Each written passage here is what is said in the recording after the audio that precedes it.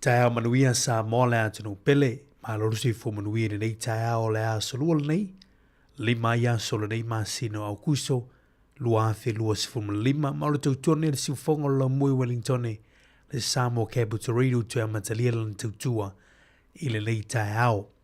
Alo mai o le tātou saudinga alotu fale ainga la teite i le sunga le tausi matanga luenga, Reverend Fitua upu tāua, o le kalesia me tisi Sāmoa, i le matanga luenga nai usimaya le whaafonga.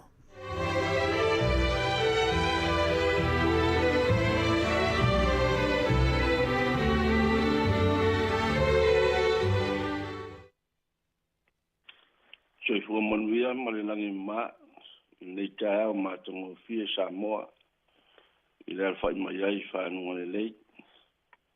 Ia le atua ilo na anga lei na watai mai so i fuam tātou wa bia nei tae o fo sanga whamanu i nai pēlo na sua whamamanu. Ai o maia se o tātou tāpua i lo tātou o tua. O le nofo i le mea lilo o iai le sisi le esi. E mau o ia le paolo le ona le malo si umalawa. O te whapea atu i le li o lo malu o ia mo lo olo.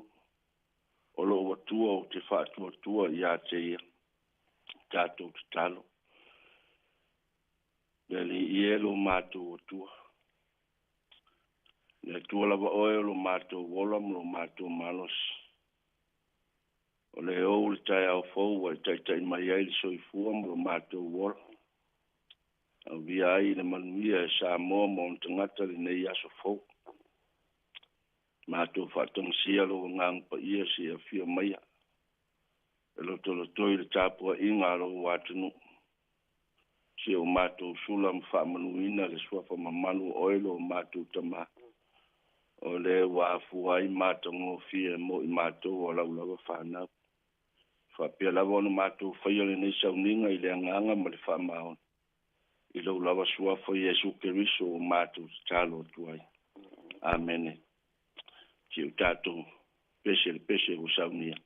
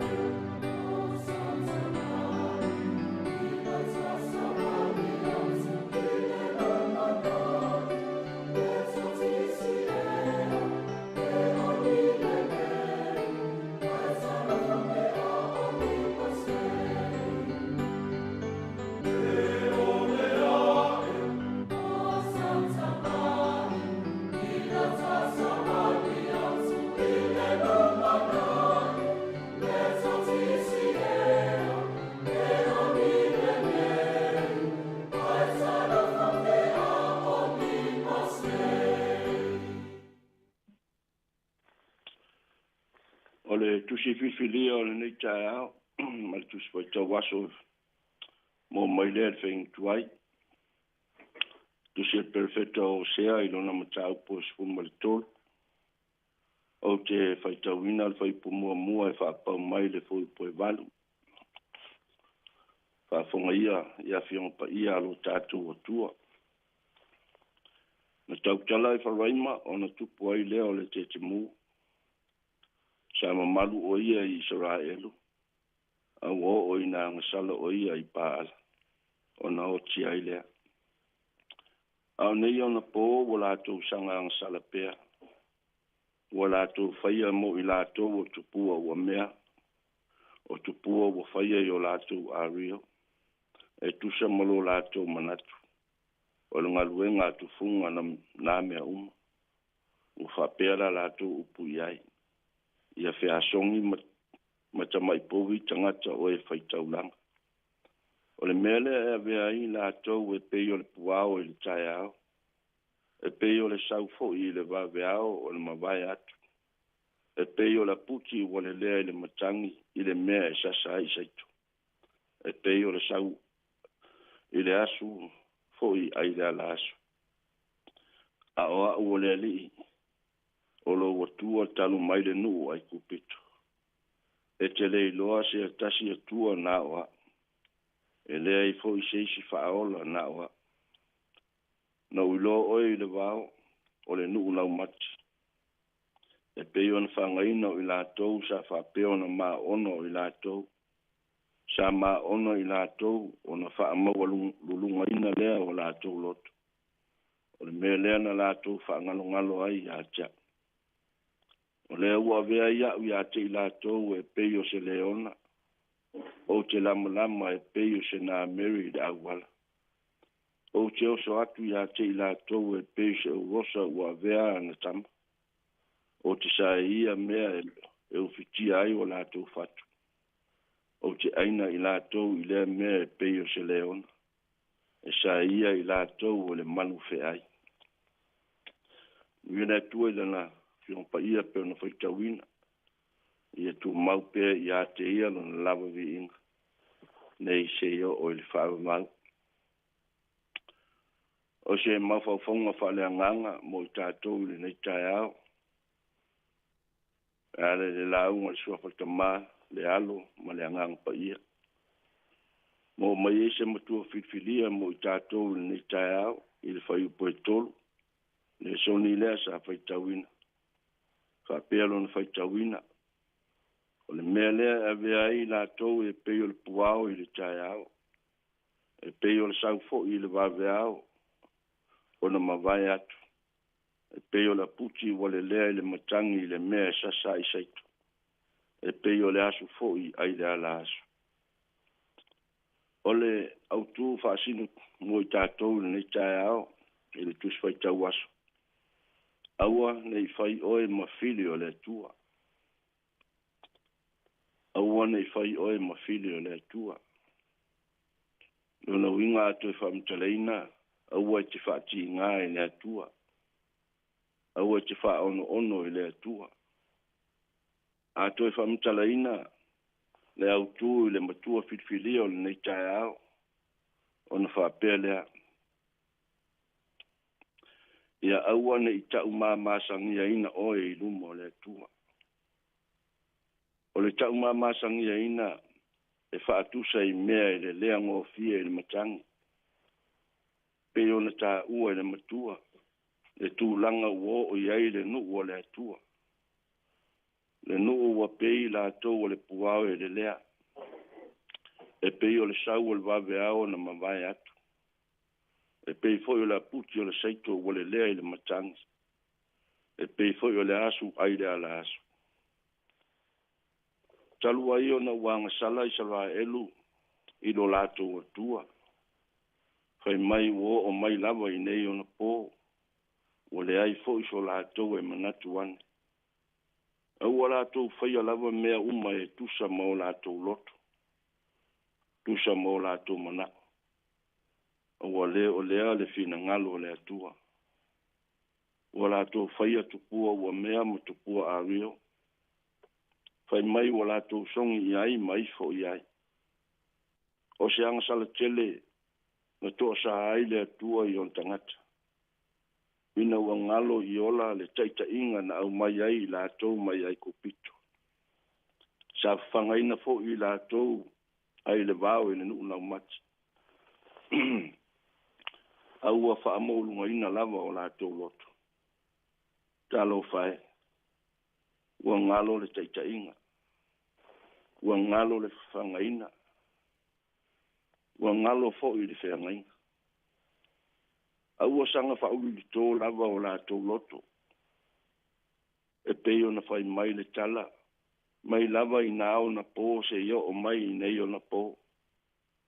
O lona winga e leo se taimi pō. Na whaati ngā ai le nuu i lo la tō tua. E le tio a whapea mai le atua. O leo wa la tō avea ai o au ia te i la tō e peo se leona. O te lama lama e pei o se na Mary i le awala. O te oso atu e pei se o rosa na hu aina i la tō e pei o le leona. Fōlinga ia wa tau māmasangia i nai le nuu ina wa tele le angasala i lo la tō o tua. Pei fo i le angasala a pere sara le tupo o paperonia. Na whapea tuaitani elu. Ua fuatia oi le fua whatau tau. Aua woilo oi wa e māmasangia. Te tonu fo i le winga lama lea e tasi nao o iaso toma mkomoro. Nao o iai mala mapua ngai na o lātou le iloa le atua. Mō tātou ili nei tae awa ma lau whaafunga anga Sāmoa. E pei ao le pua o le tae ao le mau watu. Pe ao o mai le tō sao le atua. E pei fo i le emo le mata.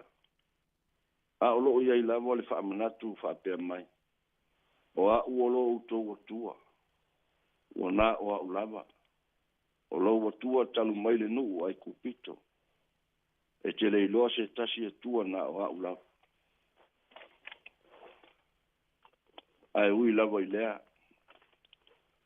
A o loo iai lava se fangu e whai mu whaamanatu mo tātou Sāmoa.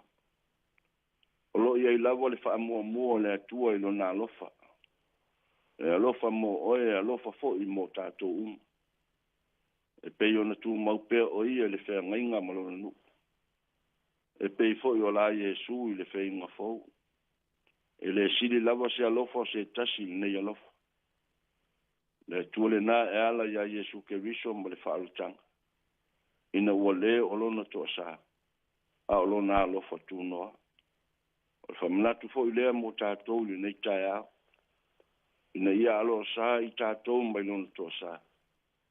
Ia whai i tātou ma manuia o lona alofa. Ina o tātou sa i diatu ma le loto o Salamo. Ina whai mai ei le autu o le nei aso. Awana i whai oe ma whili o le atua. Alofa mai le atua Sāmoa. Fe au foi ma le alausu o le nei tae au ina fuanga Whaatasi le anganga le atua. Moli o i whina ngalo mo tātou wha moe moe. Le wingo le wha manatu o le nei tae au. I le suafa o Yesu. Amen. Si o tātou stalo. Le li ie no mātou atua. O le tamalama oe le whaavavau o le li fo i oe o le file mu. Le alfa i whanunga le lei o le nei tae au lo wātunu. Ala usu fo i se au mga luenga e maasani ai. Mātou ioe a mtalitonu. Le anga le lei o le alofa fo i le liu lea mo i mātou o lau whanau. Mātou moni mau whaatasi ai lo manuia mo lau tau singa alofa. Sa e malutia ina ai le soifua au taa oto i moenga malpongisa wa mou maali atu. Le tae au le li ie. Ia lava masang whaafeteia oe whai mo taulangosi o le atae au ma le aso. Sanga whaamanuina nai pēa le swafa ma malu oilo mātou o tua e toa tasi. Mātou te whaafetai ina walongo le lei tala le ai ase mea o whaapole ina ai. Mātou te whaafetai ai oilo mātou o tua o nou tangata kerisiano ma le lalo langi atoa. Oe whaatua tua ma talitonu ma tutu mau i atoa. ona o e lava lo mātou wola, ona o e fo I mātou te manu I ai. Whaaftaile ngalua le anganga pa I o le whaatonu whalawina le soifua ma lo mātou wola ngā lulue. Lo mātou wola mātau I ate oe lo mātou tama. O lena te lima taitaina I mātou I so o seala e manu I ai au fe au ma ngā luenga. Maiso e ka lea si e keusiana o malawa I lea whatafaitaulanga I lea whatafaitaulanga. Ma le manuia mai tumutumu se o lava nei o mātou whana. E lele e wha manuina pere suafa ma malu oelo mātou atua. Wha maangalo le nei tae ao lele e lo mātou tama. Le asa se whaiva mani o mātou se lo mātou le e. E wha penao na e wha maangalo Sāmoa mo tangata.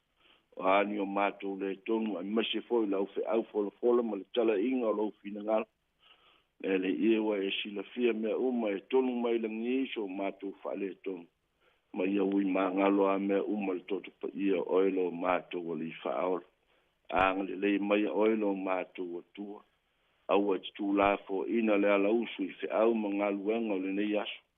Fo fuanga ma lavo singa o le tangata lava ia ma le uia I lunga o wale tele vai. Lunga le eo le atunu I le atunu. Nei whanau foi la lausu a onga malino foi le malu a mātou whan. Tau sia ma malu tia ina I mātou lo au hange lei. Pa manuia si o mātou watu nu o Sāmoa. Whai ngā whiriwhiringa foi alo atuai a wase aso le nei māsin. E iai le anganga loto lotoi o oilo o mātou o tua. Tā pena ina ai wha le anganga o mātou loto. Ina ia maua si tali wha ali ali o oilea mo I mātou. Walawa nei whai o mātou loto le ali ie. Alo whangia fōi nei whanau pe sia I whaamai lo mātou li ie. Tu nātu pēr I atu oe wau nā oe lava lo mātou o tua. Oe fōi o lo mātou li imo lo mātou whaola. Si e lave ina nei o mātou whanau mai whaamai pēsi. E oe fōi o māwhatia I tono mauta ngase mo so se mea lo mātou li ie. Oe fōi o mau I whanoanoanga. Ia wha mai se mo wha mawhana ina le nganga oilo mātou tama. Ia wha manuia mai a te mātou a mai se lo winga lau fe au fola pena iaile nei taia. Ia loto ilo a nganga mātou te mau waile malos. Ua lawa ne ito I lalo I mātou le li o lalo langi mana wha so song. Au li tia le nei aso tātou mafuta pea. Ono lo lava suafa Yesu Keriso le li mo lo mātou whaola. Mātou wole matatalo tuai nei. Amen. Amen.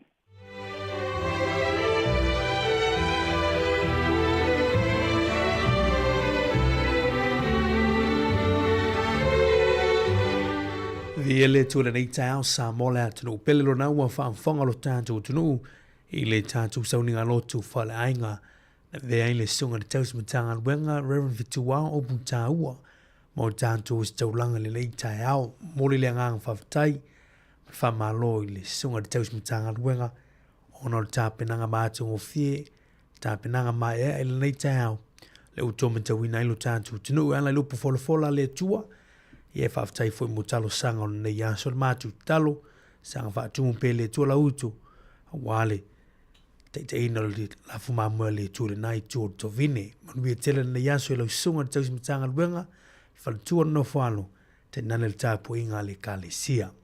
O la vinga o le tua mai le kālesia me tisi Sāmoa I pororo nei ua fia tele mai tele mai polo klame le anto le tau nei tai au whawhatai.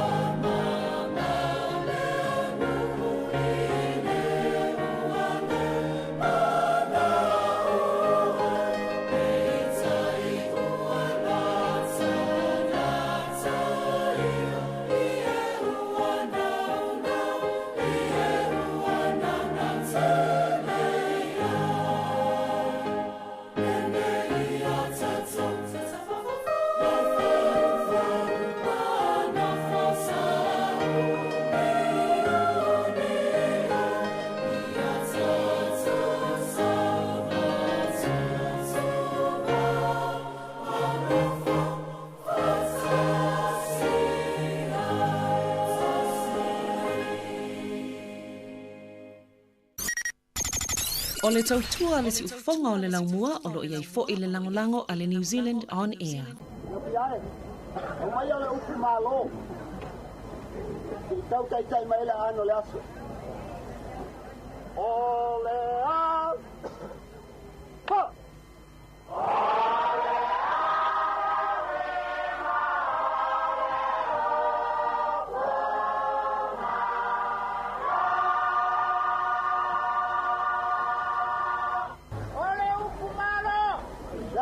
Malo.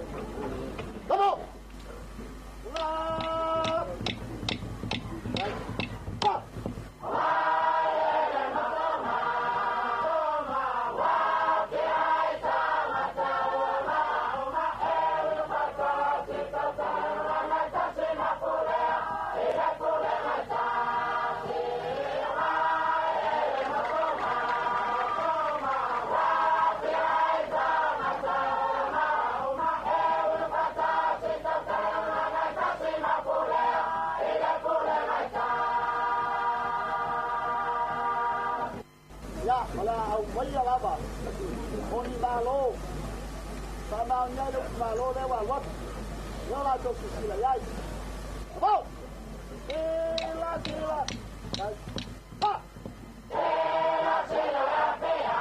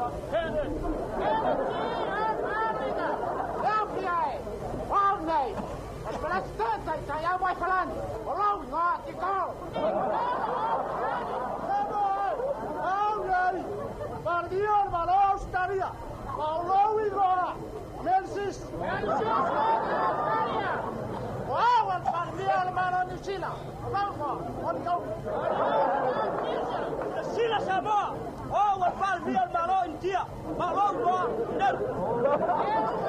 India.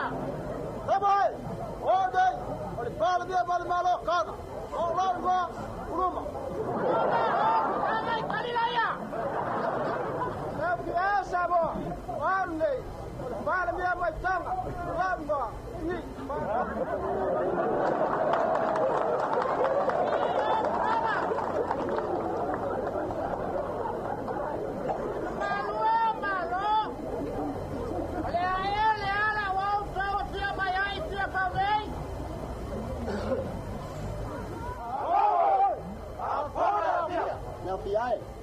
O te siri lewa iai, ai se awa pia mai elma malo le langi tia pau le aso nei.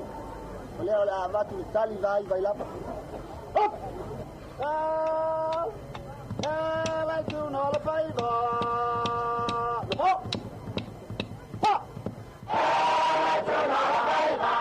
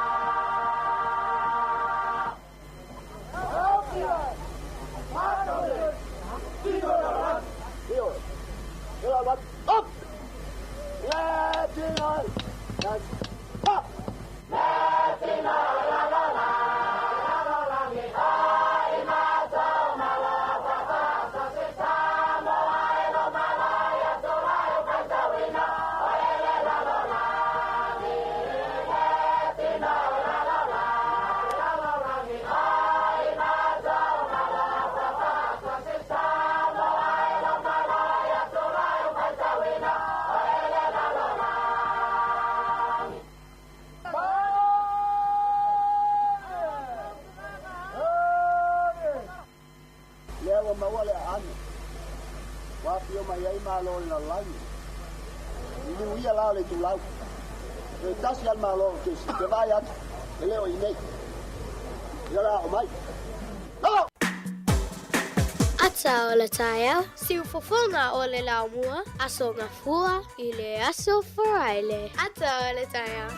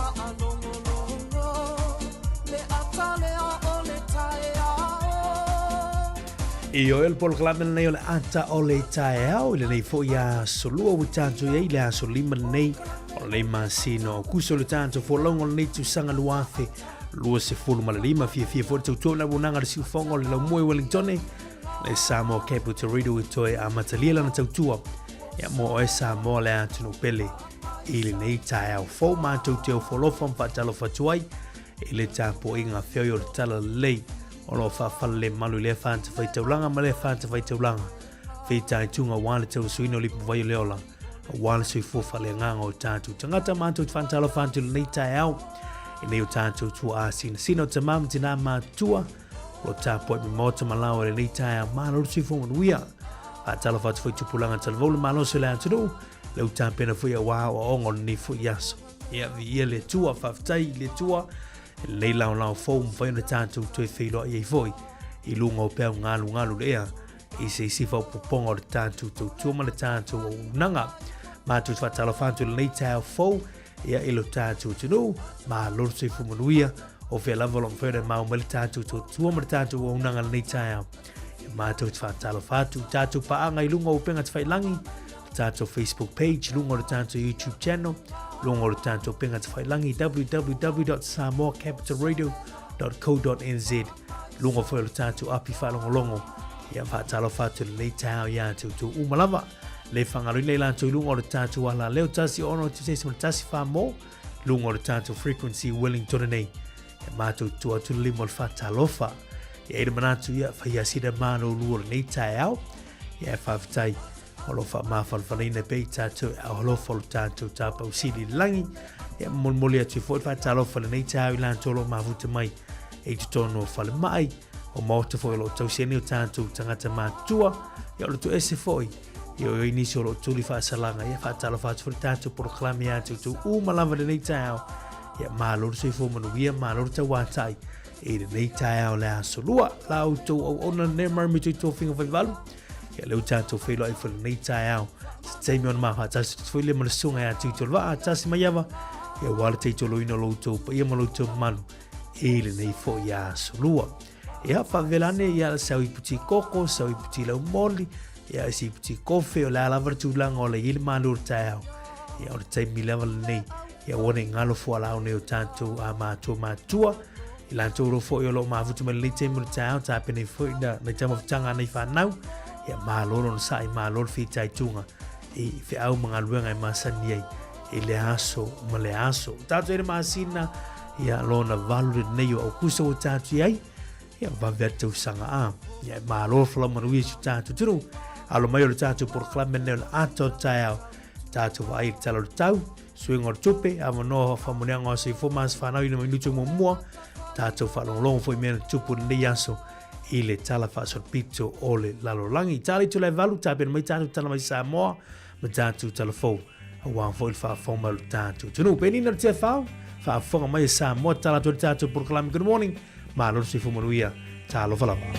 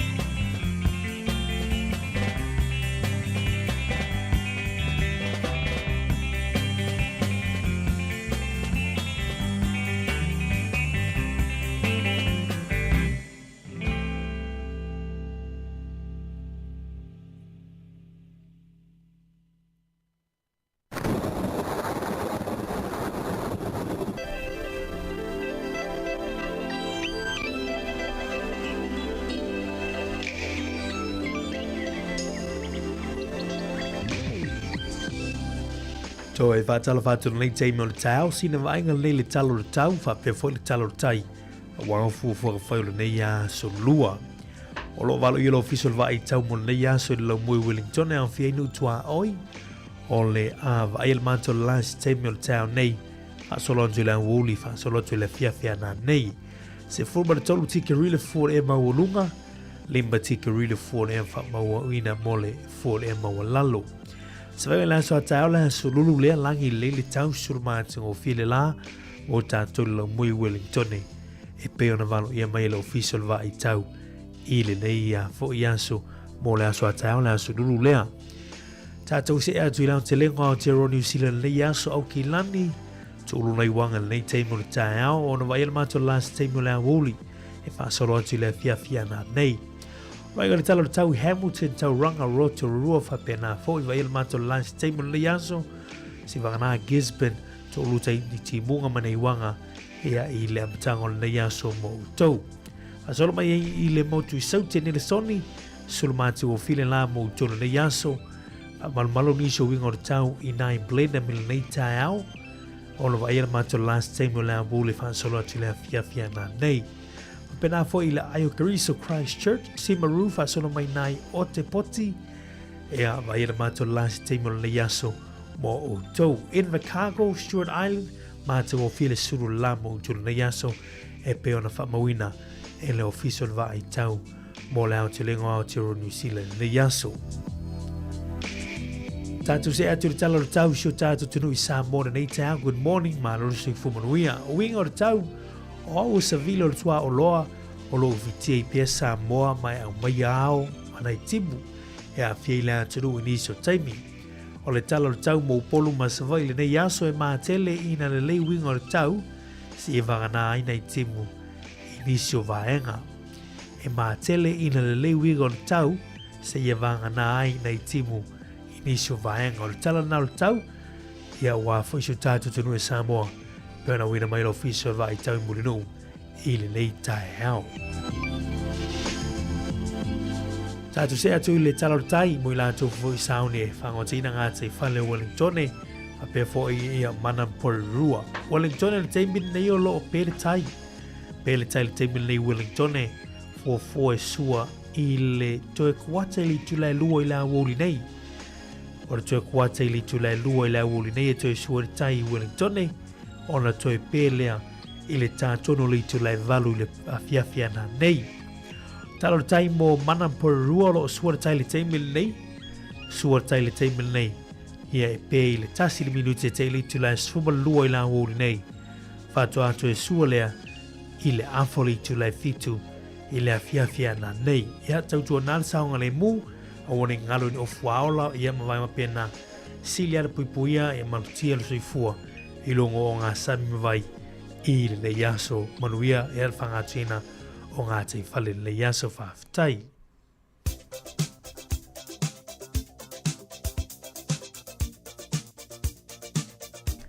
Tātou se mai mō mua le suigo le tupelo nei tae ao, tasi le tala New Zealand mawaile tā la 5 sene Sāmoa, tā la 5 sene Sāmoa.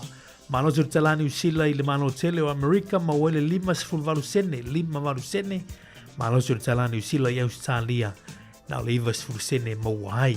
Tātou se mai lewa noa whamuneanga o sifo ma aso whanau whamanato tupere tātou emaili aso whanau at samoacapitalradio.co.nz e mwhaiona tu mai sau whamuneanga e tō lauri nā atu lunga o tātou polo kalame. Ai o le maulu nei me le whiong paia le tua nei aso mau mai le tusi a mosa. Perfetto a mosa lo matang pue wha au lona whi upa 5. Nā whaia se taulanga whawhitai i me uma ua whawhetina i o tau tala ina taulanga e whaia ma le loto i o tau longo atu ai wa o lo tau loto lea. Le whanaunga i sara e lue o lo whetalai mai ei le li o Jehova te whaafonga. I nā whaia se taulanga whawhitai i mea uma ua whawhetina i o tau tala ina taulanga e whaia ma le loto i o tau longo atu ai wa o lo tau loto lea. Le whanaunga Israelu o lo whetalai mai ei le li o Jehova. Ia le mauna mo le nei anso manu e tele o tau aso i fua, tulu i pele e tua nisi tau sanga si tele, ia walo tu sui fo ona ia teia mrofina ngalo ia mai sein mafutanga maneo tatu ainga tamar tanifa pesi ngani mo to manuia te lo to asifua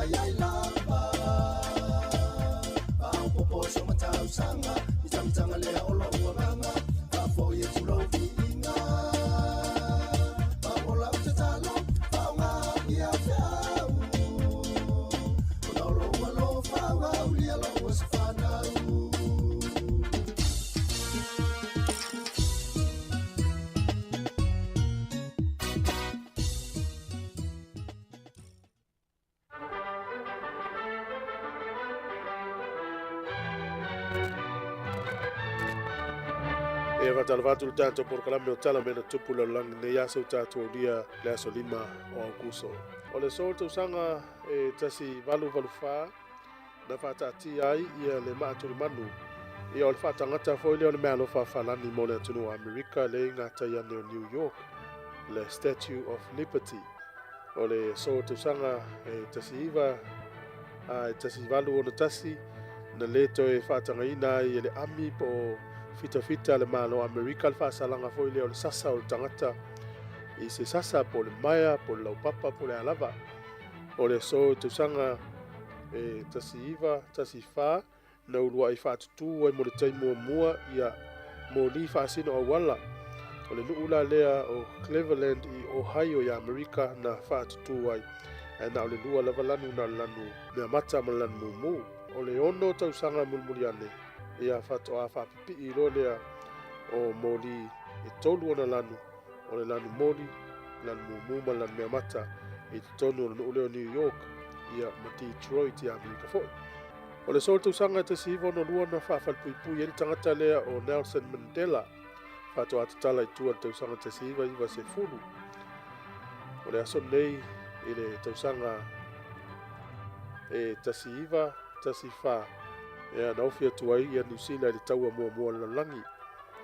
tau mo langi o tau amtanga lava o kuso na amata ina woso ia lea ia sia mani ia le tunu ua polani ia e fatoa o maritala inei i le tasi i le awauli o le aso lima o au kuso ia o le awauli lea po le tia o le tolu na fai eisi saunoanga ia a le sui fo le maloni usila i le palemene po o le maota o le palemene ia malangona i le usila ua tau no fiatu ia soasoani a peretania i le taua muamua o le langi ia o le alana auai e loni usila i le aso lima o kuso o tausaga tasiiva tasifā asolo mai tausaga e tasiiva ono tolu ia o Amerika, Peretania, Malusia latou sainia sefeagaiga e faasā i ona toe faataʻitaʻi le mea tau faaniukilia o le tausaga e tasiiva fitu tasi na tauaofia i mo le taimuamua le Pacific Islands Forum ia po le forum le masani ona talimālo ia tunu ese le Pasifika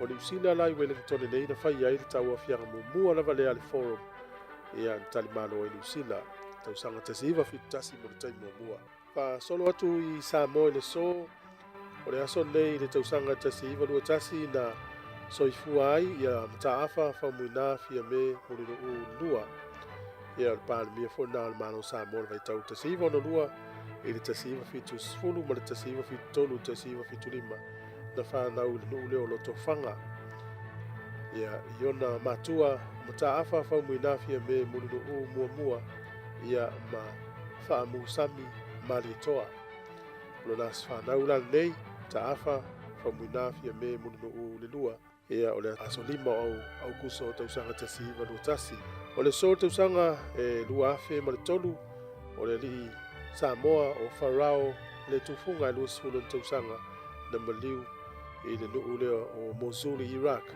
ia o tiute o ia se fitafita Sāmoa faapea mai o ia le urua i fitafita Sāmoa o maliu tono i Iraq o le so foʻi tausaga tasiiva tolu sefulu o le asa fanau lea o le tagata lea o Neil Armstrong o ia lea na muamua lava tulau ele i le masina ia o tatou talana toe maua le faapopoga le taimasani afetailava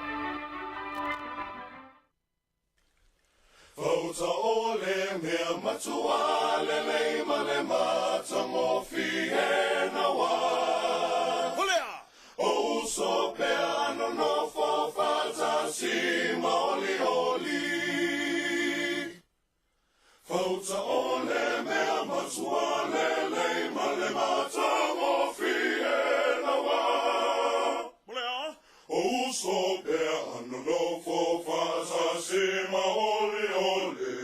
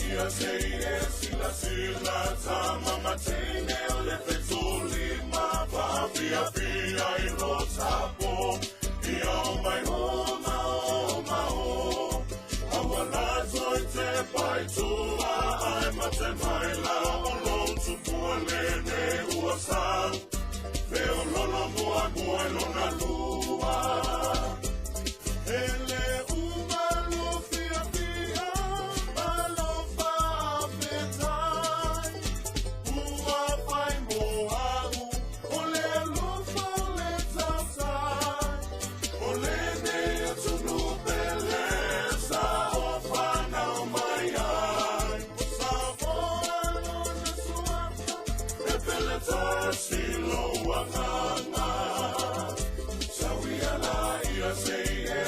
Sila tama matene ole petuli ma pia pia I lo tapo I au mai homa homa ho Awala zoi te pai tua ai mate mai la o lo tupua lene ua sang Peo lolo mua mua lona lua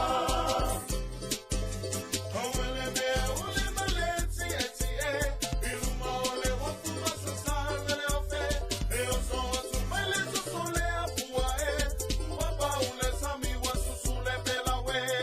Tinga tinga tinga tinga la la la tinga la la la tinga la la la tinga tinga tinga tinga tinga la la la tinga la la la wa la la tinga tinga tinga tinga tinga la la la tinga la la la tinga la la la tinga tinga tinga tinga tinga la la la tinga la la la wa la la Hey hey ho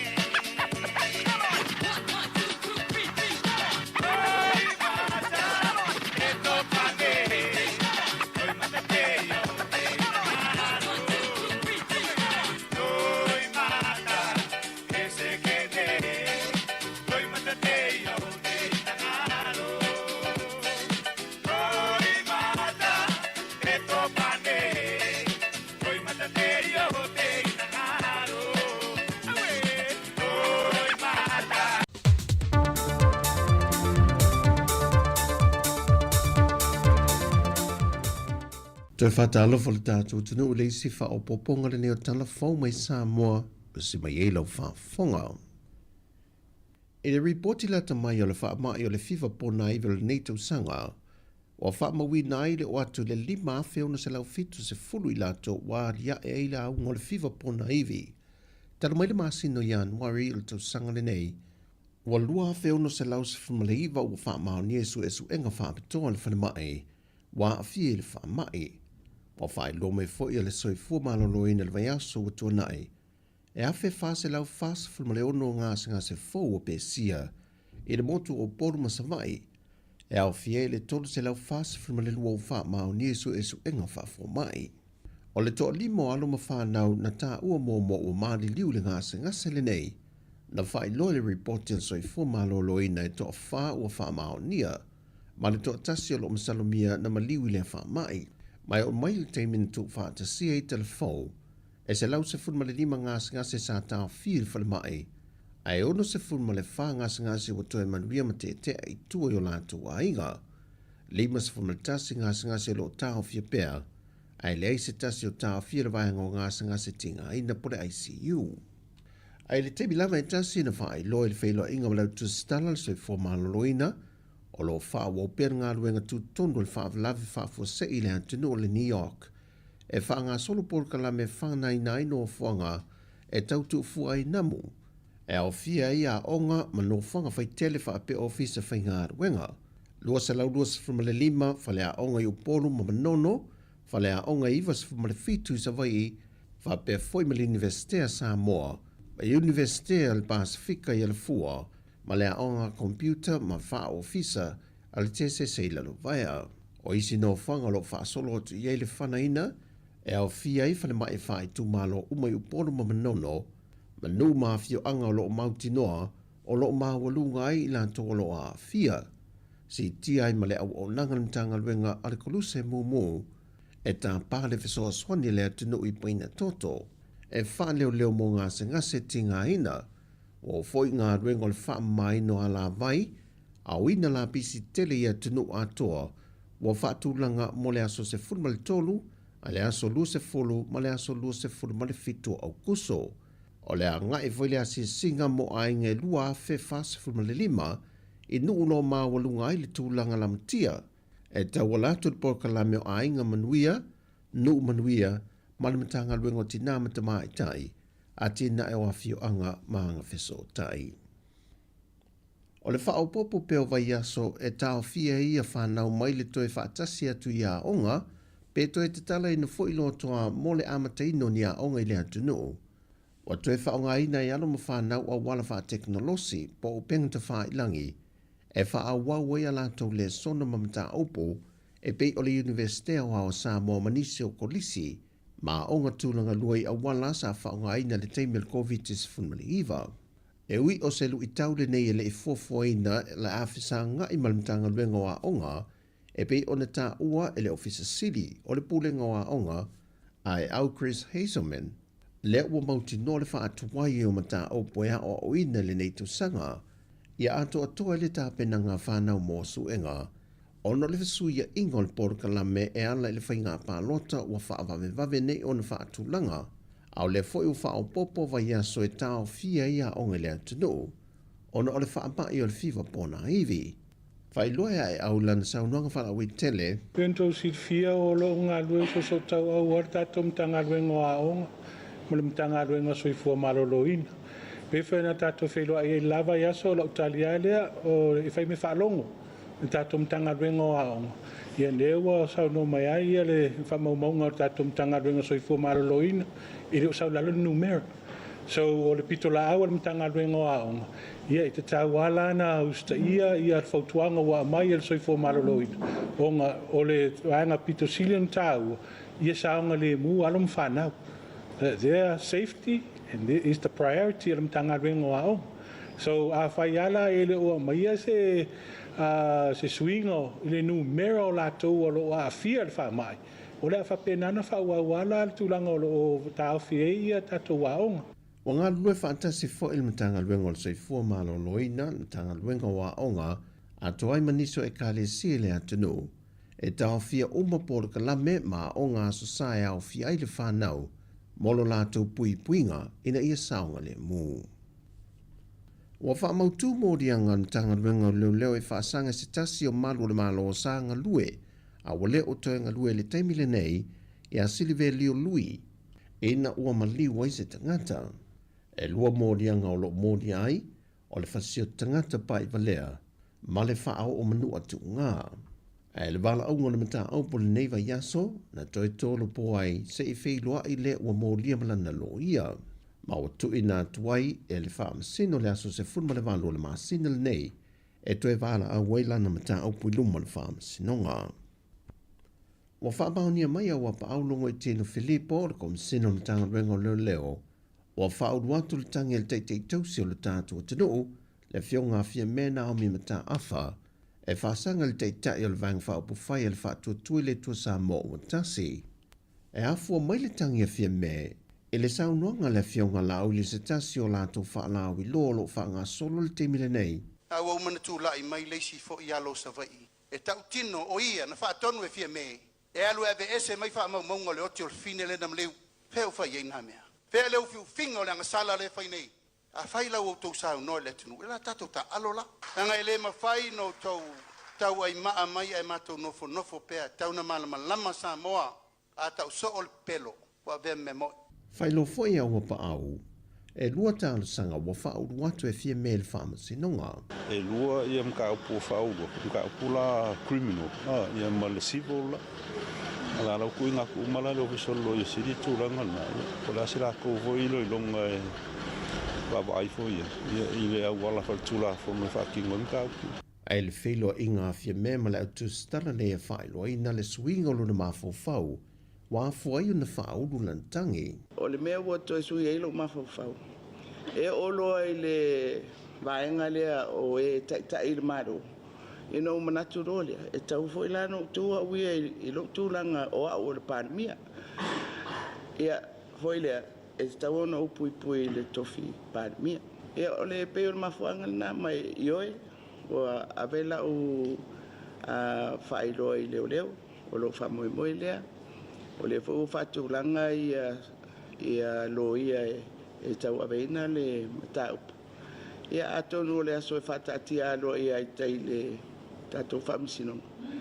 Ia o nā lo ia lo leo si tatou matau po al whamoe na. Le whionga fia mena o mi mata awha. Wa amata wala au le mata o polo o tālu sangai tuala Josefo Ponifasio, e na te lui nai le anga wa au matai e tō lua no la seni na le pepa restana, a le sui wha o riolio lo o la tau wha mailo la tu i tu malo nganga e maunga numero mua, wa au au sanu malo lo fipo, i le fina ngalo o tuala, o le ngaio inga na wha atino, wa a fia ita i alo le tula fono whainga pānota, o lo iei le vaenga wha pēr e te tau na sao whawhai fono le no i tau sanga i tolu, na wha manino fo i tuala le wha masinonga, o sa le aula e whao na fuiala, e au fiai le pule le ano mo vai tutu. Mai o matai e tō lua nao nasa e nia le pepa wha maunia a le tō whaia wa au. E mai fuiala o le pule ma le ano, a o wa au e mai le fuiala o vai tutu. O i o lo fsilingia e tuala, pe wha pe feo na seini e matai mai isi fuiala le pepa wha maunia o lea sui tau waa, ai la te leo sila fia ina ma mauti noa po fai ni mōna tanga le sui tau wā, o na o matai e to lua, e le sa whai fōn tanga le fai whale o vai tū. O lo wha awau wha ngā solongo le mata opo i le neiva i aso. O tala fawia mai Sāmoa, ia iei peleanga le leo le tua lu tātua tunu i so o se vaenga o lo ngā lulu ei, wha soi fuia.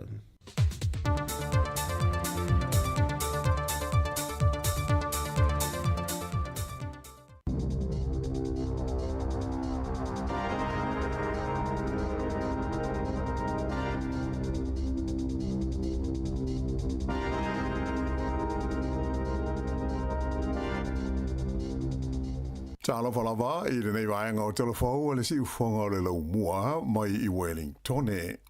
O le tala mua o masalomia le o atu o le fua o tangata e le aini ngā ruenga i sao wha inga o pito mawa e i le tonu o le iwa te usanga so o ua tuana i atu a o wha au pea ia a fianga o le tūranga wha le tonu le tamau ainga ma le leanga o le tongi o tangata. E manatu la o whaito whai ma ta aupu tau le tamau ainga e ono o atu i le 5.3% le sitanga mo le tolu masina lea na uma ia Iuni. O se au whainga o pito i mau runga lea taru mai le whaiunga le tausanga i rua awes fuono, whatusa i le 5.3% sa iai i le tolu masina o mua atu. Ona o le tele o ngā luenga ia na whaamuta ma tau le mawai mani tangata whai ngā luenga. Whailo mai le ofisa senior te mau ainga le whare tupe o le ANZ o Myers Workman o le manatu au tu o lo iai o le a mau lunga le a whainga o tangata i le aini ngā luenga i tutono le tino o ona o le tūlanga wha le tonu o le tupu hae o le a whai o tangata whai ngā luenga ma le whai titia o awanoa whai ngā luenga.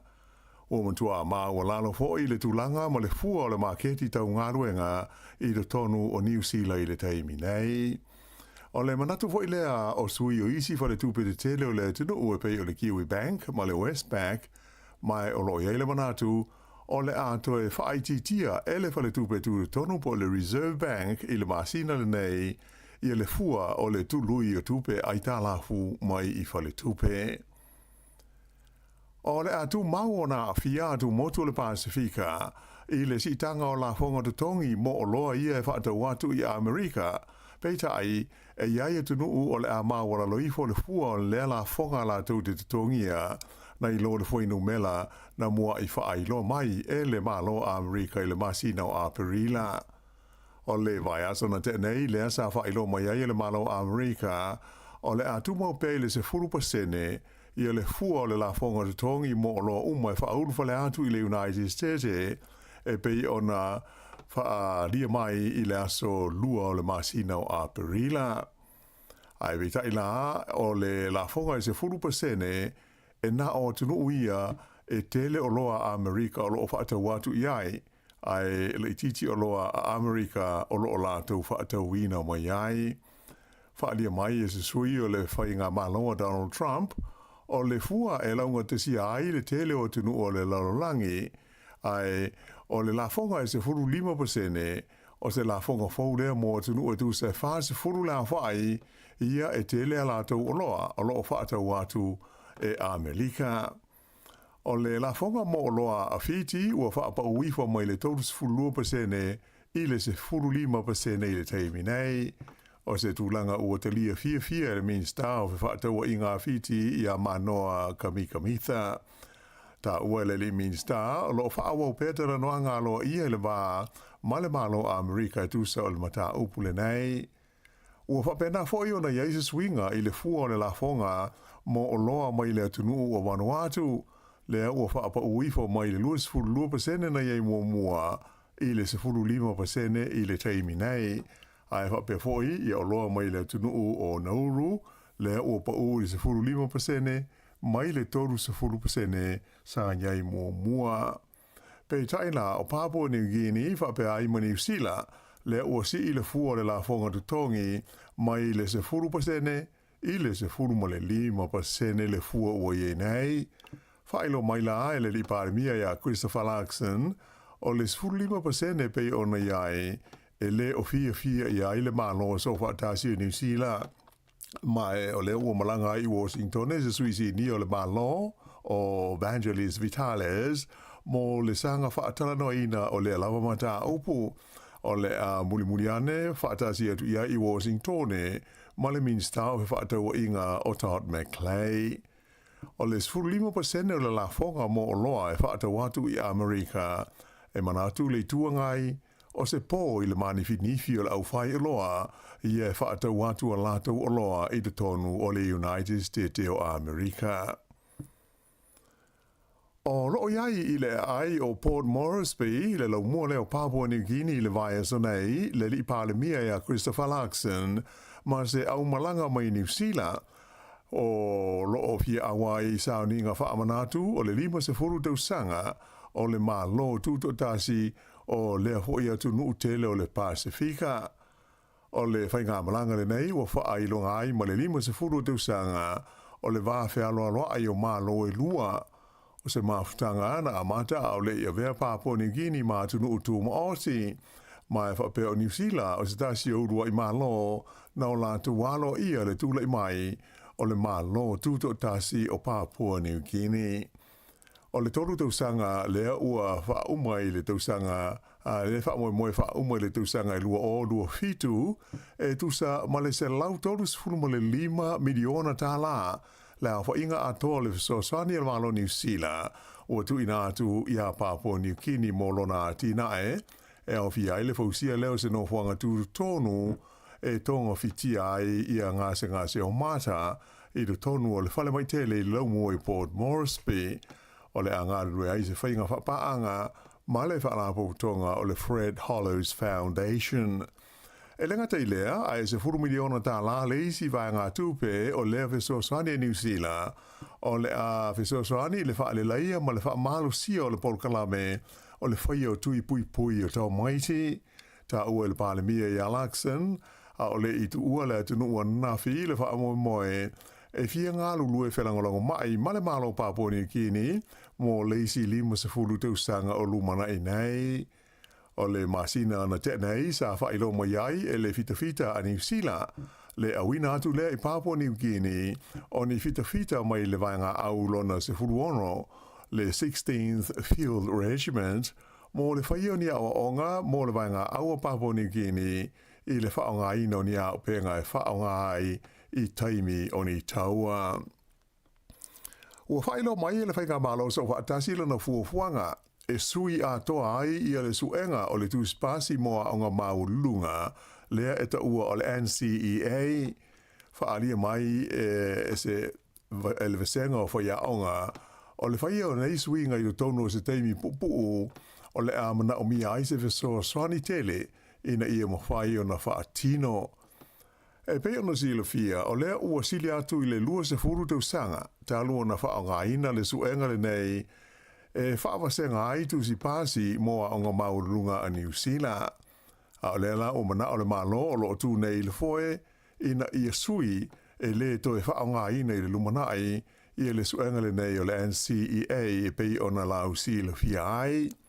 O le fufuanga e pe ona wha ilo mai le palemia ma le minstawa o ngai le so nafi, e da tau o na uli atu le tausanga e lua afe toru se furu ua le to iai se tu si pasi lea o le NCEA, le National Certificate of Educational Achievement.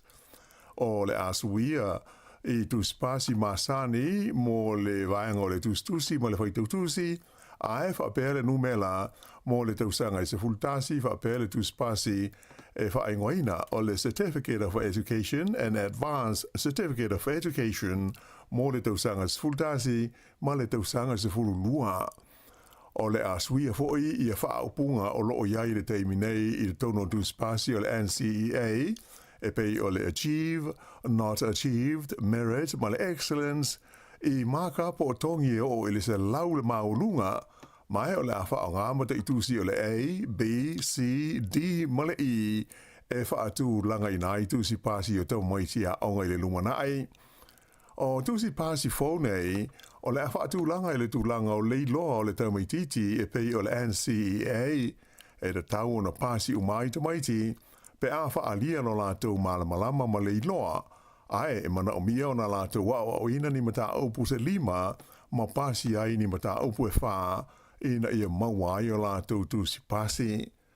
O tamaiti ia o loo I le tausanga malu I le teimi nei o lātou ia o le a mua o na wha o ngā iai e le suinga e pei o na wha I loa mai nei I suenga o tu spasi nei le tausanga I lua afe lua se furuma le malu. O le nei suinga e to tele whaia o ngai manatu e pei ua to e whaafo ia I tua le tūlanga o le o ina o alo ma whanau o ngā. Ua a matau na wha solo I le teimi le nei ia whaatara noanga whalau I tele o suinga e pei o na mana o I nei le malo o le wha moe e tapuni I le aso mua o se tema. I au le wha iunga le nao le nei vaenga o telefau.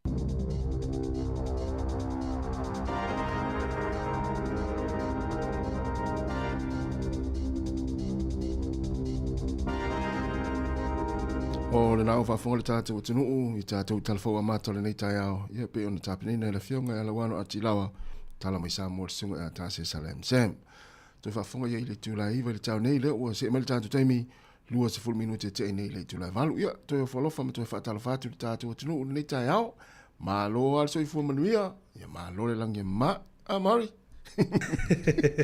ma lo se fu manuia tu va le tau ma lo fu le usu ia te le lo fo le tu wa tatu so wo le va te le tatu te fe lo eli al me sa al te ina fu ne soli pintato le lo le fa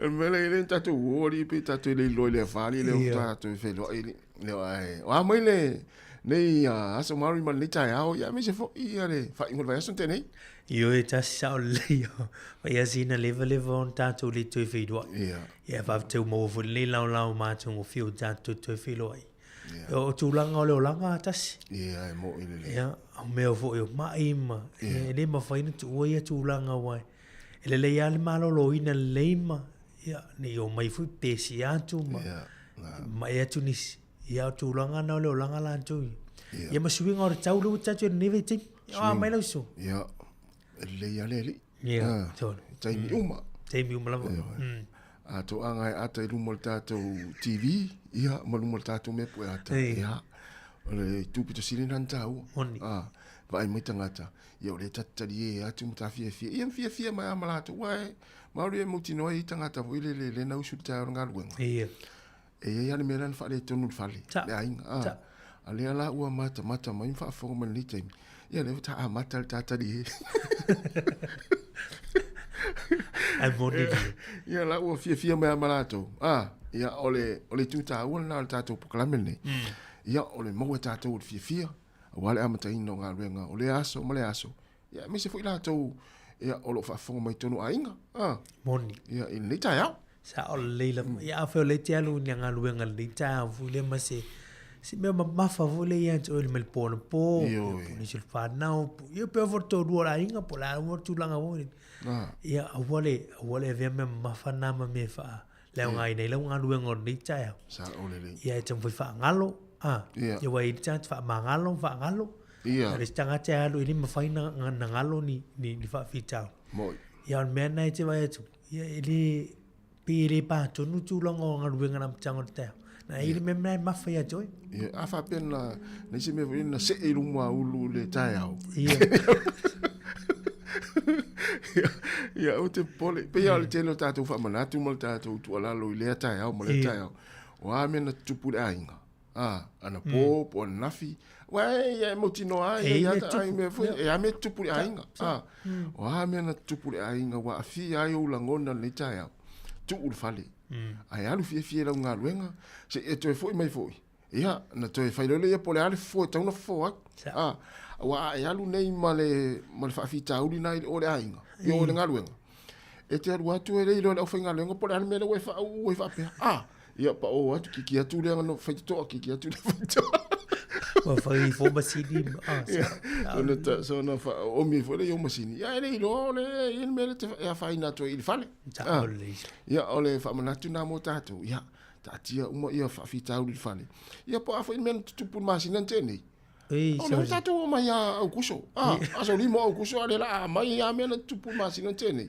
ya mtatu le fia ya mele tatu tinu ya tato e vai le nei tai au tato fai me fia ia ai o la to fo ia wa sauni malanga le yaso i Sāmoa yo ma yo to ia lava fai nga malanga le afenga i mau to pe ana uta ua na fi ia fa pe o le wa ali Sāmoa nei tu fa tu ia tau no ulan a pe to lima le fa tali va te lo fulu tangata wan fa pe wa o le tau no nei Sāmoa ia luas fulu va pe lo te ali foi mal fai fia se la fai fia ia luas fulu ta la au fa tali va ia va pe te o foi mal fai fia ia se la ta la fai fia matar tu for tupe e umane le asfarele ia wa to o se le se de cash ia ma lo tatu tu ia la fa so tatu proclame ia la tatu pese ia monisi ona nga fa laulo ia tatu tul tan no foi le ni vanga taua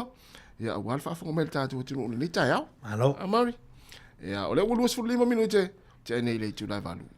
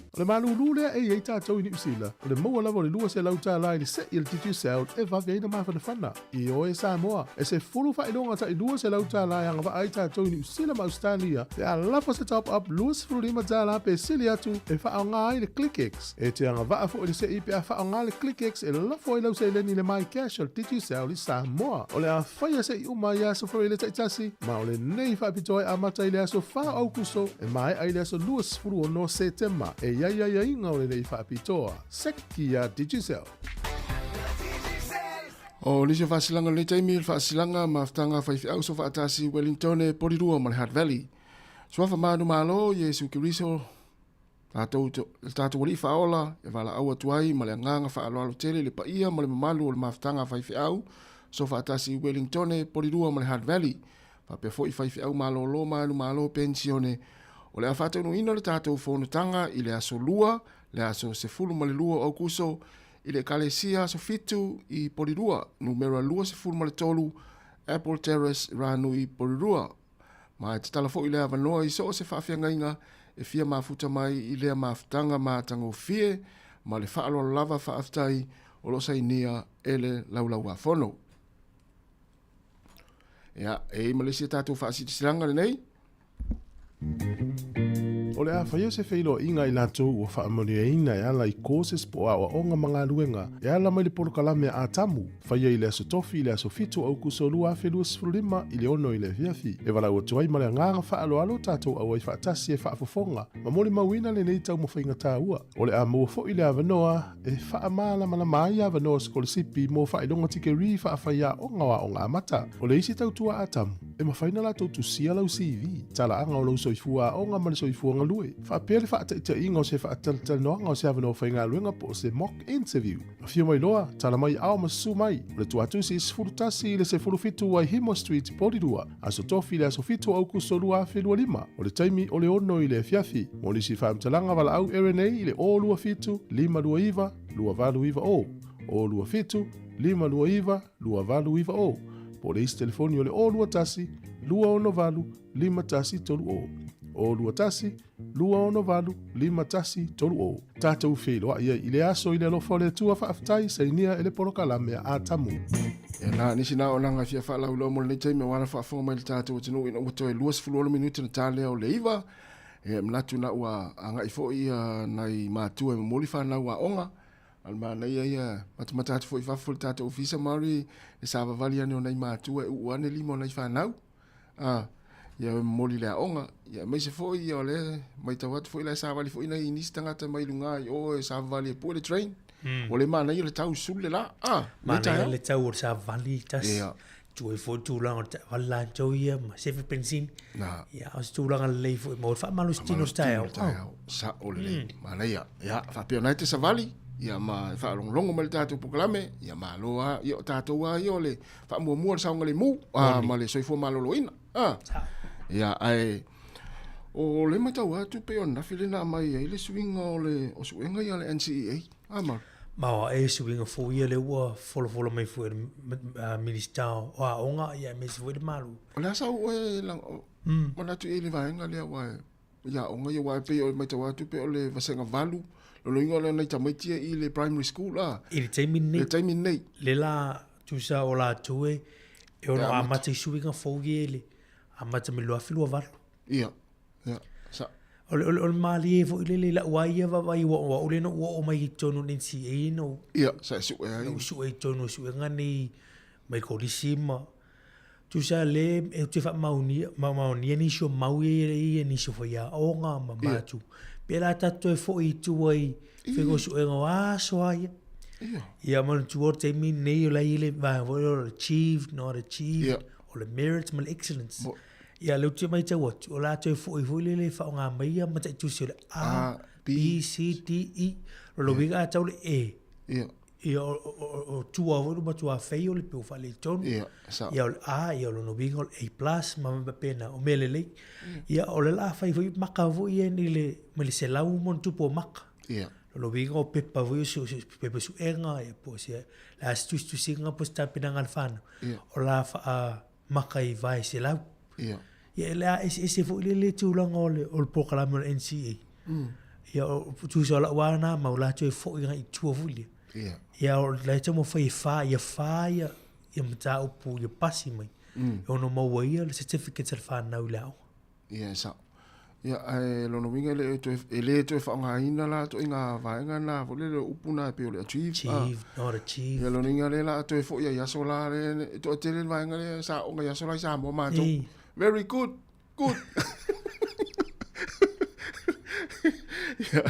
Ai asa ue fo le va o le iwa se fulu ma le se lau ia maka ia mai ia tate vatu o le A. Le A ia le B minus.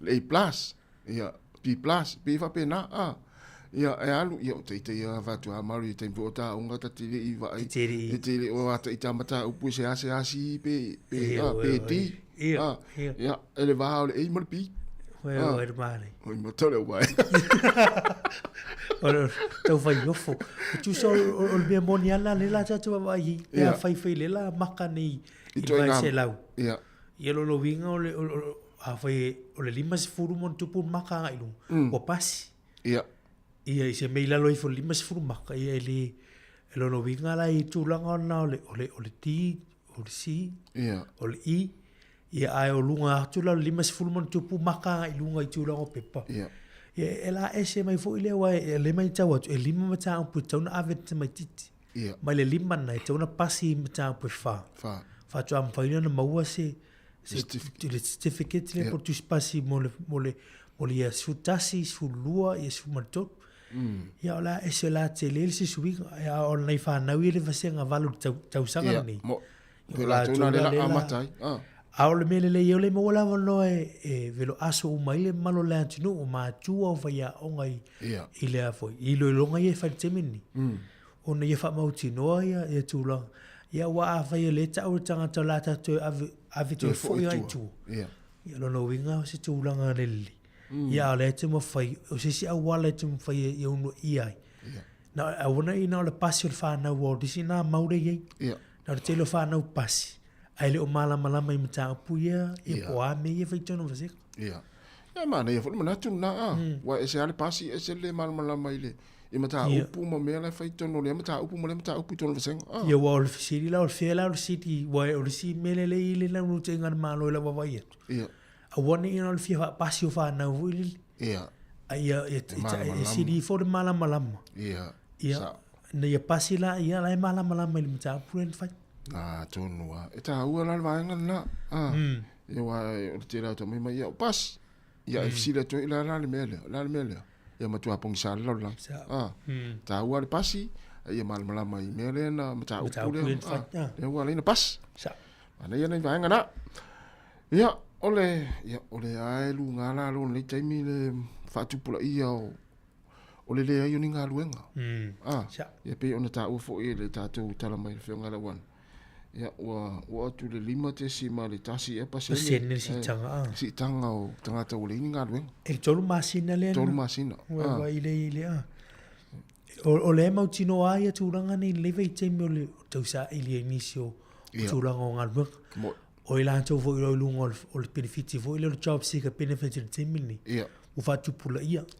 ai o si tu ranga le pe e fuai ile o le to tiro la to le wo no po kala mela job seeker pin o no winga la fa ila po kala me semina ta mo fai e so e ninga rubenga fuile te lo tu pulanga tala vole mai ta wa tu ta si foi numero e o tala vo vu io la no foi ainga ia le um fai no to no po kala mele ele ro pela po kala me no foi pe un benefit ia ai mo semina o so nga rubenga io no ese mai le matulanga ia le te lo ngaluenga ia le mo mi nei te ia tu la fo le alo fo si vila towi ia le mele le faiama fai msiaki la CV o te lo o ta o ye faiama siaki tatu CV o ani me fo fa popo to ti o le fase fulo o CV o fo le tu fa solo isi fa fa ngaluenga le ma CV o ta o fo le tali mai so pe mo lu tele ia fai lo ia vela CV ma ngaluenga ia va no te mini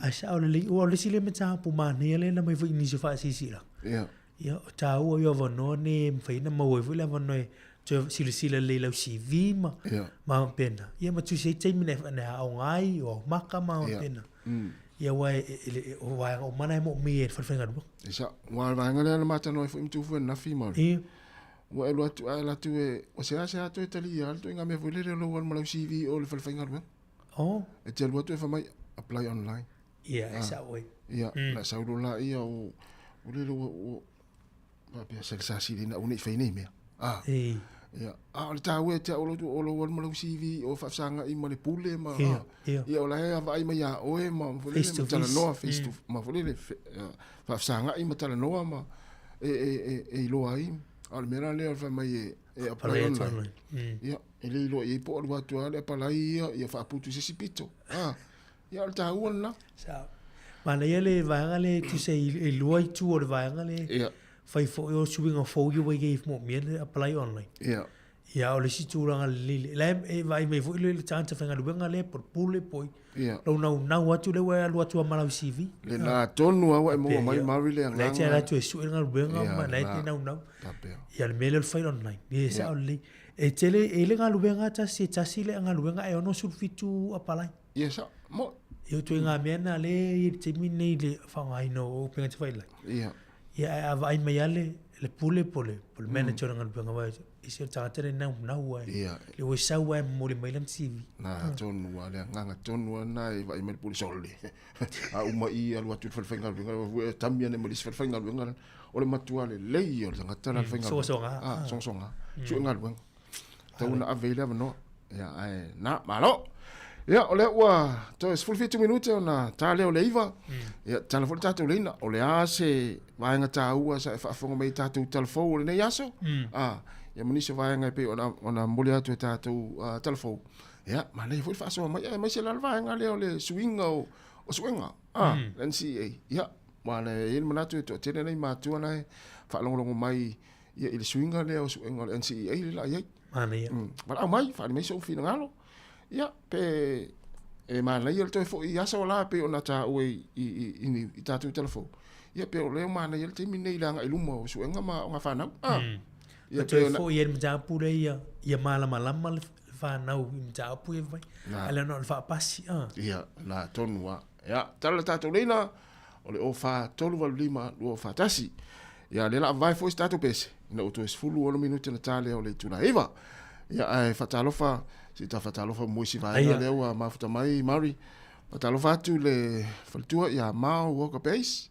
malo fa stain mafuta mai o kilani sunga sione fonga manuia lava ni taia fatalofa ile sunga fa fuina tanieli mafuta mai o kilani fa tu tele la o kilani ri malo o kilani ia fa ima siel tatu proclame le sunga mateo fa maulalo manuia lava ni taia fa stain mafuta mai o sai fo lau a fele a liva manuia lava ni taia fa stai ia pina te vanga ia lofte la tu tatu proclame ia sunga sina reupena sunga viliamu tole foa manuia lava ni taia diamu talofa fo ile faletua ia reito sifa ia le lofte la tu fue reito ia manuia lava ni taia te risa ene manuia lava ni taia fa stai ma after mai risati alisa te tele lava ma after mai sunga ngafo pula sa lo tele muas manuia lava ni taia le sunga ngafo ia lo tele ia le fengo fie fo ile tia Sāmoa ia vatalova tu fatu alu iva mapsua ia o aita lele fa ivalu manuia lava ni taia fa after ma after mai o iva malaitai ia sione tupai malo fa after o ese siaki o kasto tele tatou le sufanga la mo Wellington la tatou woro le pesel nei ia maile punia lava tata longo pe masfau manuia ni taia lunga la wala la wa tavale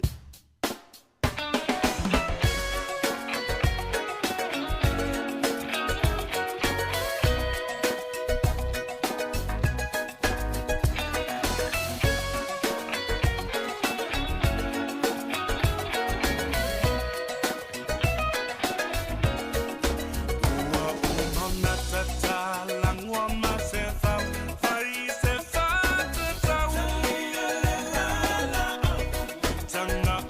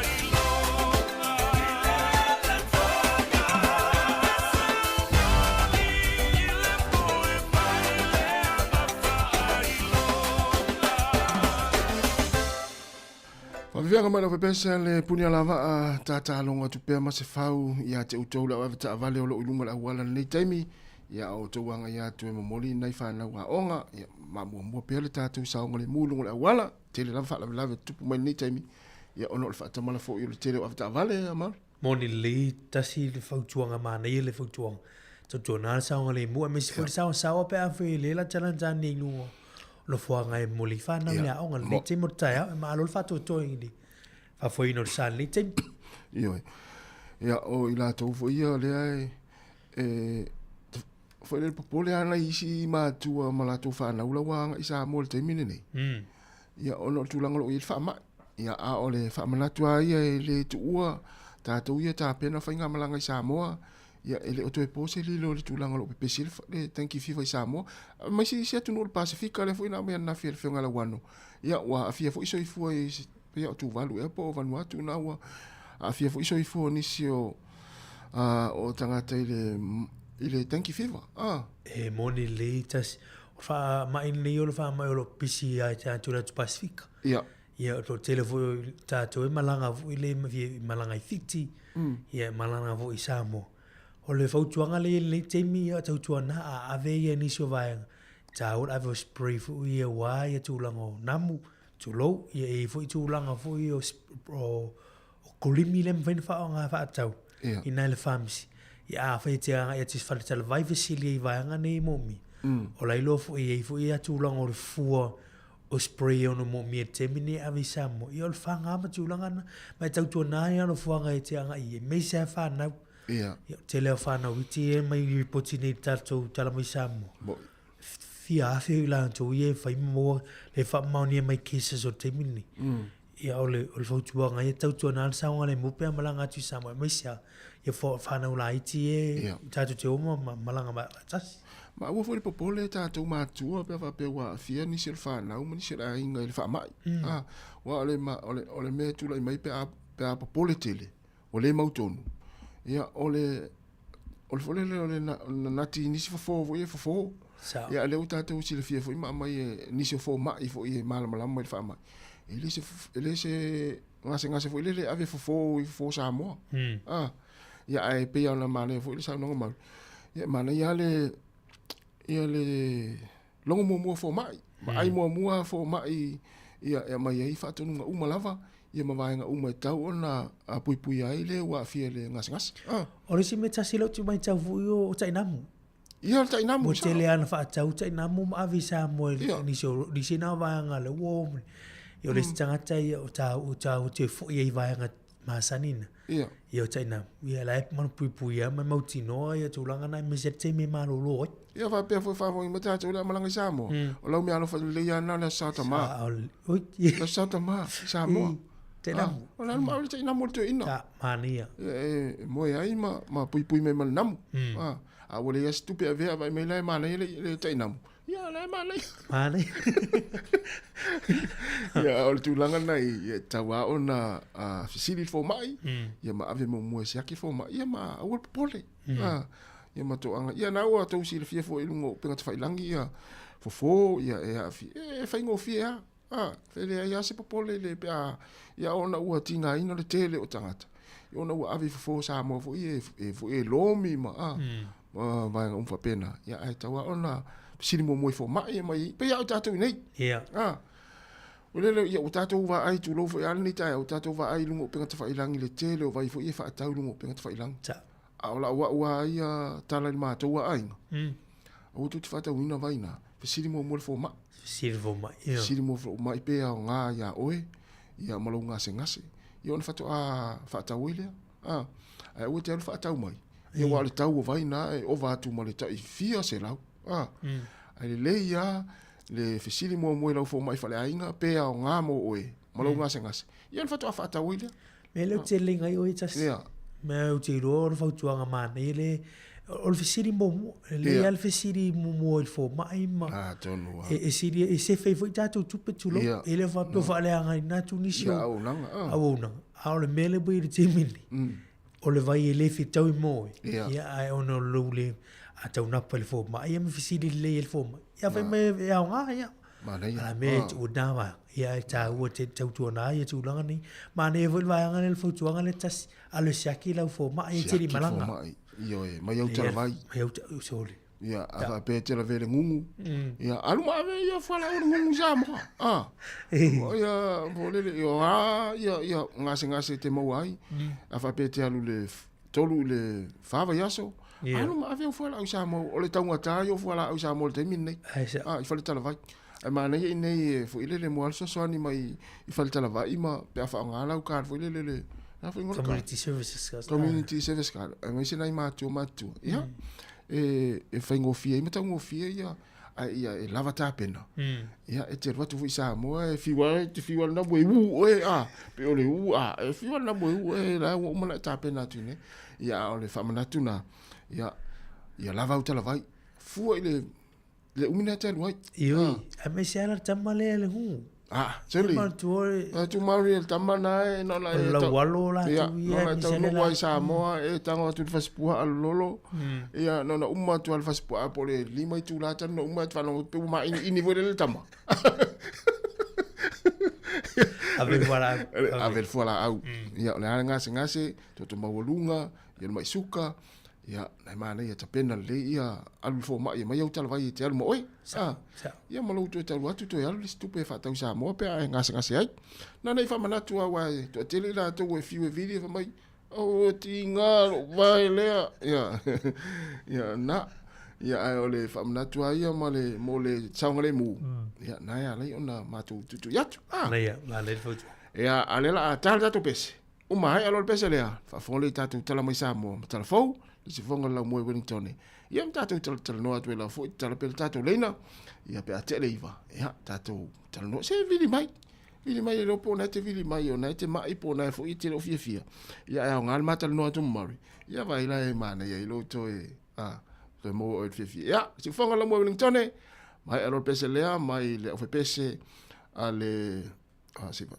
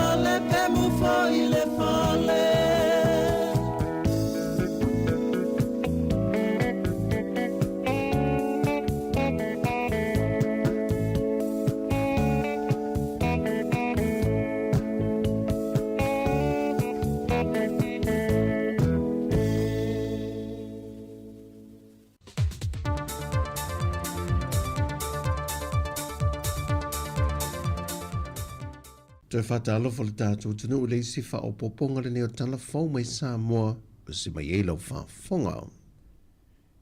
E le reporti la mai o le whaamai o le fifa pona iwe le neitau sanga, o whaamawi nai le o atu le 5 awhiona se lau fitu se fulu i lato wa lia e eila au le fifa pona iwi. Tala mai le masino Januari il tau sanga le nei, wa 2 awhiona se lau se fumale iwa o whaamao ni esu enga whaapitoa le whanamai, wa awhie le whaamai, wa whai lome foi le soifua malolo ina le vaiaso o tua nai. E awhe whase lau whase fumale ono ngā se fōu o pesia, e le motu o poru masawai, e au fie le tolu se lau whase fumale lua o whaamao ni esu enga whaafo mai. O le toa limo alo ma whanau na tā ua mō o maali liu le ngase le nei, na whai loe le reporti al soifua malolo ina e toa wha ua whaamao nia, ma le toa tasi o lo masalomia na maliu le whaamai. Mai o mai le teimin tu whaatasia i telefou, e se lau se funma le 5 ngase sa tā whir whalemai, ai ono se funma le wha ngase o toe manuia ma te i tua i o lātu a inga. 5 se funma le tasi ngase o lo tā o fia pēr, ai le se tasi o tā o fia le vaianga o ngase tinga ina pole ICU. Ai le tebi lava e tasi na wha ai loe le whailo inga walau tu stala le soi fo maloloina, o lo wha o pēr ngā luenga tu tondo le wha avlavi wha fo se i le antinu o le New York, e wha ngā solo porka la me whanai nai no fuanga e tautu fua i namu, e au fia i a onga ma no whanga whai tele wha ape ofisa whai ngā ruenga. Lua se lau lua se whamale 5, whale a onga i upolu ma manono, whale a onga i was whamale 5 sa vai, wha ape foi ma le Universitea Sāmoa, ma Universitea le Pasifika i le fua, ma le a onga computer ma wha ofisa al tese se ila lo vaia. O isi no whanga lo wha solo atu i le whanaina, e au fia i whale mai whai tu malo umai uporo ma manono, ma nu ma fio anga o lo mauti noa, o lo ma walunga ai ila to lo a fia. Si tia i ma le au o nanganitanga luenga alikoluse mumu, e ta pale fisoa swani le atu no i paina toto, e wha leo mo ngase tinga ina, o foi ngā ruenga le wha mai no ala vai, au ina la pisi tele ia tunu atoa, wa wha tūlanga mo le aso se furu male tolu, a le aso lu se fulu, ma le aso lu se furu male fitu au kuso.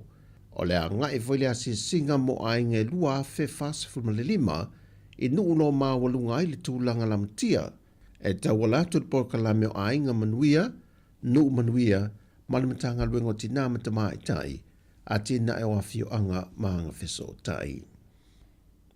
O le whao popo peo vai aso e tau fia ia whanau mai le toe whaatasi atu i a onga, pe toe te tala ina fo ilo toa mo le amataino ni a onga i le atunu. Wa toe whaonga ina i alo ma whanau a wala wha teknolosi po o pengta wha ilangi, e wha a wawe a lato le sona mamata opo e pe o le Universitea o Sāmoa manisi o kolisi, ma onga tūlanga luai a wala sa whaonga ina le teimel COVID-19. E ui o se lu i taule nei le i fofoina le awhisa nga i malimtanga luenga wa onga, e pei o na tā ua e le ofisa sili o le pulenga wa onga, ai au Chris Hazelman, le ua mauti no le wha atuwai o mata o poea o oina le nei tusanga, ia ato atoa le tāpena ngā whanau mō suenga, ono le whasuia ingo le porka lame e ala le whainga pālota ua whaavave nei o na wha atulanga, au le foi u whao popo vai aso e tau fia ia onge le atunu, ono o le whaamai o le fiva pona iwi. Whai loea e au lana saunuanga whala ui tele. Pento si fia o lo ngā lue so tau au ar tatum tanga ruengo a onga, mo le mtanga ruengo soifua marolo ina. Pe whaina tato whelo e lava yaso lau talia lea o e whai me whaalongo, tatum tanga ruengo a onga. Ia lewa sau no mai ai ia le whamaumaunga o tatum tanga ruengo soifua marolo ina, i reo sau lalo numera. So o le pitola au le mtanga ruengo a onga. Ia i te tauala na usta ia fautuanga wa mai el soifua marolo ina. Onga o le wanga pito silion tau, ia saonga le mu alom whanau. Their safety and is the priority o le mtanga ruengo a onga. So a whaiala e le ua mai se swingo i le numera o lātou o lo a fia le whamai. O le a whapenana whauawala le tūlanga o lo tāo fie ia tātou waonga. O ngā lue whaatasi fo il matanga luenga o le soifua maloloina, matanga luenga wa onga, a toai maniso e kāle si le atunu, e tau fia uma po le kalame ma o ngā sosai au fia i le whanau, molo lātou pui puinga ina ia saunga le mū. Wa wha mautu mōrianga na tanga ruenga leo e whaasanga se tasi o malu le malo o sanga lue, a wale o toenga lue le taimile nei, i a silive lio lui, e ina ua maliwa i se tangata.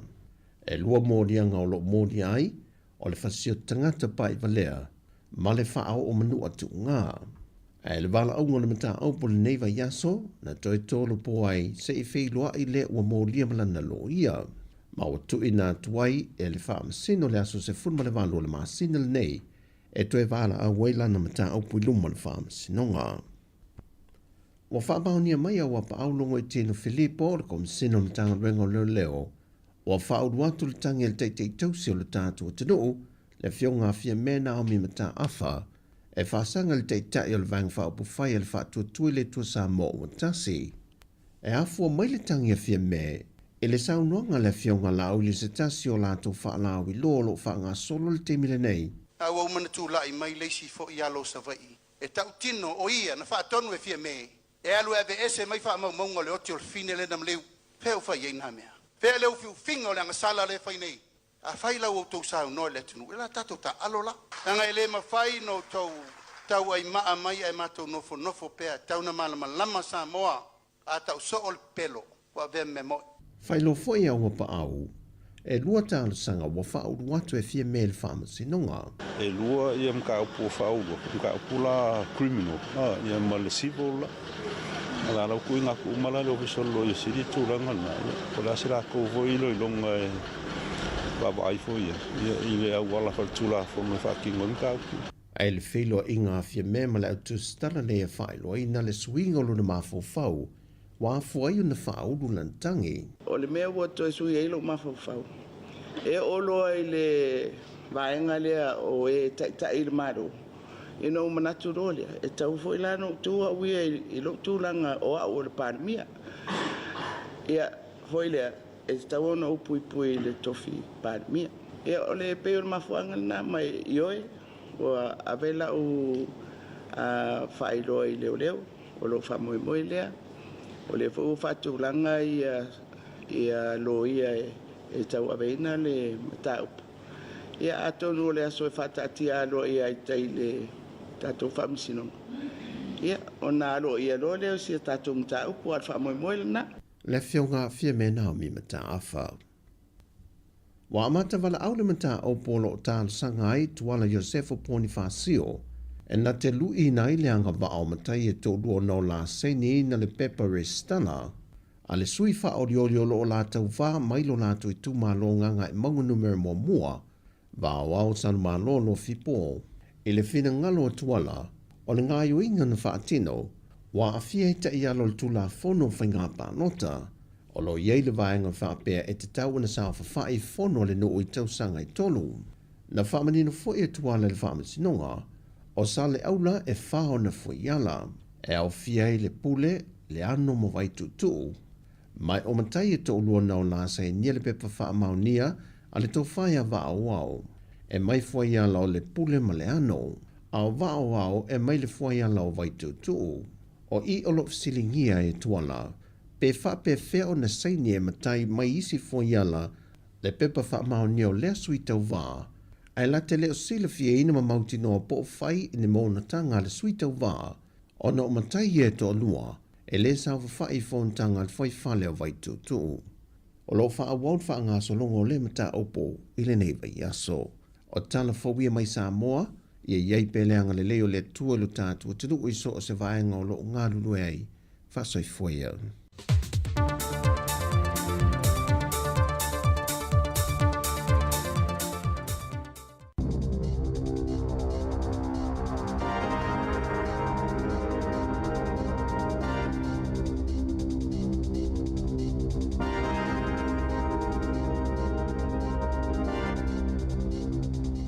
Talo falava i le nei vaenga o telefou le si ufonga o le lau mua mai i Wellington. Ua whaania e le minister le vai whafo wa wasa mana i Winston Peters e pule a tangata o le tukuki i pe whaawau pele ai ia le mawhea loa i whaapitoa o loo iei nei o la tau tunu u male malo o New Zealand. O le tūlanga na sauno iei le li minsta i le sauninga na whaie au kilania na nafi e whaailonga ma whaamanatu ai le ono se fulu tau sanga o le whaavae o le malo o le tukuki po o le Cook Islands. Na whaamaupopoina le sauninga le maaftanga o tangata o le tukuki e ta ua o le upokina taoro ma whaatasi ai manisi o whaipule o le parlemene na awai e au fiai le minsta o tangata Pasifika Shane Ratty ai whapefo i le taita ilangolango le partia le Labour o Carmel se Puloni. Whaalia wawasa mana i le sauninga a tonu e leo a totoa i ngaio inga le malo o New Zealand. Pita ai e le i whapea lama ua yeise taimi ua alo ai i a New Zealand mai le whaataunu uina o lona tiu te whai i le wāwhenga iai ma le malo o le atukuki. Na ta ua onu se furu tau sanga o tu malo si pea le malo New Zealand e viso swani malangolango atu i le atukuki malona atina ai e awala i vai ngā tupe viso swani o lotu ina atu iai mai i le aurutongi la fonga o New Zealand. O le teimi nei, le o fia la whai ngā malo so fantasi i le pālemia ma le malo le atukuki ona o le sainia o se la tau whenga inga i le vā ma le malo saina e unoa ma le whaai loa mai i a New Zealand. O le wha le tonu o tāo fia ai i New Zealand i a lana wheso swani e se fulu walu tesi ma le 2 miliona tāla le masani o na wha matua atu i le Cook Islands. O le tausanga i tasi iwa o no lima na amata wha mamalu mai ai le mawhea loa i wha apitoa le nei o New Zealand ma le atukuki e pūle ai ma ta ia e ona ia lama tangata na lātou whainga malo ai e wheso swani i ai New Zealand e nisi o mata aupu tau le vai whafo ai mai se o le wheso swani taimi o wha lave whafo se e ma mata aupu tau i lona puipuinga po le defense.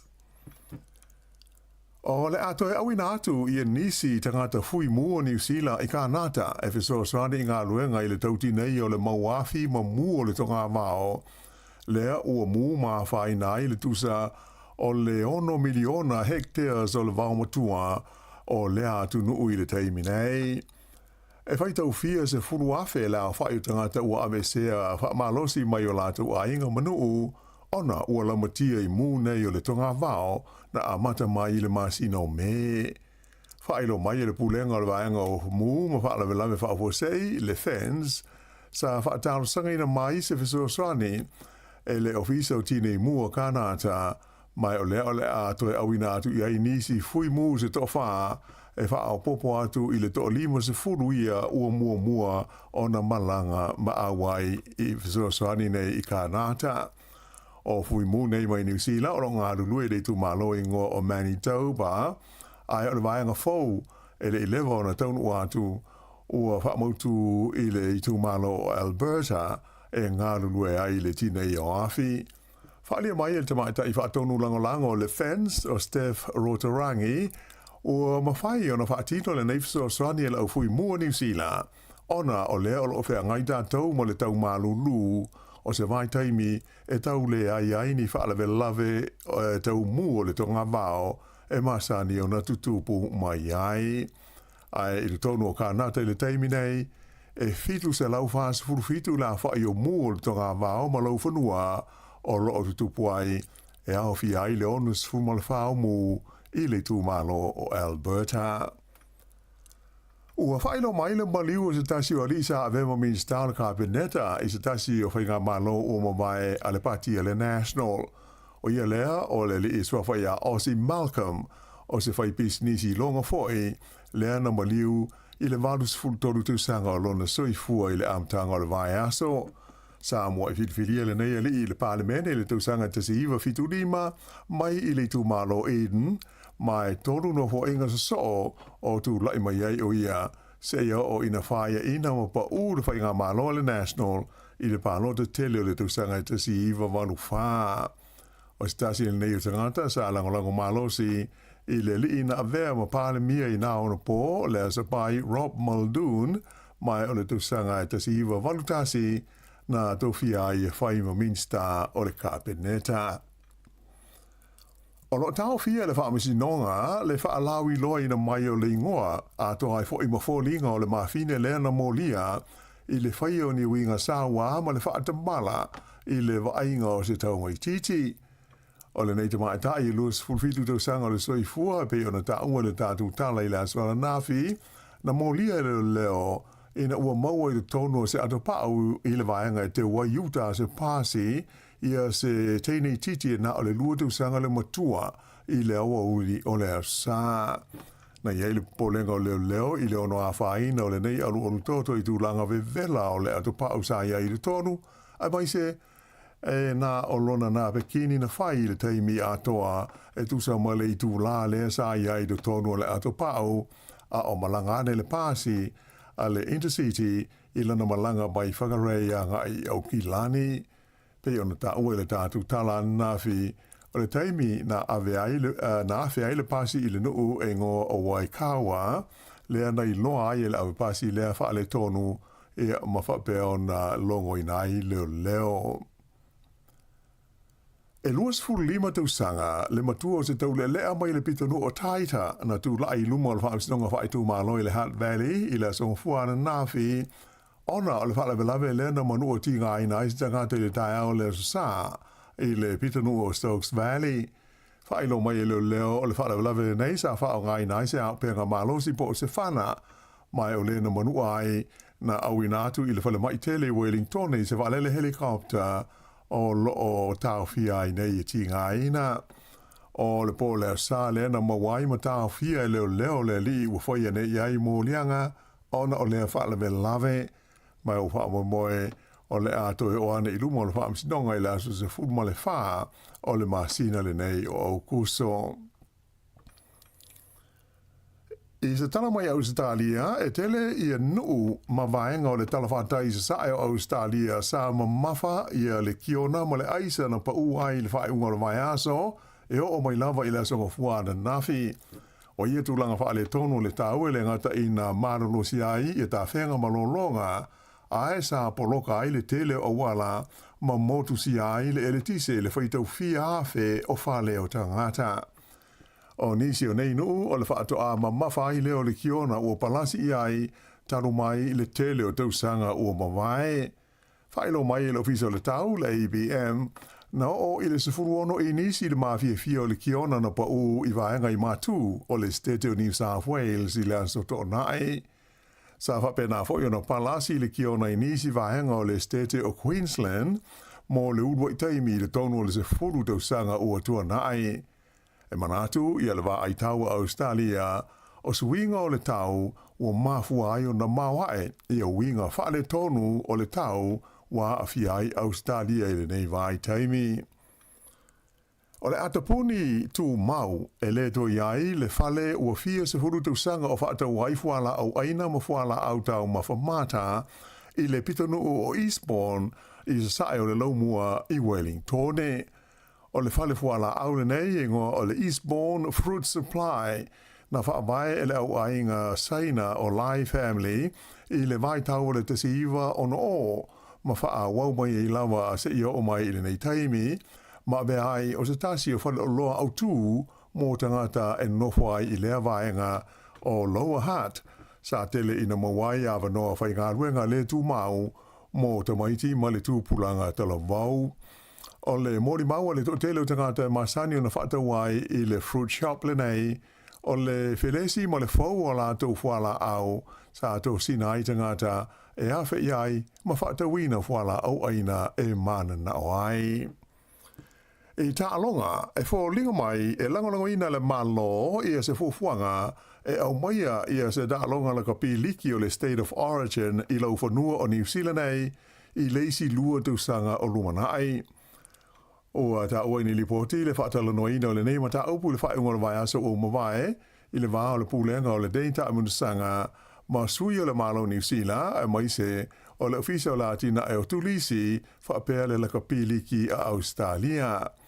O le whaamoe o loo iai ina i au maia i New Zealand i se ta'alonga o le State of Origin e whaia i le tausanga o le lua o lua fitu, ta o mai le wales fa sa lower New Zealand, o le neima ta o pusa la ngā e le li o Sir Graham Lowe, i le vā ma le minister ta longa ia Mark Mitchell, ai fa pe fo i le pulenga o malai ta alo le Eden Park i Aukilani, ma le malai ta alo fo o kalai stete, ia ina ia mwhai una whai ai, ia se ta longa o le State of Origin, o le malai ta alo fo le nei o Christchurch, o hama moe, e toi walu masina ia ona umalea matatala alo ia. I le tamirisanga soka o ta'alonga soka a le Oceania ia o loo whanga solo i Sāmoa mo aua le tupao ta maitai i lalo le sfuruono te usanga le mātu tua o lea ua sao atu le aua ta maitai o Sāmoa i le vaenga o le semi-finals o lea tamirisanga ina ua manu malo i le la ta'alonga ma le aua fiti i le asoana nafi.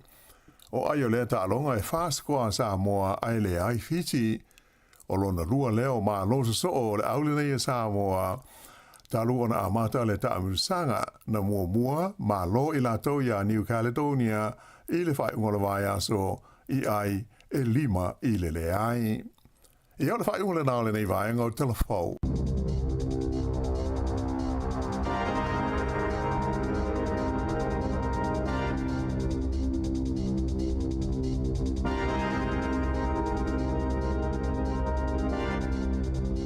O le whaponga na lua nao tātou telefou o le nei tai ao, ia pe ona tāpena mai le whionga la wano ati lawa tō mulu whaponga i li tū la sifurma le lua i le auri nei. Ai mauri ia e inisi o le tātou atinu u lea e mafuta ma le nei taimi. A misi inisi o lo ilunga la wala nao e mori nei whanau a onga. Ia lea e li putia mai ia le whalawale tau tāwale le lalo atu i le roundabout lea whafsanga i ma le pamu voi le pipi. Lea luanga i oi vi yard ma ia o feto ai ina ni tavale ia o le taimi pisi ale nei ia o lona winga o le nai poloka le wala nei taimi ia i le feo e fulta tu no po te wa e fa be te tami mai ina te alu po sa wa po men le fo mai ia va po fese va ngai va ve ia le na lipotia mai sunga risati nei half time ia lai wa e na feto ai na le loli ma loli la pisi le te wa tu ai me loli la pisi sa oro ia ma stasio ta avale ia i le roundabout tonu lava na i ata toi po lua tau tonu ala saunga le mu nunga wala temi nei o tae au ia mesi fu whimalanga ina o tātu tunu ia le temi pisi ale o la wala ia lo winga o lo isi na poroka nei temi ia tau tonu ala saunga le mu ma nei le uia tu tua fu ile i roundabout lea ia tama tau anga i usonga i tua McDonald fu ile uia lumol mo piri uia tui pia fai o wharmai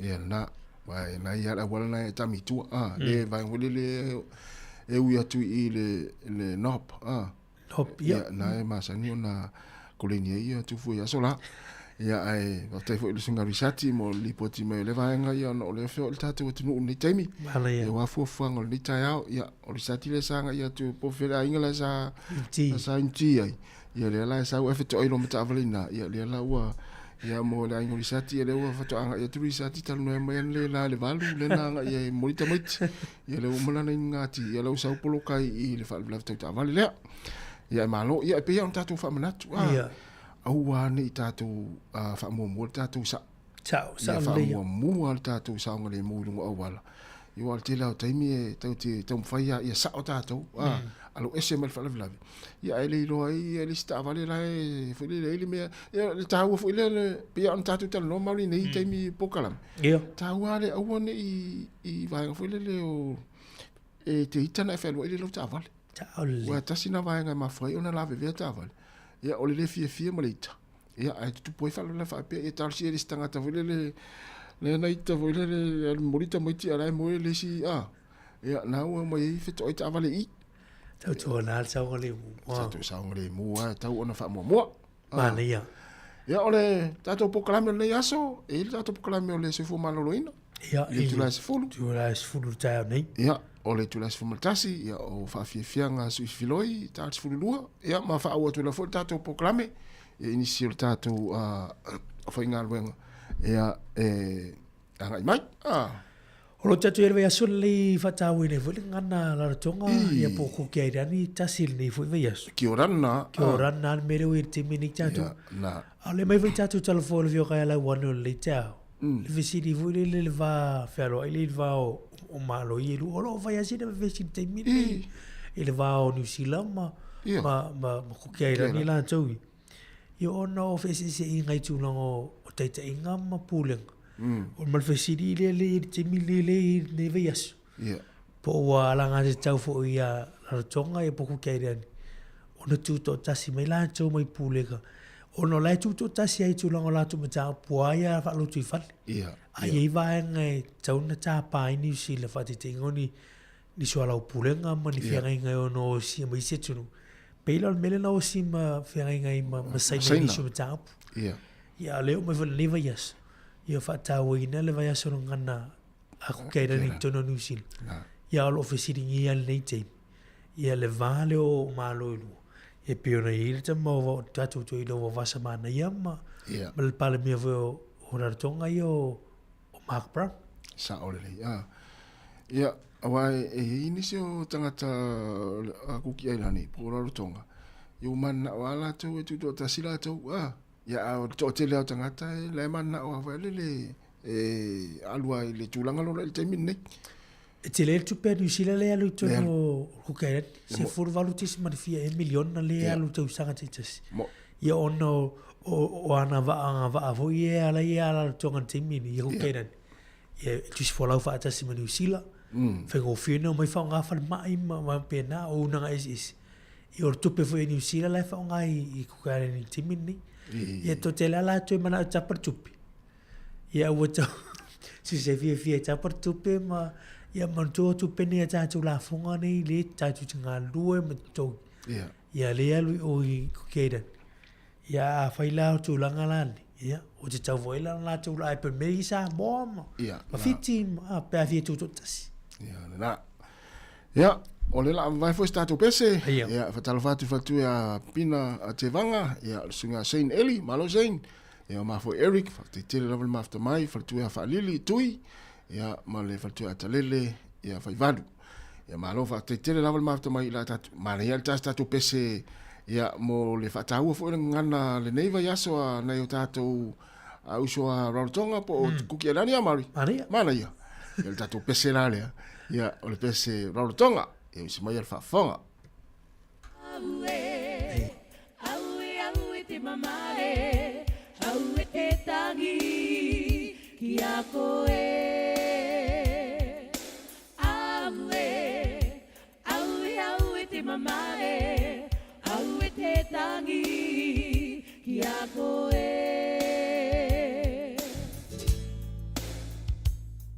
kua atita kungaka maringi nei kapuroi mata kokoe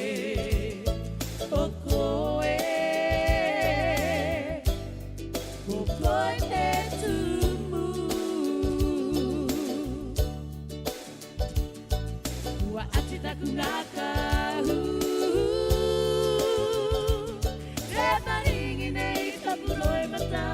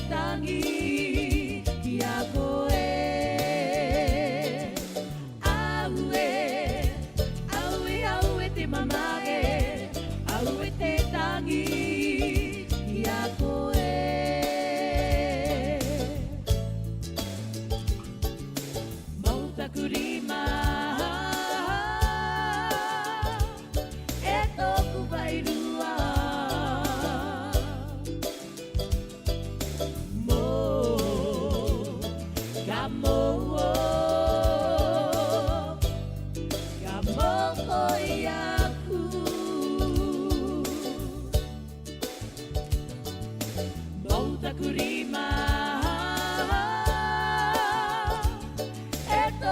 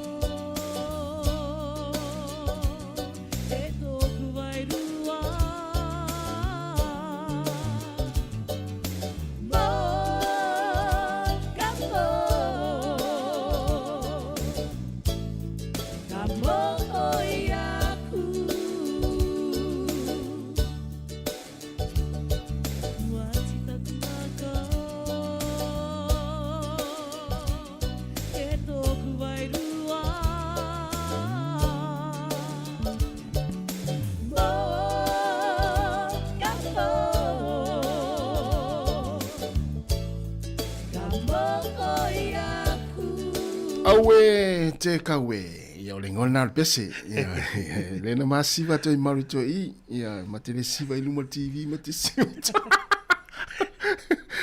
ia ole ua to e luas fulwan minuto na tale o se fulu ia mari il tato val au le tong fai mai mana ia talo val val au talo fa malo se fo manuia talo se fo na tavi a pe le Atari ia mari malo. Lor se fo manuia. Oi foi de sua fa, tama. Mase. Mase. Lor se wa mase. Malo. Fele te vala mai ai. Ma ngai mana I tele lo po kame. Tai. Tai. Ole ma o seu vam kalanga mua. I. Ai asi o ka lo wa ka mo mai. Foi mai lo fa ngai ka.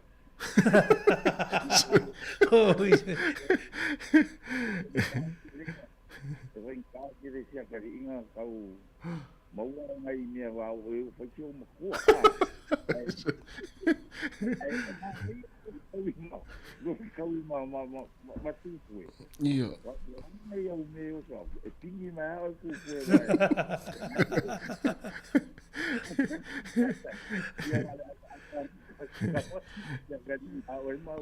Ia ele ai o cara maria ele nunca cara caguei.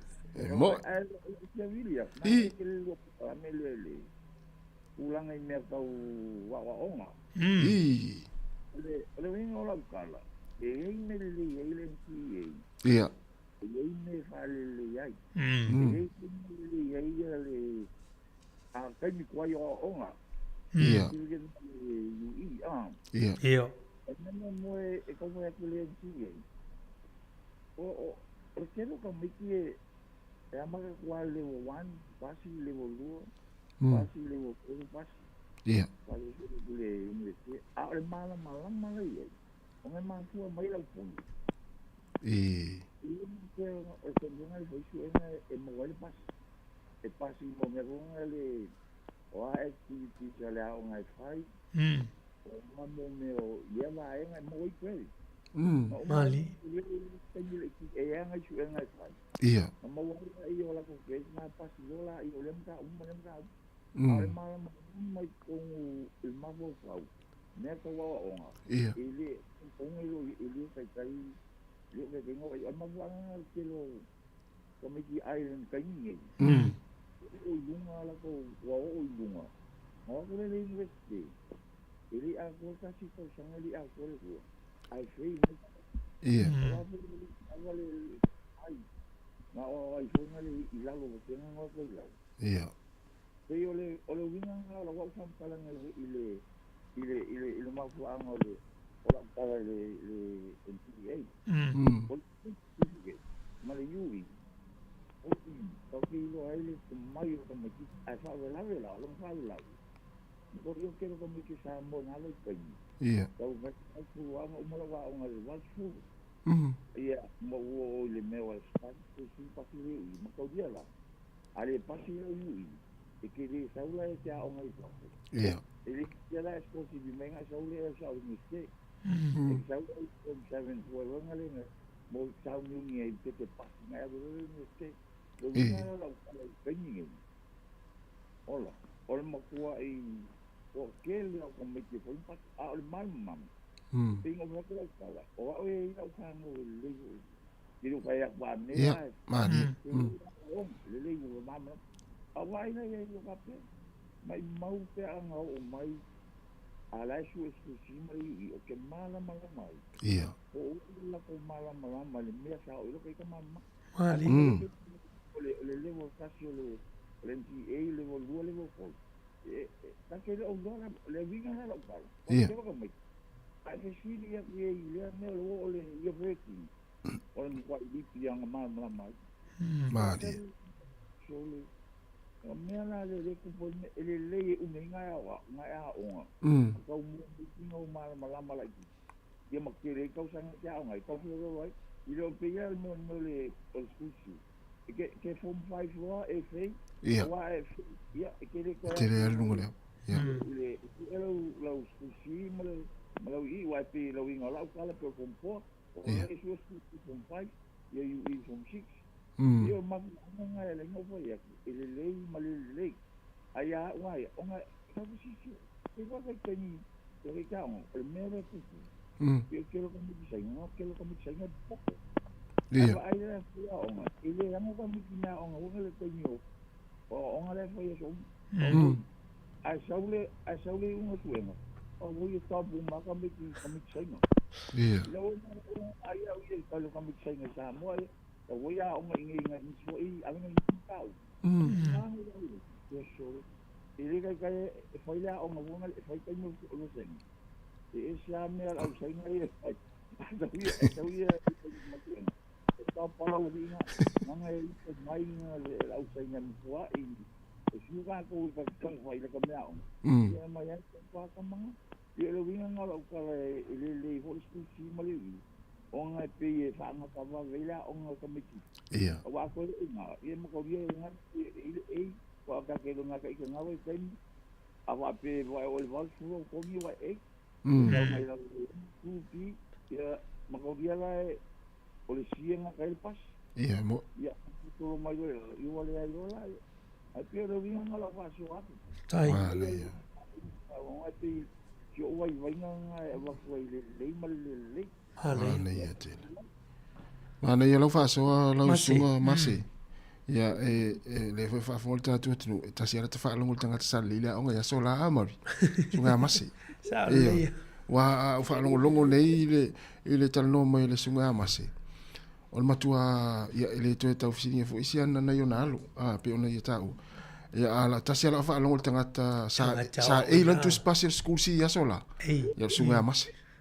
Sa o mase.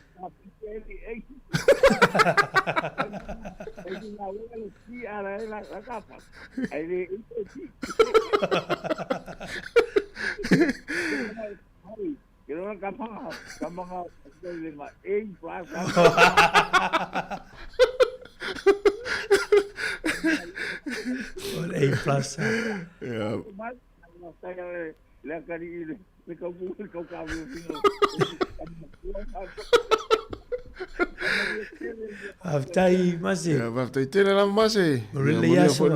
Tama. Ya, fasi fo. Ya, si foi. Amari. Eta si ala fa longo le tangata, le sa intus pas. Le sunga mase. Ile fisiringia te loa tu spasi o mase pe tolu ei. Ya pe fa ia pi. Chupa.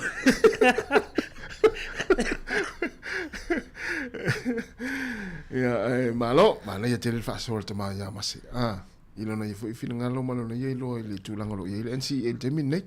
Ol mana ifo fa tu sanga te mai mase o matapu ni ona lai na wi mai fo ila na fa na wi tu lo matapu e mala te mai isu benga ne ile wutum favorite terminate. Ai mana il maule al so ya mase pe ola e tau de liva fa so so ya mala fa na wi matapu e vai. Ni onei E la maule ta si te mo ye nsi. Ia. Ye ni si fu lele o na ia o fu lo le fu nga luanga na ia o ngam fai. Ye pasi na fa na. Ye wona ye ni fa na vo to repeat ye pe to pe o ma tu atu ala atu mai te avimta pun so foi la ir se wala e o ten mo malolongo tu anga. Ia. To ini so fa na le o ngatum foi ye pasi ye wala to mak. Pa wala lo no fa fitau. Tu se le lo tum fa pasi fa na. Ia. Ya si upola mala mta puma pe na la ile o ngonga le fa fitau le tum fa le malo e fo ia. Tu se la tatu o nei le tu langa pa fa mata fa malul mele lo aflo va.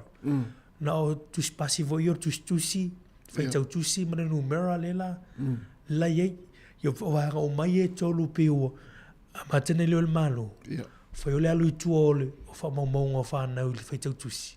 Ia tu si la to ia fa fe. Pa fa le laptop, Chromebook wa o mai si o pe fa langi o fa nga tmini. Ele pela o to waso Ia. Or penitala ma to penitala ia tu si ma ne tu si las ia la ia ai pe ma to ia o le very good excellent ia va on fa pena ia o le ngana Sāmoa le te na si le o li o to sang fa ia te tongia ele fa ia ngare api fa mai ia le tele feololo pe o upuna e tate tusi mai pe avesat pe tongi la ka pepa la ta homework fo lele ya o upuna e tate fo lele ia fa so fie fo la ngona va pe soli ale ila le ma nei ala ai sa lo ta ma fo le ma ia feololo la tit tam fai ia tam fai malos ia pe upuna e tusi fa ya fo lele pe tongi la ta pepa le homework va on fa pena. Ai tu sala na to fo nga vai se lau vai se fulu. Yoi. Ta fa nga. Ko limas fulu vai se lau. Ia pe atongi ia ni pepa fo fa ia onga. Ia poni homo fo le te ve atua ia pe ia olos fulu vai se lau. Vai fa pena. Pe ia tu nga tu langa na le la o man na vai ia le fenga maro le te fo ia te fo ia tu ai I fenga makana ia so ia o tongi mai nai le vai se lau. Ia. Ia au le o la wana fu alo ti vai to le limas fu ai lungo pas ya se mei vo la lo i limas fu ya no bing o la lo ngai le i por si por ti ya na ya a to le tam fai e o no a plus ma va pena na mana ya la vai fo sta to pese ya on ta to fa o le ta to proclame ya lo fatu le sunga tu am to nai ta lo tu mani la va ni ta fa ten ma mai ya o le sto ina matua le atu sang fanga io ya lava tau ya mi sil na tu mal ferma tai le lo fole rio tu fa siro malos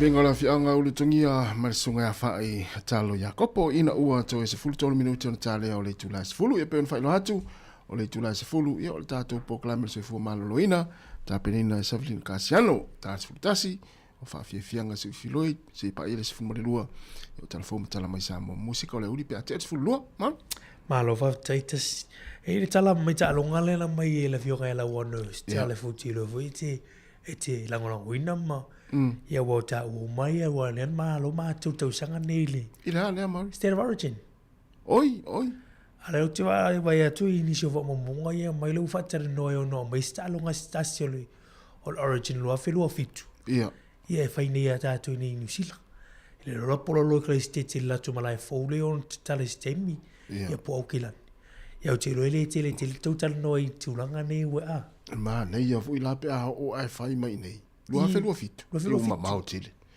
ma ni pe a mai tu sang fo se ta lo stas o te lo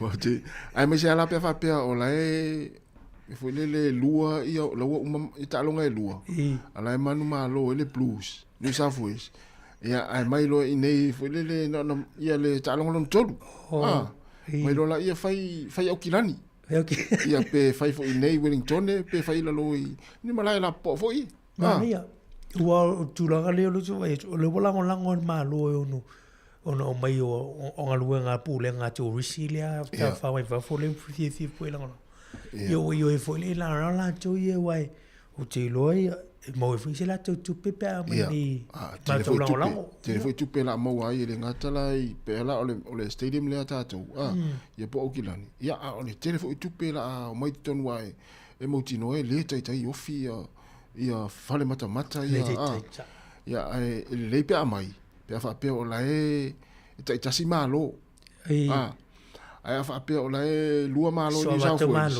ia si le pe ave tu pe o le mai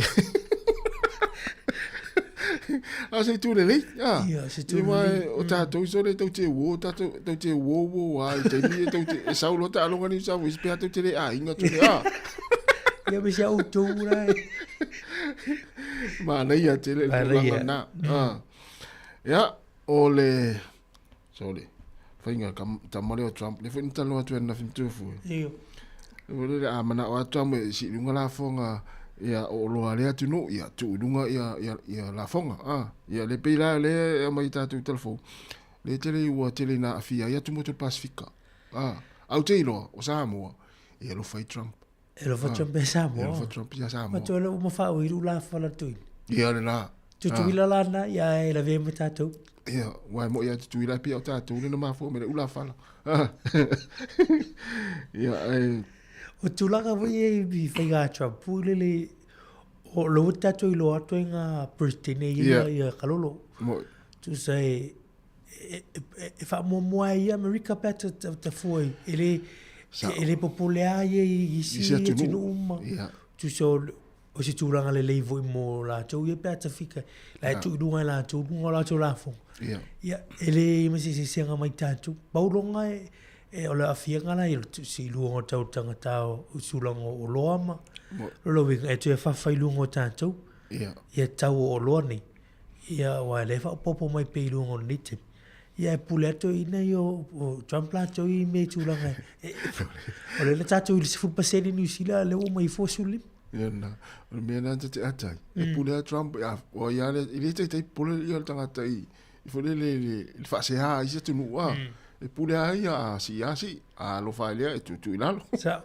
e tu sai vai foi lei se tu no e tu o e so ala pule lei ia ba tinga na titi tu pe foi le tu e te la tu be va ni fa te tengo New Zealand e te la tu me ta tu fa ta mai America na lo me ye fa ta o tu New Zealand yo America sa paula longo ta tu Australia wa tu sa ta tu o le va tu yo ma moe i o susu tu lo e mai si o na pena de fuala i tu longo tau o loam e po fea foi o loni e man na oi e wala mawala tu ni e pe ni America ma e te la tu fa tau o ta tu i fa i lo America ia e tau o fia tu o lo mai sai na ma e inale e tatu te o i me tau o fia Ia la.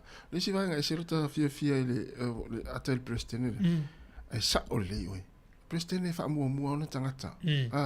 Ona tangata no. Fato no ila ia isi vai ngavule. Ia o se fia foi. Ia le te le na fai tio il te lo tangata. Ia ata vai nei le tangata. Ia sa o le fa mua tangata America. Lo na tu no male te mau ainga. O le mau sa o le ala o so no atas. Wo le mau na ya Donald Trump. O la mau fu le ni tele te. Tele na fisho swai America. Ia tu no malo langi ma.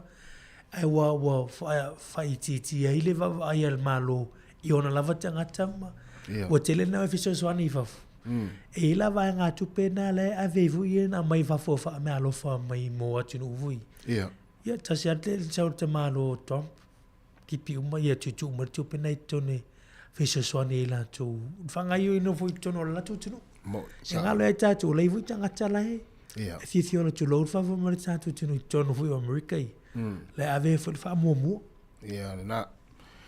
Ia le ua to e fitu minute na tale o se fulu. Ia le te pen mal tatu proklame so fu malo loina. Ia ai le fa mai no tatu proklame man. La sa ai ia lo o te ono le fa pe le la walu palo o te ono alu fainga palo I sa ua vai mai la ula mala palo tare ai fia ata tu ja mo po nei eso se palo tare la tala mai o to voi lo mo ta la te mo te usaka de palo tare pura nganu male pura male palo ta Sāmoa o lo mo frita tala mo to te te mo pura nganu te mo palo te te usaka fo ata to New Zealand o ia nala o me o te vai atu wa mata o le lanu na te vai mo fai ia lanu le al mato vai nga ia wal mele sole o le ofu mala to ofu lan mo ana pe lan mu fa mai boi vai fast vai ja pipi e no foi ni sila fa me fast pe pipi ia ona fai atu le tala e pule mato I mato o le sai palo to to sa fo ma to le o man filik tatu komiti ia wa vai le tu se le lanu ta of lanu foi le pe ia o le lanu na mato vai nga le la fa tu ia e se fai lo atu das for ile ngol ma mari oh lo muy buat tu sta sui ia isa borte billet sole ia lo fatu le tato le sato fue ma fenga mlanga ia on sai ia pe ia on fai atu na fi fue ia o monol pocket money ia to foi mai ile lina me alu una pocket money version atone ia te fa ala ia Sāmoa volele ia ai tu forte lo sfruttala tu fa ia oi mari ora fesili e fa meta pe kram fa pe o le tau Sāmoa ia o le wa le po mua ia o le wa ne ia au wa singa volele male moa ia o le lawia ia male umu talo malu au ia e fia se tupe volele lo te fesili sili ia pe fiesta pe o te mila wa wa fia se tupe ta uno ave ile pe o le moa male umu talo malu au malawia fia se tupe ta uno ave tanga tale sa male asinga le ai ti te uri mas tau lima sera ai ti te una lima sera ma ne fa pe o le se size 2 male mulu au le o te una afitala esa ala lo le aru Sāmoa a size 2 sorry ia ia pe fitu sera fu ia le fa fo me sta tu so ia o le tulanga na ta ile tu baba ile stu tamba ia stu ia so ia se ia wa mai tatu programe la fa we pel tatu tua ia ile ne ia so tatu mafuta pel tatu se fonga la mua ai mo le atu le fa te le la tatu tunu tatu maftanga ia mai tau ni la ia le wa fa mai ne programe o le atol taiao ia le la vatu nei fa fianga ai le vatu fa fianga ia alofte atu mo nisi e mafuta mai ni taimi ia tato proclame ia le sunga ia le awa nai sai mai o le sunga mes wo yo lo mafuta mai mes Sāmoa mes sola manu ia lava ni ta mes fa te le lava le mafuta mai ia le sunga ia le awa nai sai mai ia lo mafuta mai nai Holani o sole I Europa ia alofte latu I lau sunga sai mai ia sunga le wanai ia la nai mafuta mai Holani I Europa sunga risati alisa ia mal sunga Kevin Swoka manuia lava ni ta fa tele lava Kevin manuia lava nga wenga ia le 2 minute na talia o le tu la se fu si fonga la mo Wellington te pena mai tatu proclame o se fu malo roina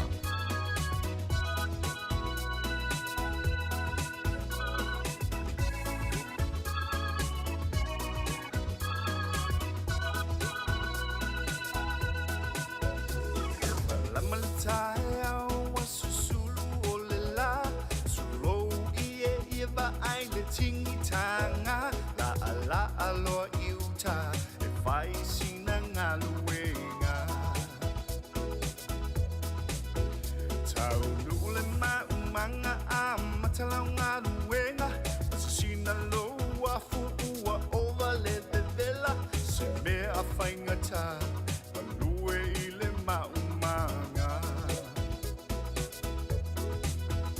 O se mea whaingata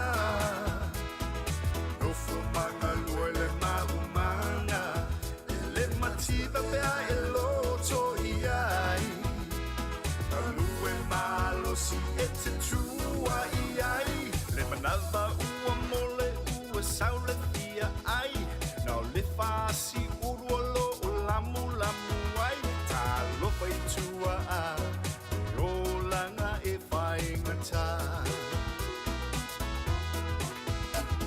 E aso toana i ua uta i le pasi O uluta amu fa a pe manai fa i ti e le maketi E maua o se apa e lengi O se mea whaingata Nofo manga lue le maumanga E le mativa pea e loto i ai Alue malo si e te tua i ai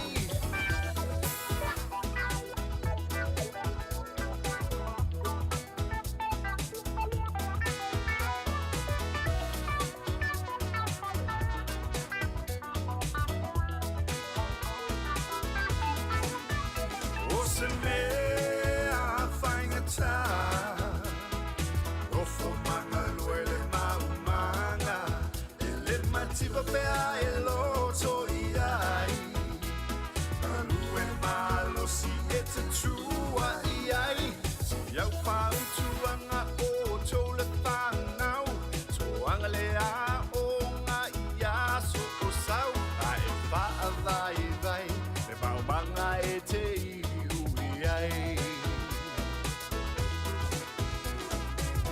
Sha la la la la la la Sha la la la la la la la Nofu manga lue le maumanga Sha la la la la la la Sha la la la la la la Nofu manga lue le maumanga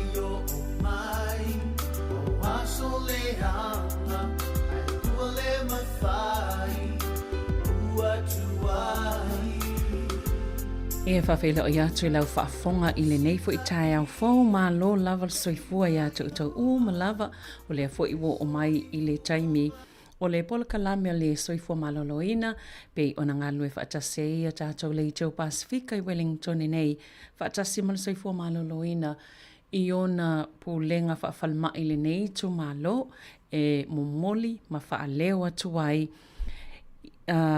ni mata upo ia po ni fiau tāua fo man tau singa le lei o le soifua maloloina o tātou tangata I te tonu o le nei tu malo Wellington. I le tautua la le si ufonga lau mua e ala I le nei pol kalame o le amatala noa tuai ma le sui o le au nanga le Cancer Society.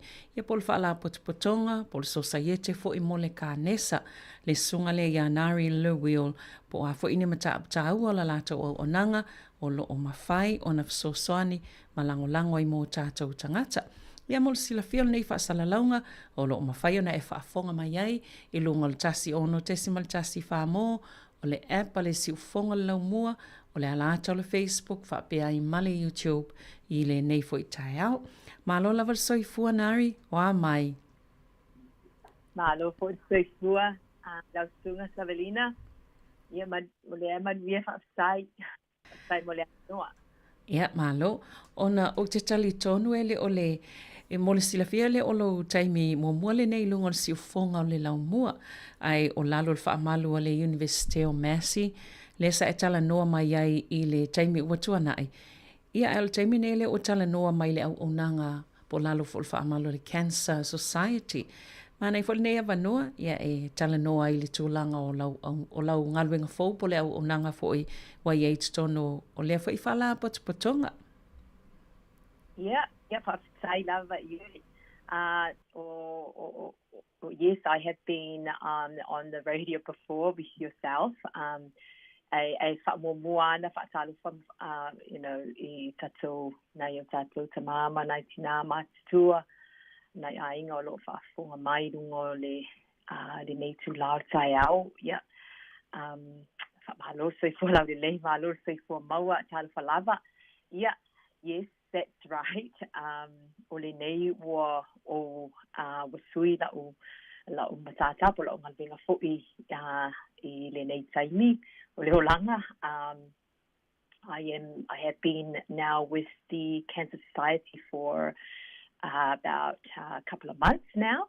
And I'm really grateful for this opportunity to share masala noa fo I whaasoa I nei o tātou tatou ainga manai te mama te sua ia whaapea nai whanau iti fōi I ngaluenga lea ia male whamoemoe sa ua o le societe o kālesa I New Zealand nei ia o le whamoemoe la o le Cancer Society e whaititia le taasele male awhianga o tangata nungo loa mau te tonu New Zealand nei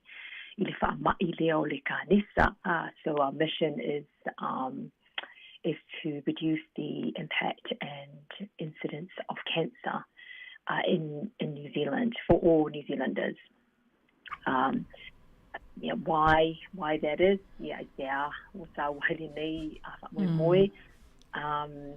Well, it is really, it's really important, as you all know, because cancer accounts for about 30% of all deaths annually. Sort of, nearly five hours, so tata maliliu, ito sanga sa itasi malava ya for mailene fa mayorkanisa. And every day, 71 New Zealanders are diagnosed with cancer. Each year, around 9,500 die from it. So it is a very important, mission or aim that we are trying to do here. We support and provide care and also survivorship throughout that whole process for anyone that's affected by cancer. Ole mato au nangana mai le Cancer Society o aula le te ila ile department le po le team le o le cancer prevention be no faya o tano twai ole support groups or different services that we provide in the at Cancer Society. It's all o le team le cancer prevention. Ole role masi ngale ya Mandy Savage. She's based up in Kapiti and she looks after Poriru as well. And I'm responsible for the Wellington and Hart Valley regions. As I mentioned earlier, we take steps to reduce the risk of getting cancer. We do this by working closely with all our communities within the wider Wellington region, including health services and key external stakeholders like local government, like city councils. Together we talk about the key health priorities identified in the Cancer Society strategic plan and taking action using an evidence-based approach. So, Pireloa, Saverina pe saunoa ile tu ai wa'awau pena. Le mana ia whanonga atu I whainu mera ia wa ta uai leo whainga o tangata nei e maliliu ai tausanga taitasi o tangata fo I e a awhi e whaamaonia wa awhi e tausanga taitasi. Ia e tele nei whainu mera pena ta uale tolus full pasene o tangata nei e maliliu mai e sa ole ai le tausanga I so o se kānesa. Ia whapena fo ila I le fito tasi pasene lea e whaamaonia e a awhia I le kānesa I pe a whaiso so enga mamawane ai tausanga taitasi. No wingo ni whainu mera tele nei whainu mera e tāua I tele la o tō ngā luenga o lo whai, tau longo. Mō tātou tangata po o hawa enga e te tau ona no fosila fia tātou tangata e mai sila ngā luenga po le itu le wa enga lue ai o le vaenga o le puipuinga le prevention na e tāua. E tāua la mātou whaalongolongo atu ia I vaenga ia la e tō lau fo I mawhaiona mātou lua mano fosila fia lau whaafonga. Po la se fisoso ane mawhaiona maua e sanga puipui ai tātou taitotasi umalava mai leo o le tūlanga lea o le ngase o le kānesa. Ia, tātai, ioi. Ole e tāua tele le whailoa atu ma le whautua nei o tātou inga. Ia, mai tangata Pasifika e awhia tele ia tātou ma tangata Māori I le whaamai le o kānesa. Ole maso soani la I le cancer prevention as part of our strategy here at Cancer Society.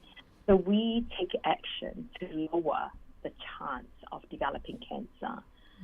What that means is that we work closely with policymakers here on the ground or in the local government, city councils. Waitilea policies here fight of in terms of health, public policies and health promotion policies.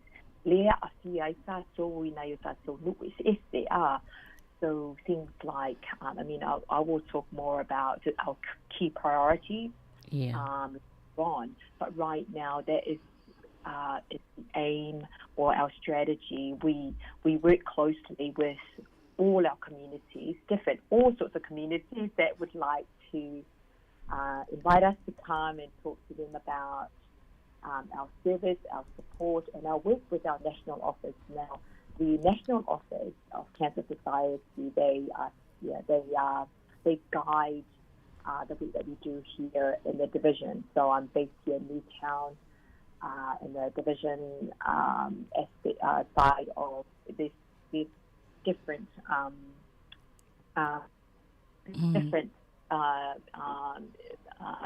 branches of the Cancer Society. Or le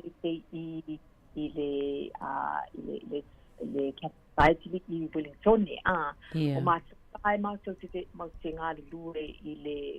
at the grassroots level.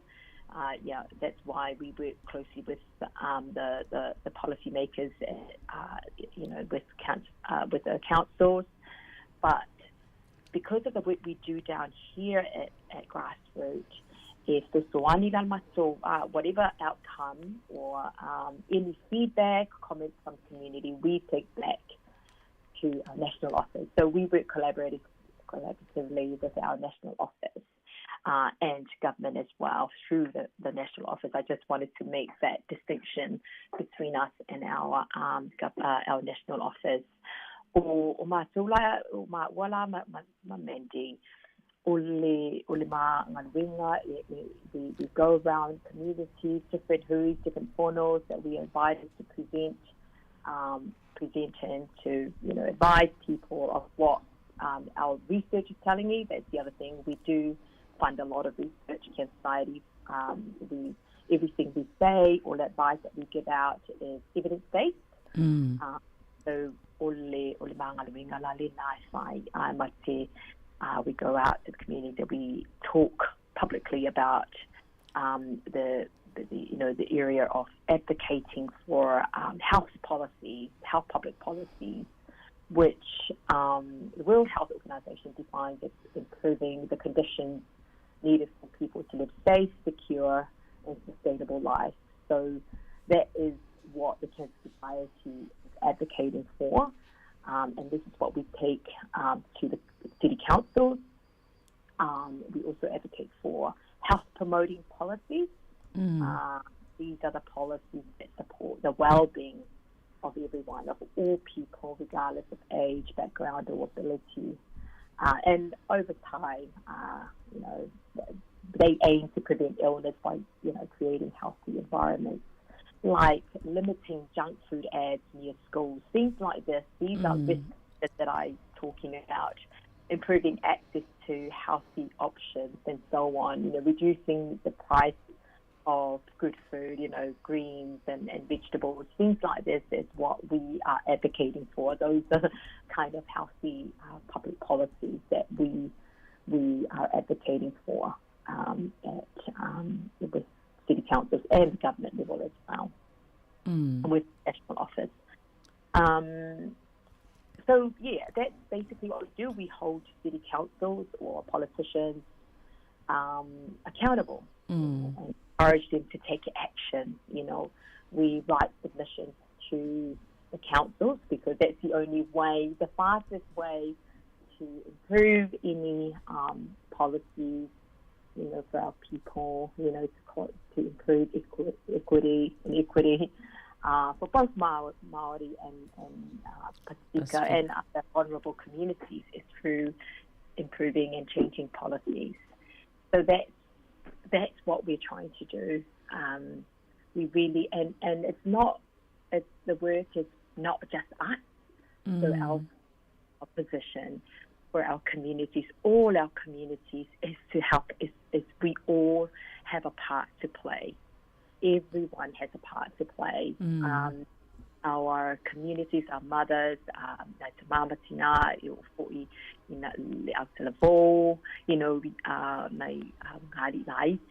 everyone has a part to play because we can improve cancer in our homes.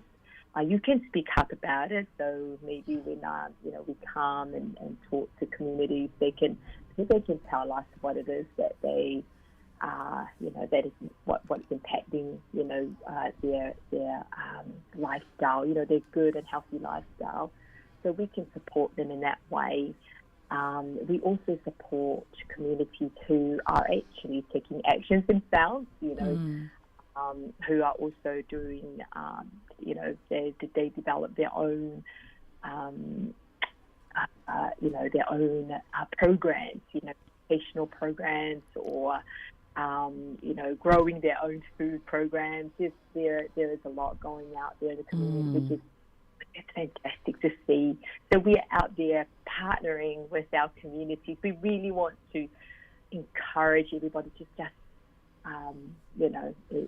you also have a part to play and to empower them to speak up, what is, worrying them and what they think, they're missing out on, or, in terms of the policies that, and the government, government service and support.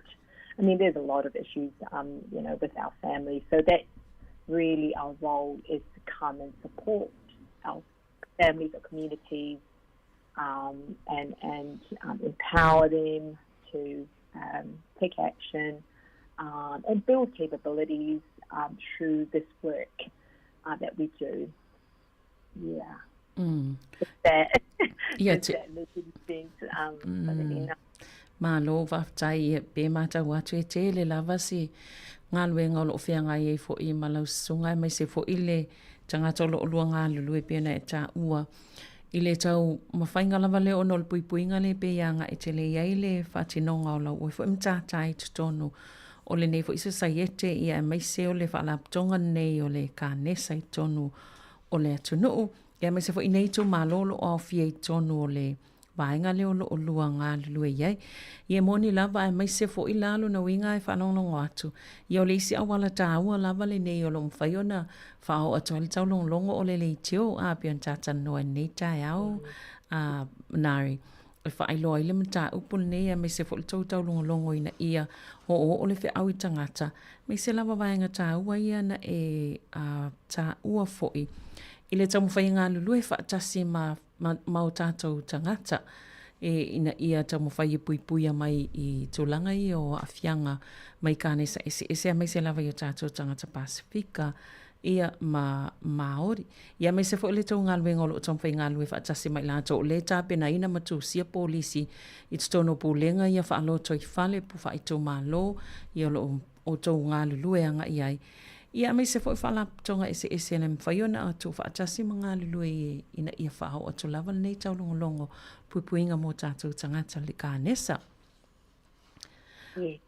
O lele. Malo. O nol whaalongo atu i lau ngā luenga. O whaape whea launa ona o leisi fesili na whaape whea o na tupua e sela ngona e te whianga lue le mtata wasa e sela vaenga le sa pe o telo susu enga sa ye a le wa e o mai tutonu i le vaenga lea pe o le ua tele laina ngā lue whaatasi matangata nei ina i tau mawhai e puipuia o tātou tangata ia maso stasi lava mai le kānesa. Ia whaatai o fesili ioi I came into this role because of its emphasis on cancer prevention. I've always, it's very similar to the role that I was doing in research at Mass University. That was an early prevention community research project that I was working on, but on prediabetes or type 2 diabetes.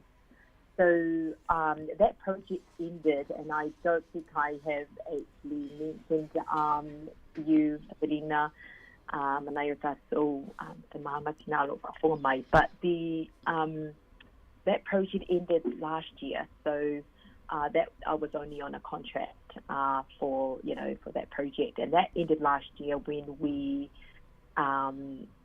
disseminated the findings. So successfully ended that project, which we were very grateful for the support from our communities for that research. So this role came up, and I thought, well, I have been affected, by cancer in my family myself as well. I'm a cancer survivor myself. So it was a no-brainer, I suppose. When the opportunity came up, I thought, yes, this is how I've always learned, from when I was, growing up in Samoa. Oli sala lava le toe ina na ilo masua Samoa te le pupuia na ilo le songa pitia.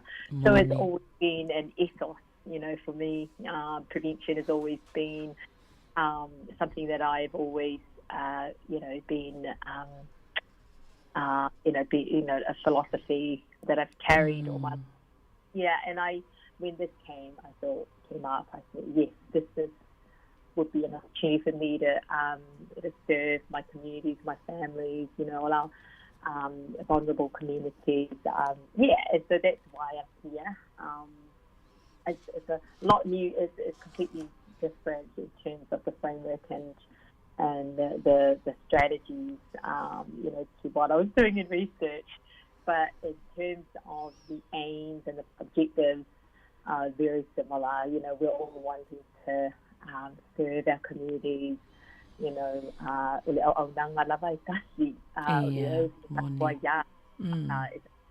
which area, because I know in our communities, we are heavily affected by all sorts of illnesses in New Zealand and the social issues, and I really want to reach out to our families to encourage them to empower them that anything's possible, of course, with God on our side, and that's the work that I like to continue, is to serve our people in the best way I can. Malo whaftai lava. I be ol fesilia na tuatua ia ai at silfiela nari e silia to le fia whafonga fo i o isi tangata mai langona fo i le tāwal fe au pe a whaapea o lea e saunua mai isi tangata na fia fo i le fo i le kānesa whate te ingal kānesa le fo i le awa saunua ia o le sao i tūlanga ia male tā ua o le puipuinga o le te tau longolongo ai fo i le polkalame i le nei tae au māloa whaftai. Whaftai fo, yeah. Ia o isi la vaenga le ta whaasolo mai fo ila isi vaenga po o e fia talanoa iai. Ta ilo iei te ua selo fesili e po ani pe whaamatai mo se tali po ani si o kānesa pito sili ona ta atele io tātou lava ia tangata Pasifika. Malo lava, that's where I was getting to. Ole ngaluenga la le society kanisa o kensa uma ia le paautua mato au nanga o kensa beo e taunoai o kanisa ia e taatele te tono ni silanei ia e tele lava kanisa it's over 200. There's so many different cancers, but the ones that we focus on are the ones that are preventable. So this is where the work that we do is so important, because we more medio risk factors are. Yeah. These are the things that we focus on, that we can prevent. Yeah.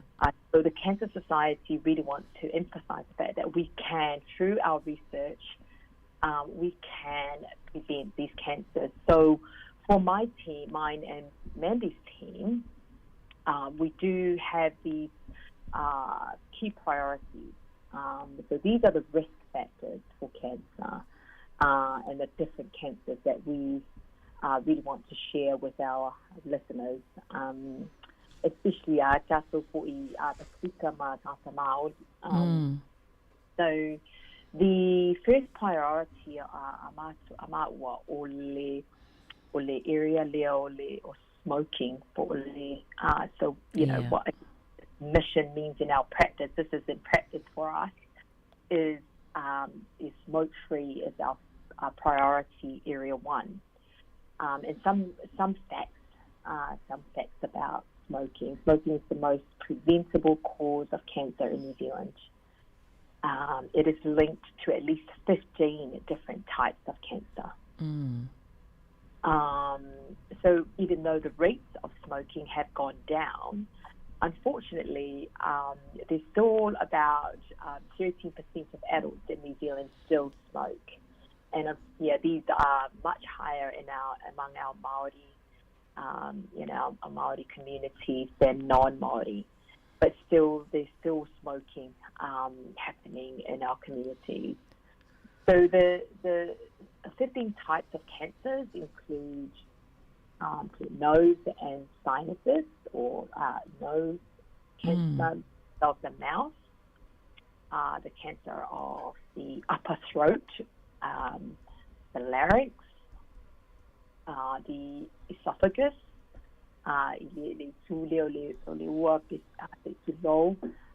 the cancer of the lung, that's the biggest one. Cancer of the liver, or the stomach, or the kidney, pancreas, bowel, ovary, bladder, and cervix. But also leukemia. So it's a very small percentage. But all these cancers, these cancers are associated with smoking. So a stark reminder for our communities how prevalent, how destroying smoking is. And it affects everyone. All those, seeing our young people coming through as well. So this is our priority number 1 because we can prevent it. So it's why we make it a priority number 1 because, and this is, it's been proven through research.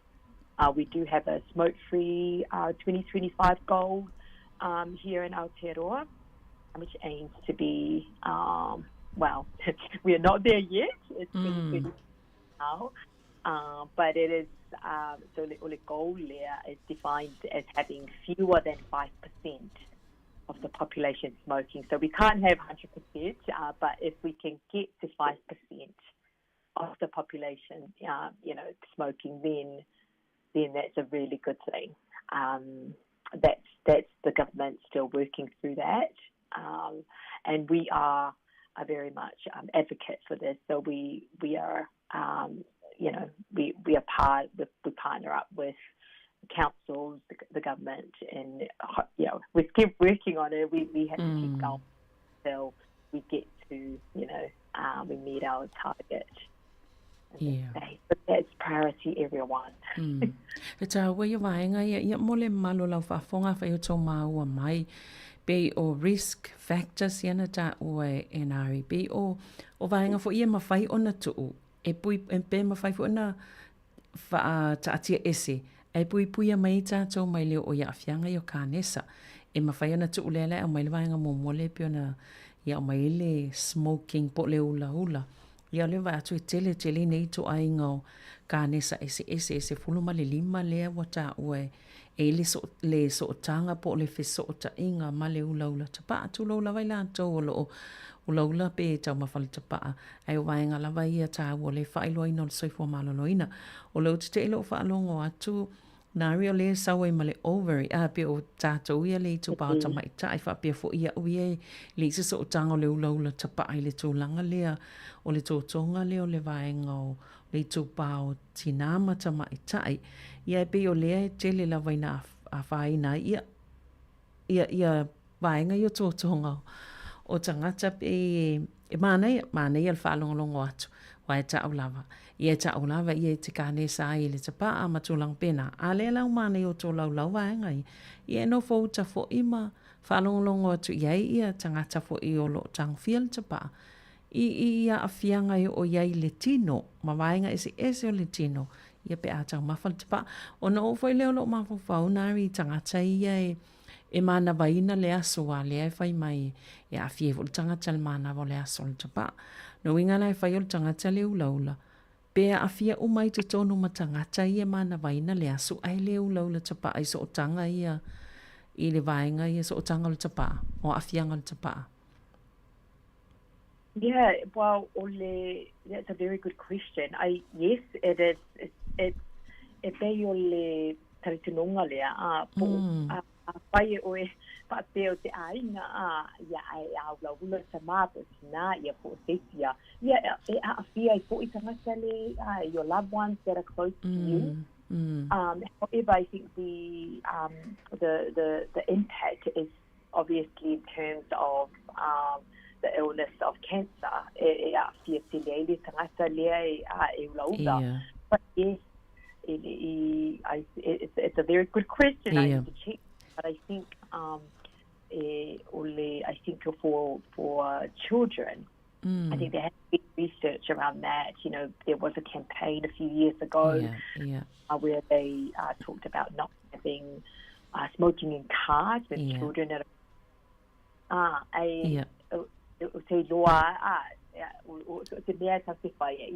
there is that ripple effect, I suppose, for our loved ones. As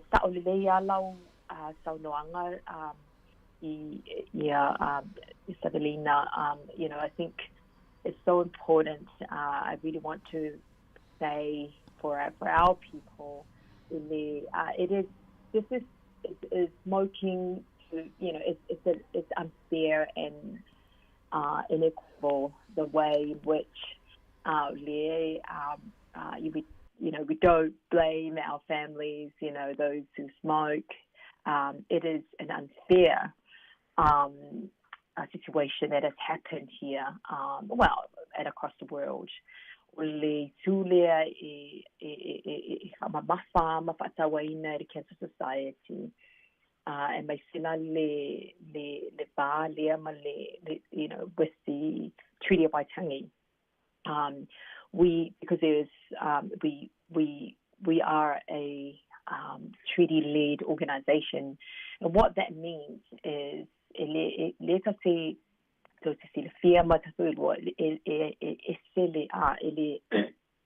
there is inequality and inequity in between the two indigenous people and the crown.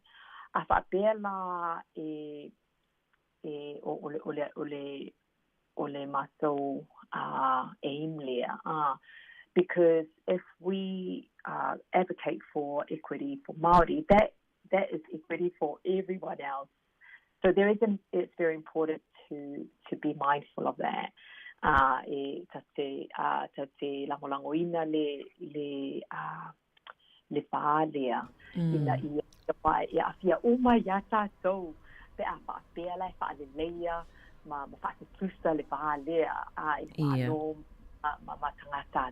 Or Maori.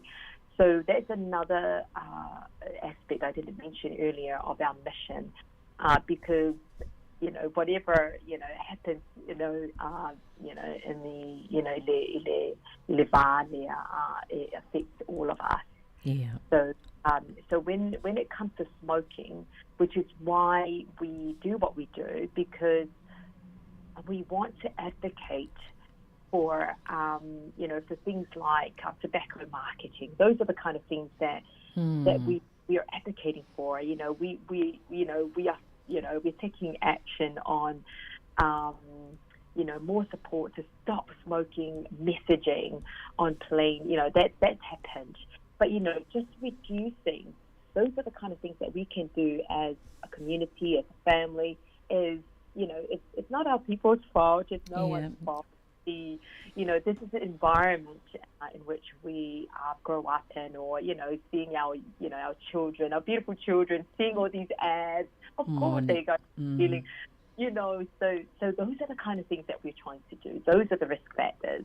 And if we can help from this end to try and eliminate, well, probably can't, or reduce them, like reduce the alcohol levels. I will talk about that in a minute, you know, and alcohol, things like this, you know. So, you know, it's I really want to, you know, to make a note, you know, to point that out that, you know, people shouldn't feel stigmatized or, you know, because, you know, the environment has a lot to do with it. The system has a lot to do with it. And the only way forward for us is to talk about it like we are now. So thank you, Sāmoa Capital Radio, for this opportunity, because it's so important to do this and to educate our families during these talanoas, these honors, so that they also know, wow, you know, we can do that. Yes, you can. You know, to speak up, talk to us in your own language, so that we can, you know, take an action together. We can unite on this front and to really take it to, you know, to our policymakers, you know, government, and they would listen. I'm sure they would, but we need. This is why me and Mandy are here in the community, because, you know, we really want to involve them in these you know, in this mission of reducing the, you know, risk factors for cancer. Yeah. O te loa ele whaingofia tau ngā luenga. Ia wā whanonga tu fo i peol vas talua ele na whanonga tu toi whaopopo. Ele mālo ia le tau sanga anga ile lua tau sanga le ile se fo i tau la fono le ai momeo. Tapa a fo i le ai HTP sport le saonga le ai. Ele ai ni la fonga i tutongi. Ia wāti le whainga tā i alto ngā luenga na tau whai pui pui e tātou ia mai le nā fo i tau langa. Ai sa i tātua se pese lea nari whaisina malolonga pupua ia na tātua fo i mai le whaawa watu i si vahenga tāua i o le polkalame ia ma wha mai a tuai lava. Whawhitai.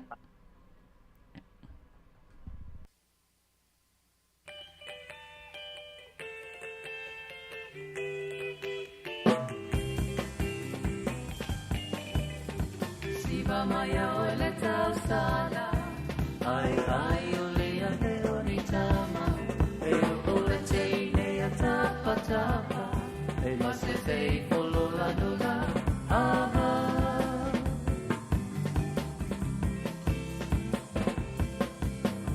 Siva maya o le tau sala, ai o le ane o ni tama, e o le teine a tapa tapa, e ma se fei polo la nula, ama.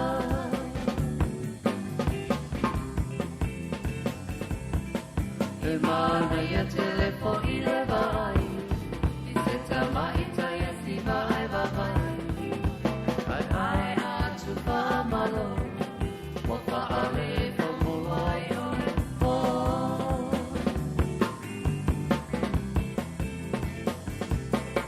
E mana ia telefo i le vai, i se tama i taia si vai vai.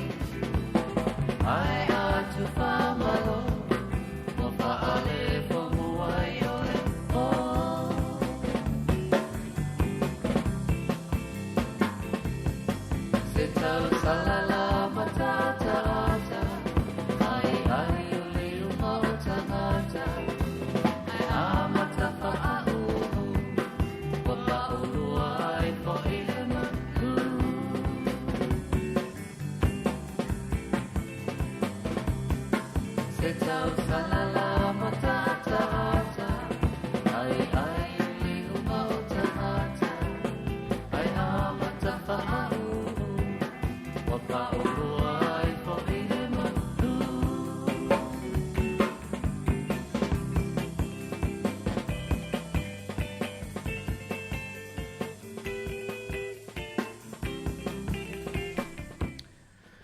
ia o lo e whawhong mai pēa i le tautua le siwhonga lau mua le pokalame nei ia o le soifo maloloina pēa o na silafia lo mātal noa toi ma le sunga ia nāri le will mai le vaenga le o le societe o le kānesa ma o ia o se Senior Cancer Prevention Advisor o lo ia i tono le wha la potupotonga ia nāri saunoa ia isi vaenga ia e te fia whaeloa fo il tātou kalame nei te hao mai se lava risk factors ia na e tala no ai po o e mana o e whaawau fo isi maenga ia whaamole. Yeah, pasai. Ole la whaalo atu roa ia iti priorities ia. So our other priority, which is so this is the second priority that we're working on, is diet and weight. So this is another a huge risk factor for cancer. So after tobacco, diet and unhealthy weight are the biggest causes of cancer. There's strong evidence that links high BMI with 13 types of cancer, including breast, bowel, kidney, uterus, and pancreatic cancer. So these are all the main cancers that we focus on. Breast cancer is one of the leading causes of death, from cancer in New Zealand. Bowel and kidney. There are other ones, but these are the biggest ones that we are focusing on in terms of screening, which I'll talk about later. So ole advice we all need fresh, healthy food. Yeah. Alive. But it's hard to say, healthy when we are surrounded by unhealthy food all the time. And this is what I was talking about before in terms of the environment, in terms of the taxes, the cost of living, all the determinants of social determinants of health that affect, our daily living. So all these things we try to, to help out, to advocate for, to improve, improve cancer outcomes for our people, for all New Zealanders. And from my perspective, I came here because as I said earlier, which is something that the Cancer Society was very supportive of. They felt that there was a need for some Pacifica, support in this space. So, it's very much aligned with my values. Yeah. And this is what the research is telling us. So again, this is our work, and diet and weight is another huge priority for us. And I said earlier, the fact that the cancer are shaped by the environment we live in, our culture, our income, the food costs, availability of good food, and advertising around us all impact what we eat. So that's why we need government action to help make it easier for our families to eat a healthy diet and be a healthy weight. Yeah. Malo. Yep. Moni sa o leia ele o se taimi mo ne tal no ni vaenga o tau fai ia pa leni le leile tau mafa ia le lei fo ile mama fo le tino o ne I tuloa o ne I le tino puta ia ai o vaenga masani ai e tau longo pea ia ai o lo fai pel tau ngā luenga o le tau longo ma le wha manatu ia tātou tangata ia nanga whaing tāfu iwa ailo le whaspo māsima ia wa ngau lo le loto anari ia na whainga tālo lana tau silvaenga le te tau mo whai lava e te tau longo mai ai ia ai pe o le vaenga tāua lava na o lo o au mai ia le lei le tau mafa ia ina ia alo mai fo isi ngase po o kanesa ia le kanesa tasi fo nei kanesa o le kanesa o fatunga o le baol po le manava ia te le lopo le Sāmoa tonu le ave ia po so o le si vaenga le pe fa li we isi pe o le manava ia po o le po le ngā au tele se i tu lou al whaafonga anga. Ia wai ngō le tele i tātou nei fo i wai tau no tūlanga o le lava o le pāleni o le tau mawha ia ma le mamafa o tino. Yeah, I think that is one of our weaknesses. Yeah, moni. But you know, as I said earlier, I thought there, tele more me sa mafaya le se va ai pe ala su faloloa and of course our families will choose what is more affordable and it's cheaper, you know. So again, there is a huge there's a huge call for the government action in this space, because this is the environment. This is we're talking about the environment. If the environment was providing us nice, healthy, more healthy, affordable, and more availability of good food, then maybe our attitude towards food will be different, and we would be exposed to those healthier foods. So ole si maso priority ole alcohol. For me, alcohol it's a huge risk factor. It is a known cause of at least 7 types of cancer, and any amount increases risk. So I think in the past, the health system or the Ministry of Health used to say you should have 1 glass of wine or 1 beer a day. Well, the research now is telling us that no amount of alcohol is safe. So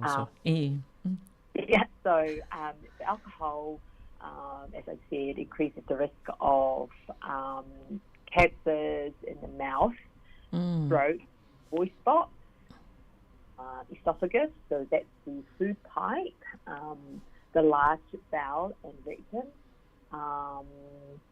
and breast in women, and liver. So these are big body parts or body organs for us, and that's how destructive the alcohol is in terms of cancer. Breast cancer is alcohol is very much linked to breast cancer. Yes. So reducing alcohol intake is one of the most effective ways to lower our cancer risk. A bit about alcohol. Yeah, well, le na tono le fa fonga mai o ila fa ila to lo ma o mai ia tasina mai ngai mfaiona tu e fa titi ai fo ile a fianga kanesa i o le ava malosi le vai to fitu tu ainga kanesa ese pe ona sa no ina e a fia mai ele so ta inga ma le ava malosi ton se vai ngai non tau fa pu oi ia ai mtua mana ia lau fa mtalanga na ri ni tai. Yeah.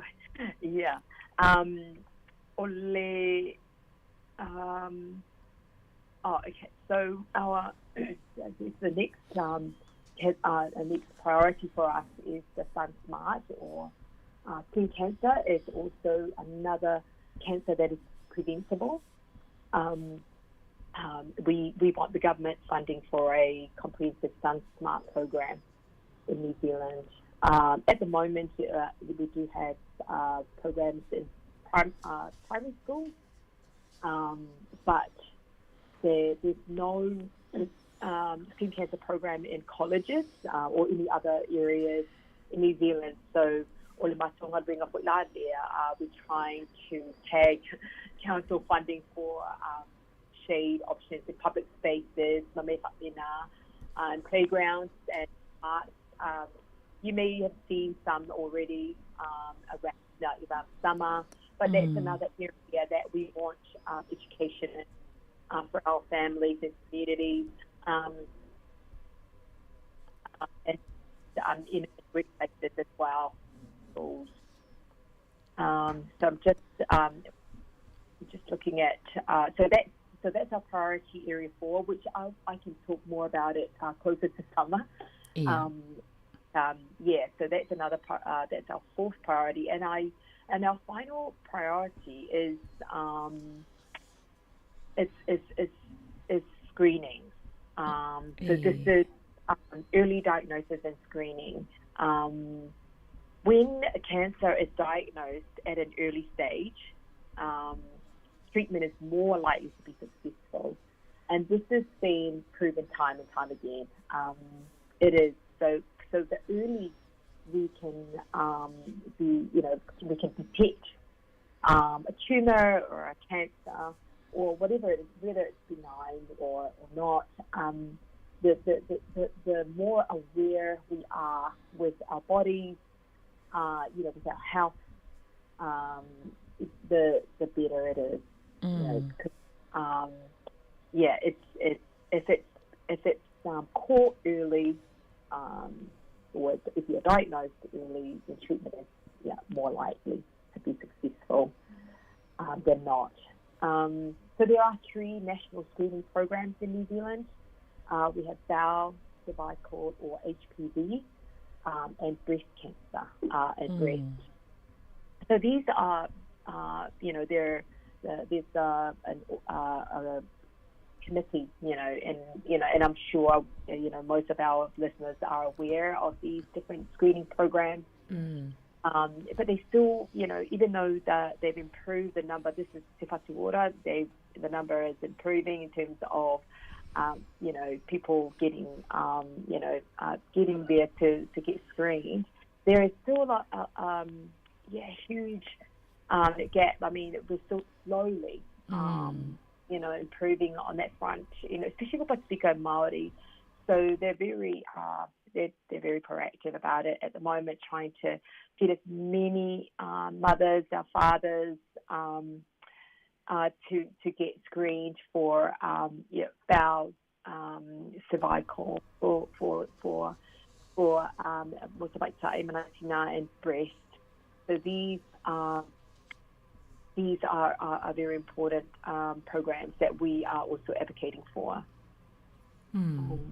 Malo whaftai, i o le lau maua to le tolu awa malosi tam whai puipuia, a ve se whai TTA whao le Sun Smart lea. Le la tele na e tala noa i be au o le taimel tama whanwhana, puipuinga mai le pa o le la. Ia malvaenga 5 la lea, a ve le tau wha mua o le whai o wha ata a pe o wha ata ia le ua umana iei tonu fo i po kalamel malo. Ia le weta ua le bowel screening, ia o vaenga fo i leo to tonga whanau tina, cervical, ia male wha ata o le susu. Mai o le ute, ia ute mana tua taimio mai fo i nei tamaita ia ngā lulue lai wha ata ia e tau longolongo, ia ma wha ata wanau ana isi tina, mai se level cervical male breast screening, wha ata wanau ia nei tatu tu pao tina, ma tamaita ila wanga wa po kalame nea, ia e oe whai ia wha ata, ona i aistaimi nari whai me if you wha ata dali ia pe whaile appointment ia ai e umai wale oa ia ai ia mafua anga ona isi fo ia lai ona whainga taona e whai wha ata ma tūlanga ia whapena fo isi vaenga le whaile bowel screening o mai fo ia o le talana wha mole whai tato whai astuai le titi le fo i laua wha amaonia lau saunoanga i le nei tae au ia le vaenga ia o le ngā luenga whai wha atasi lava lea o le taulongolongo lo tam whai lava ina ia utangia fo i nei o tātou tangata. Ia mau e whaina ia puipuia mai nei mau wha mai ma nei mai e ma whai o na puipuia mai e tātou e mai seo kānesa pe ona e tala noe nei tae au. Ia ona e vai atu le taimi ai o to atuia nari mo isi vaenga muli lava ia ma wha mai e le tātala noanga nei tae au. Ia, whai ia o le toea o le beola o le bowel screening.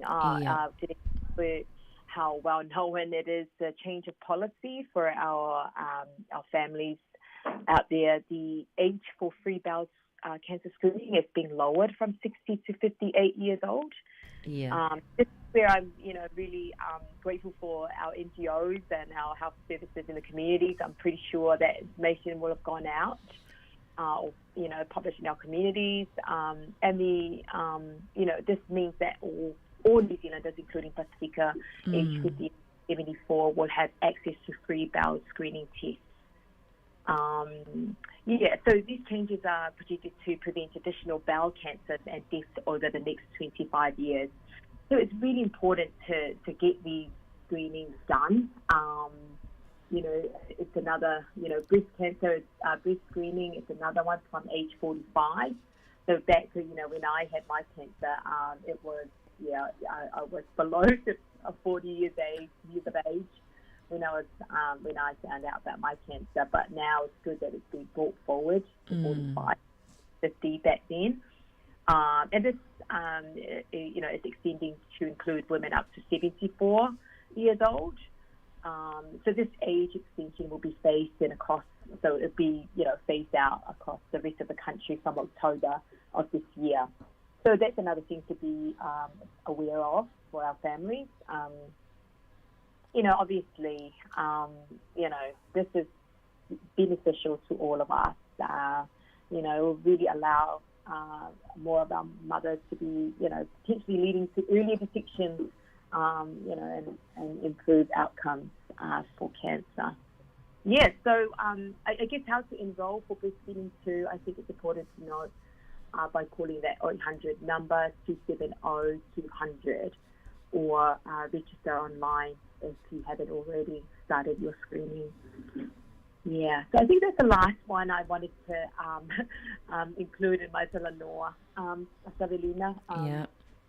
But it's been lovely to talk and share the work that I do, and hopefully going forward, we'll cover each area, individual key priority area, and talk more about the work that we're doing here at Cancer Society.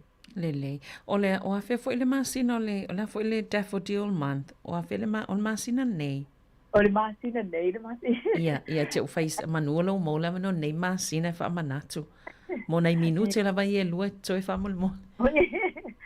Ole Daffodil Day there is an annual event for the Cancer Society.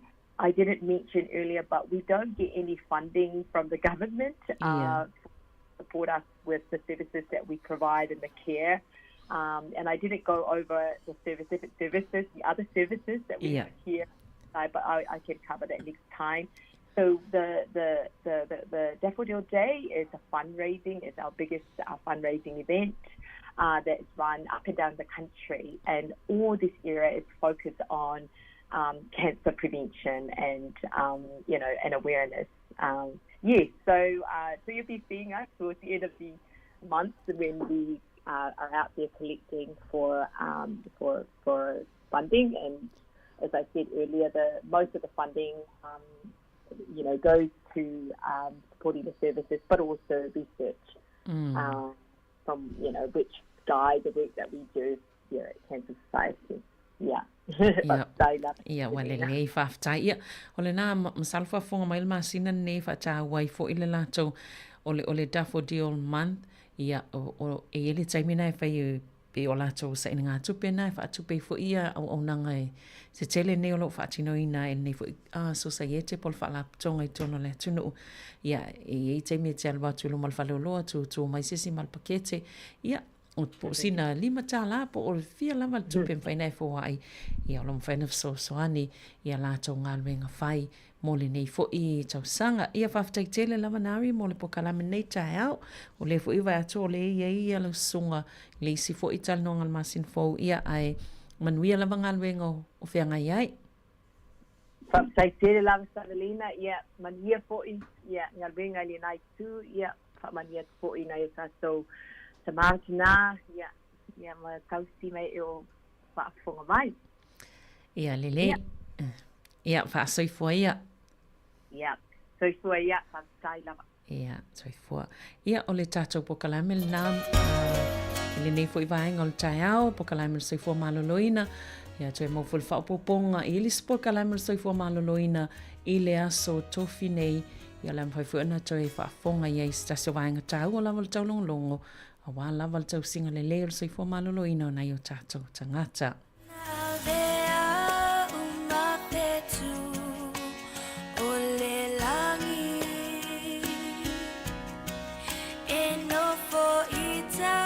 Mama o atu,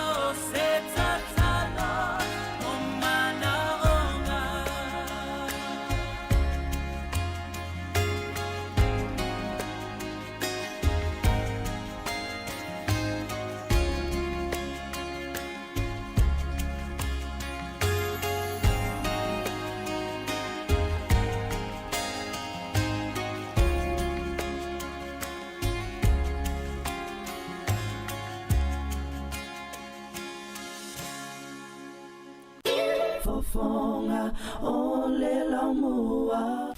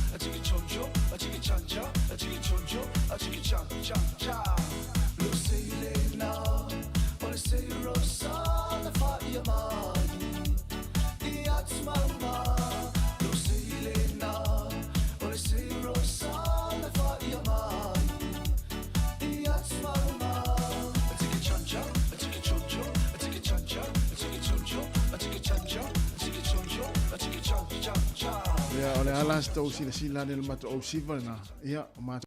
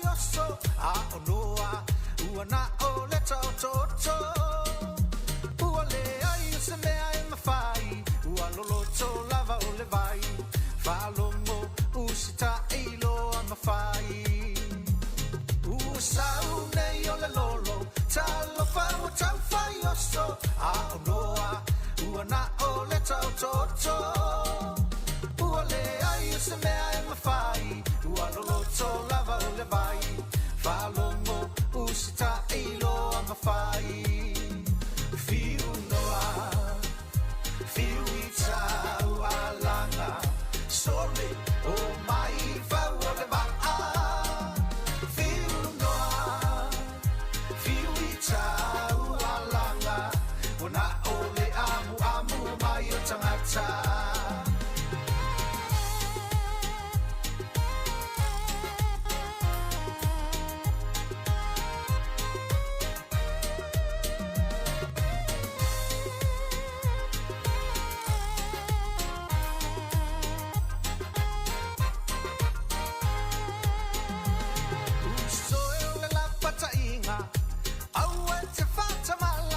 Satani ualiu tino tangata ia lelei o lau whalongo ai awai te toe nofo nofo fia fia la ia i lea li iua e sa o loto usoe o le la patainga awai te whatamala o Satani ualiu tino tangata ia lelei o lau whalongo ai awai te toe nofo nofo Fia fia la ia i lea li iua e sa o loto Fiu noa Fiu i tau a langa Sole o mai whau o le waa Fiu noa Fiu i tau a langa Wana o le amu amu mai o tangata Fiu noa Fiu i tau a langa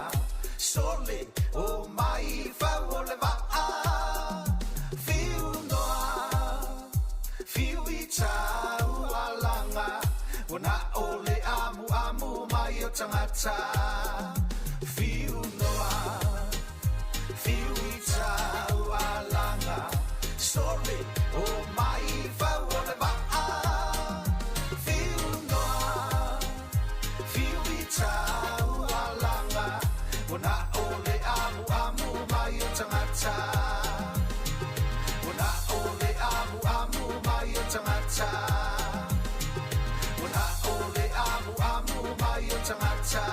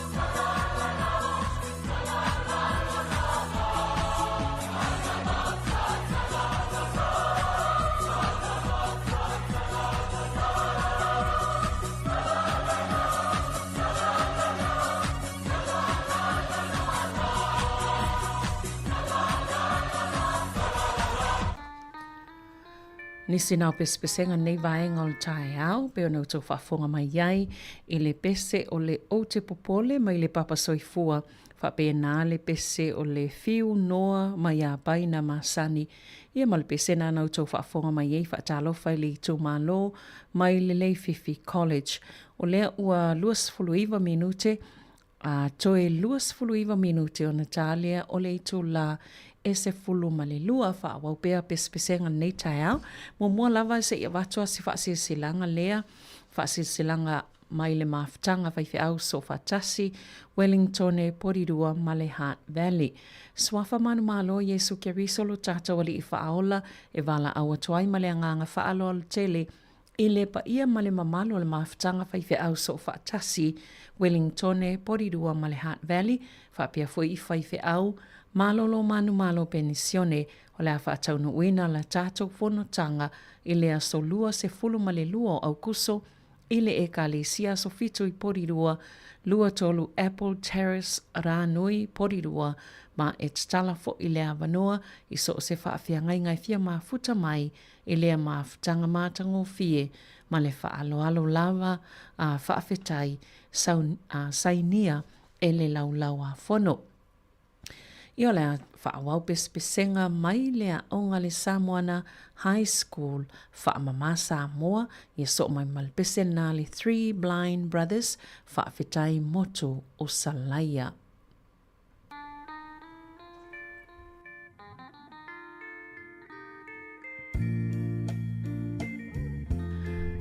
Ai mo moatu tatu pesena 5 stars o soa e le la.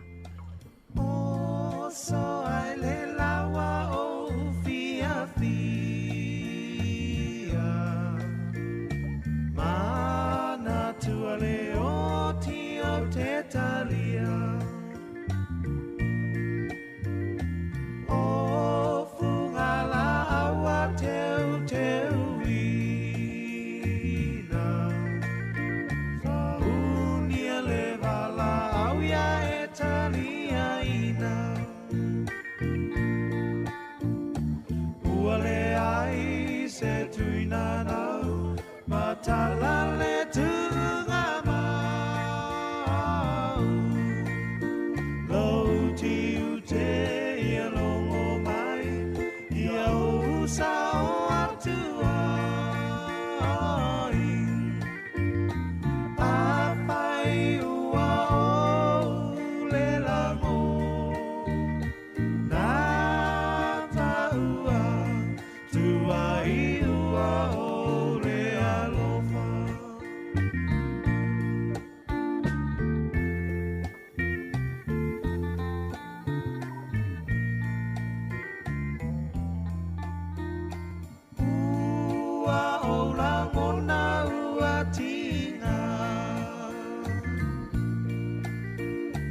Tango fatasi pua-puanga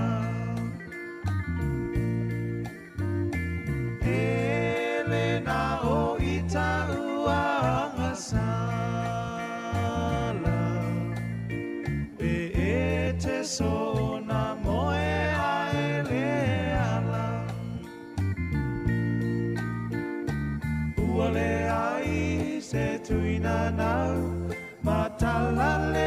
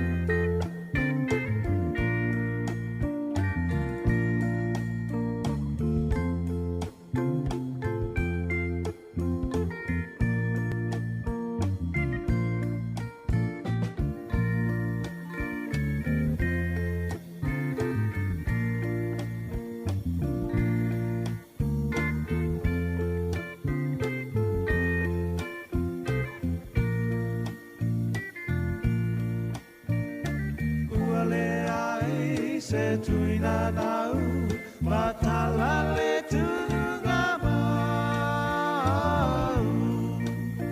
Lau tiu te alongo mai, ia o sa atu ai. Apai ua o le lango, na taua tua i ua o le alo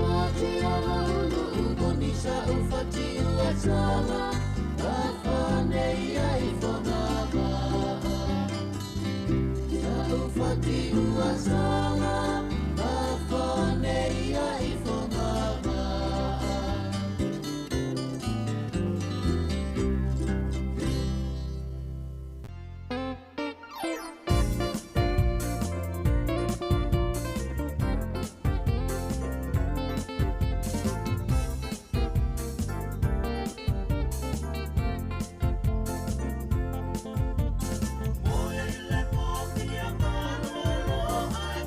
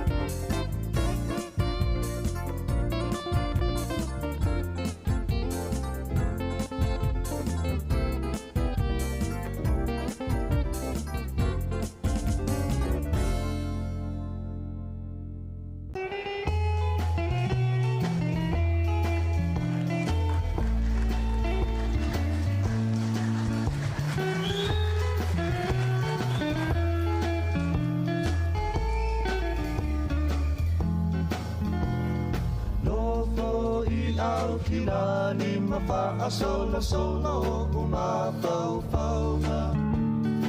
Ia te oe Sāmoa wa a mea mafu a re tau alunga. Angalu whaalo alo loa lo fau a pua ina I whafo. Le ula lea o te tiwai tu e wha o le lalo langi. A te pai fo I le ea o se vainga e winga e se fo I lea. Lausi usi le vao matua ua ufitia I le lau whanua. E salangi I le pae o matawhanga o loko si o ai. Pangalu e pati sisina le tio e taku oe o le penina. Sāmoa o le pele oe e le paanga loi loku lotoi. O maunga lanu mo ana e whaapea ngai mare sami tio ata.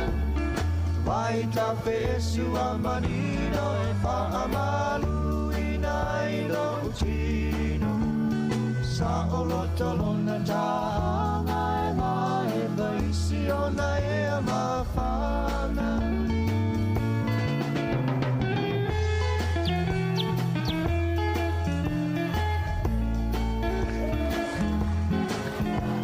Malama mai le tai au, tau sangi manu I punga o le vau. Bella si ai ape o le la, tau sili tu langi e wha. Wha a pisanga o matangi, au le leua pe lanu lanu ai. O le sauwangi mali e le api api o tamali. Malama ua taula I le masina ua whaalau pito tasi. Ata ata ua la foia o loko emo mai ai o le sami. Na ua la nusilina ma lea fo ua mana vaina. O whaalinga e tele le mataisa o poto sili sili esi. Sāmoa o le pele oe, e le paanga loi lo ulo toi. O maunga lanu mo ala e whaapena e male sami tio ata. Vai ta fesu a manino e whaamalu ina I lo utino.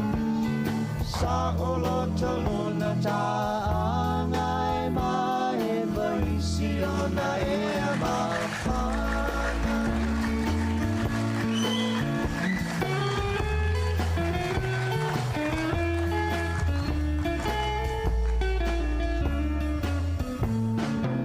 Ia le whaafifianga le nā ma le kore na li is nofo I au kilani.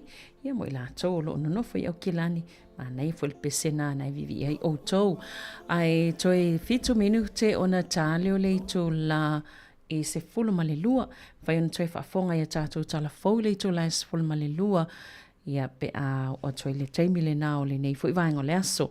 Ai o lo o ma whai ona toi fifa I loa to fo I ia le wha silsilanga la, wha la wai tele lea, ala matanga luenga o soifua maloloina New Zealand, po o le soifua maloloina lau tele New Zealand, lea na umai le whai ungal vestal wai, ia e toi wha sisila atu pea ma wha lau iloa ona o loo wha apitoa lea, mō tangata e whai malanga atu I atu moto le Pasifika. O le whaaseselanga la lea ina ia no fouta I ai taluai ona o le si itia maua lunga o le whainumera o tangata wa awhia I le Pasifika I le whaamai o le dengue fever pe le ua lata nei I le sefulu tausanga taluai le afta atoi o se maua lunga whaapea. Ua whautua ina I tangata malanga umalawa mai New Zealand ina ia puipui I lātou mai le ua le namu. Ona o le namu lea e whaiona whaavea I al whaamai le istaimi. whaamai le nei o le dengue fever ia le lava ua no fasilafia iai ia nei o tātou tangata le tūlanga o lo isi o tātou atonu o Sāmoa. O le ala fo i upe ua mātawina le soifua maloloina New Zealand ua si itia maulunga i fo i male numero tangata e toi fo i mai atu moto le Pasifika e toi taliu mai i tatono New Zealand ia ma au mai ele wha mai. O atu motu la ia po o atu nuu i o le Pasifika le au fia i Sāmoa, Amerika Sāmoa, le atu Kuki, Fiti o French Polynesia po o Tahiti, Kiribati, Nauru, Tonga, Matuvalu. O atu nuu na i tatono le Pasifika le olo o matawina le si itia mawalunga i le numero tangata wa fia le dengue fever. Ia po o whaamai fo i o pona hivi. O le ala ua pitosili ona pe ona o mai le lipoti, pitosili lava ona a fia Sāmoa.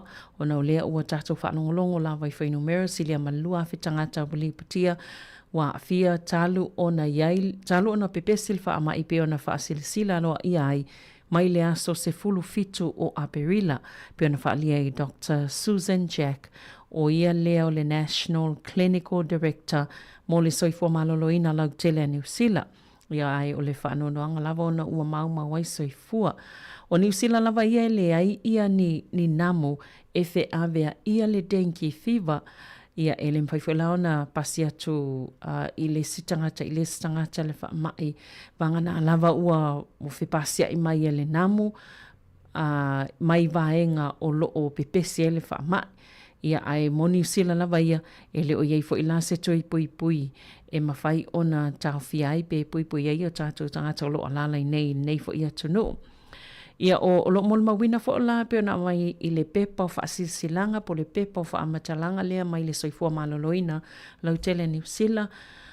O lo iei ni vaenga o le soifua maloloina i tutono o Kilani lea pe ua lato moli mawina le si itia maulunga o le numero tangata.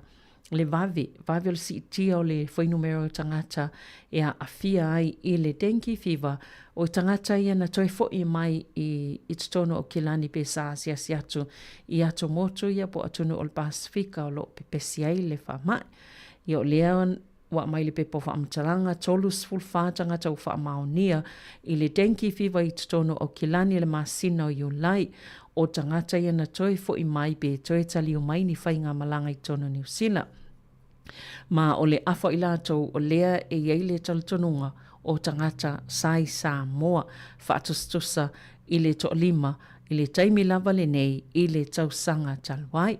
Ia peila o lea ua au mai ele pepa leo whaamatalanga mai le soifua malolo i na New Zealand mo i lātou umalava e whai malanga atu mo tātou lava i Sāmoa pe a whai ufufuas whai ngā malanga i Sāmoa o lo mai le whaasisilanga ma le lapata inga soifua malolo i na New Zealand tau tuana ma eini vahenga e pui ai tātou mai le ua le namu pe a whapeo le whaamoe e malanga atu i le i Sāmoa, ia po atu motu fo le Pasifika pe a whai o ieni se whaamoe malanga atu i Tonga, ma isi atu nuu ia lo pisi ele whaamai ina ia pui i tātou malanamu. E isi vaenga tā ua lava le whaasisilanga, ia mal tau longolongo lea o lo au mai le soifua malolo ina mō tangata malanga, ia ai se mai al tātou tala fōu ia na toi whaalau te lea tu leo isi vaenga tā ua ia pe ona au mai i lea whaasila silanga. O lea toi lo minute tāles fulua, tāles fulmalua, ina toi whaafonga lea ia tātou tala fōu.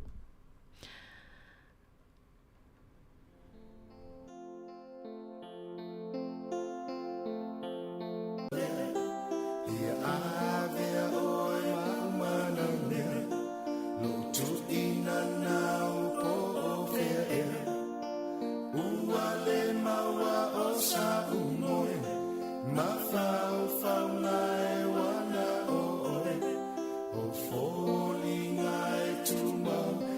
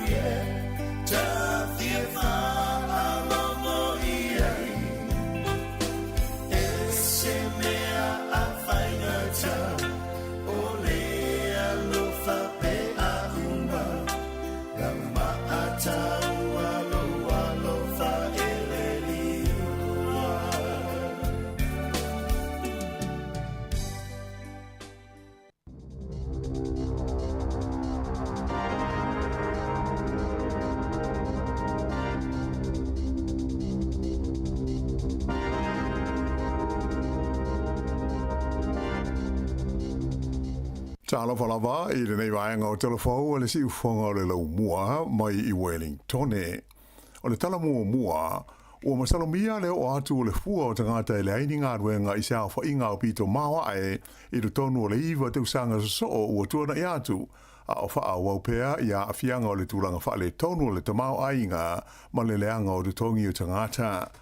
E manatu la o faito fai ma ta aupu tau le tamau ainga e ono o atu I le 5.3% le sitanga mo le tolu masina lea na uma ia Iuni. O se au whainga o pito I mau lunga lea taru mai le whaionga o le tausanga I rua awes fuono, whatusa I le 5.3% sa iai I le tolu masina o mua atu. Ona o le tele o ngā luenga ia na whaamuta ma tau le mawai manita ngata whainga luenga. Whailo mai le ofisa senior te mau ainga le wharetupe o le ANZ o Myers Workman o le manatu au tu o loo iai o le a mau lunga le a whainga o tangata le aini ngā ruenga I tutono le tino o ona o le tūlanga wha le tonu o le tuputupu hae o le a whai o tangata whainga ruenga ma le whai titia o awanoa whainga ruenga. O mantua ma o lalo fo I le tūlanga ma le fua o le maketi tau ngā ruenga I le tonu o New Zealand I le taimi nei. O le manatu fo ilea o sui o isi fa le tupe te tele o le tunu ue pei o le Kiwi Bank ma le Westpac mai o lo le manatu o le ato e whaititia ele fa le tupe tu tonu po le Reserve Bank I le masina le nei I le fua o le tului o tupe ai talafu mai I fa le tupe. O le atu mau o na fia atu motu le Pasifika I le sitanga o la fonga tu tongi mo o loa ia e whaata watu I Amerika peita ai e iaia tunuu o le a mawara loifo le fua o le la fonga la tau te tutongia na I lo le foinu mela na mua I wha lo mai e le malo a Amerika I le masina o a Perila.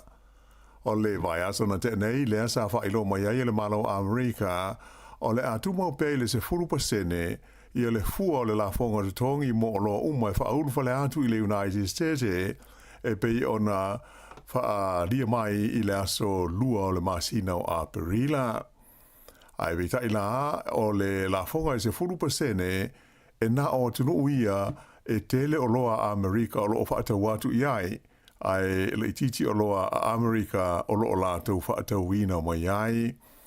Wha lia mai e se sui o le whainga malonga Donald Trump o le fua e launga te si ai le tele o tunu o le lalolangi. Ai o le la fonga I se 5% o se la fonga fau lea mo tunu o tu se wha se furu la whai ia e te lea la tau o loo whaata watu e Amerika. O le la fonga mo o loa a Fiji ua wha pa uifa mai le tau se 5% I le se 5% I le teimi nei. O se tūlanga ua te lia fia le minsta o whaata ua I ngā Fiji I a manoa kamikamitha. Ta ua le li minsta o lo whaawa petera noa ngā loa ia le wā ma le malo a Amerika e tusa o le mata upule nei. Ua whapena foi o na iaisa swinga I le fua o le la fonga mo o loa mai le atunu o Vanuatu. Lea ua whaapa uifo mai le 2% na iei mua I le 5% I le teimi nei. Ai whape foi I o loa mai le atunu o Nauru. Lea ua pa u I 5% mai le toru 10% sa iei mua. Pei taina o Papua New Guinea whape a ima New Zealand le ua si I le fua le la fonga tutongi mai le 10% I le 5% le fua ua ie nei. Whailo mai la ai le li parimia ia Christopher Larkson o le 5% pei ona iai e le o fia iai le malo so whaatasi New Zealand. Mai o le ua malanga I Washington e se suisi ni o le malo o Evangelis Vitales mo le sanga whaatala no ina o le alawa mata upu o le a mulimuliane whaatasi atu ia I Washington ma le minsta o whaataua inga o Todd McClay. O le 5% o le la fonga mo o loa e whaatau atu I Amerika e manatu le tuangai, o se pō i le manifinifi o le au whai e loa, i e whaatau atu a lātou o loa i te tonu o le United States o Amerika. O loo iai i le ai o Port Moresby, le lau mua leo Papua New Guinea le vai aso nei, le li palemia ia Christopher Larkson, ma se au malanga mai New Zealand, o loo fia awa i sauni ngā whaamanatu, o le 5 tausanga, o le malo tuto tasi, o le hoi atu nuu tele o le Pasifika. O le whainga malanga le nei, wa wha i longa ai, ma le 5 tausanga, o le vāwhi aloa ai o malo e lua, o se mafutanga ana amata o le ia vea Papua New Guinea ma atu nuu tu ma osi, ma e whapea o New Zealand, o se tasi o urua i malo, na o la tu walo ia le tula i mai, o le malo tuto tasi o Papua New Guinea. O le toru tausanga lea ua whaumai le tausanga, le whaamoe whaumai le tausanga e lua o lua fitu, e tusa ma le se lau toru sifuru ma le 5 miliona tā la, le a whainga atoa le fisosani al malo New Zealand, ua tu ina atu ia Papua New Guinea mo lona tinae, e au fia ile fausia leo se no whanga tūru tonu, e tonga fitia ai ia ngase o mata, i le tonu o le whale mai tele i lau mua i Port Moresby, o le angarue ai se whainga whapaanga, ma le whaalapo tonga o le Fred Hollows Foundation. E lenga te lea, ai se 4 miliona tā la leisi vai ngā tūpe o lea Fesosani e New Zealand, o le a Fesosani le whaale laia ma le wha malu sia o le polkalame, o le whaia o tui pui o tau maiti, tā ua le palemia i Alaxon, a o le i tu ua le atu nua nafi le wha moe, e fia ngā lulu e whelangolongo mai, ma le malo Papua New Guinea, mo leisi 5 tausanga o lumana i nei, o le masina na te nei sa whailo mai ai e le fita a New Zealand, le awina atu lea i Papua New Guinea, o ni fita mai le vainga au lona se furuono, le 16th Field Regiment, mo le whaio ni awa onga, mo le vainga au Papua New Guinea, i le whaonga ino ni au penga e whaonga ai i taimi o ni taua.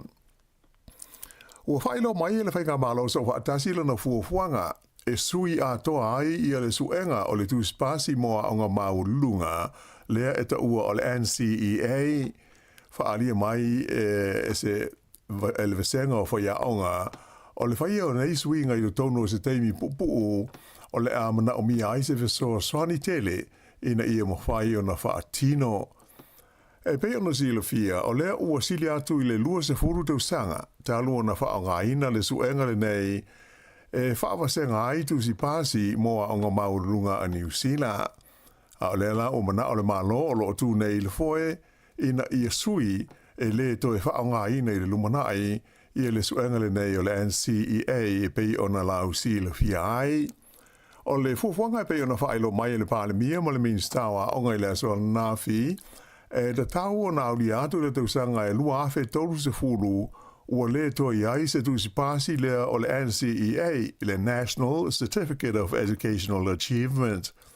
O le asuia i tu si pasi masani mo le vaenga o le tustusi mo le whaitautusi, a e whapea le numela mo le tausanga i se fultasi whapea le tu si pasi e whaingoina o le Certificate of Education and Advanced Certificate of Education mo le tausanga se fultasi ma le tausanga se fululua.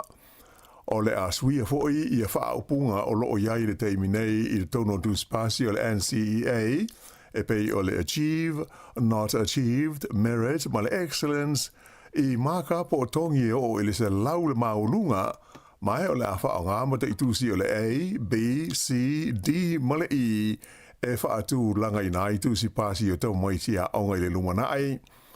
O tusi pasi fōnei, o le awha tūlanga i le tūlanga o leiloa o le taumaititi e pei o le NCEA, e le tau o na pasi umai tamaiti, pe awha alia no lātou malamalama ma leiloa, ai e mana o mia o na lātou wao o ina ni mata aupu se 5, ma pasi ai ni mata aupu e wha, ina ia mawai o lātou tūsi pasi. O tamaiti ia o loo i le tausanga malu i le teimi nei, o lātou ia o le a mua o na wha o ngā i ai e le suinga, e pei o na wha i loa mai nei, i suenga o tu spasi nei le tausanga i lua afe lua se furuma le malu.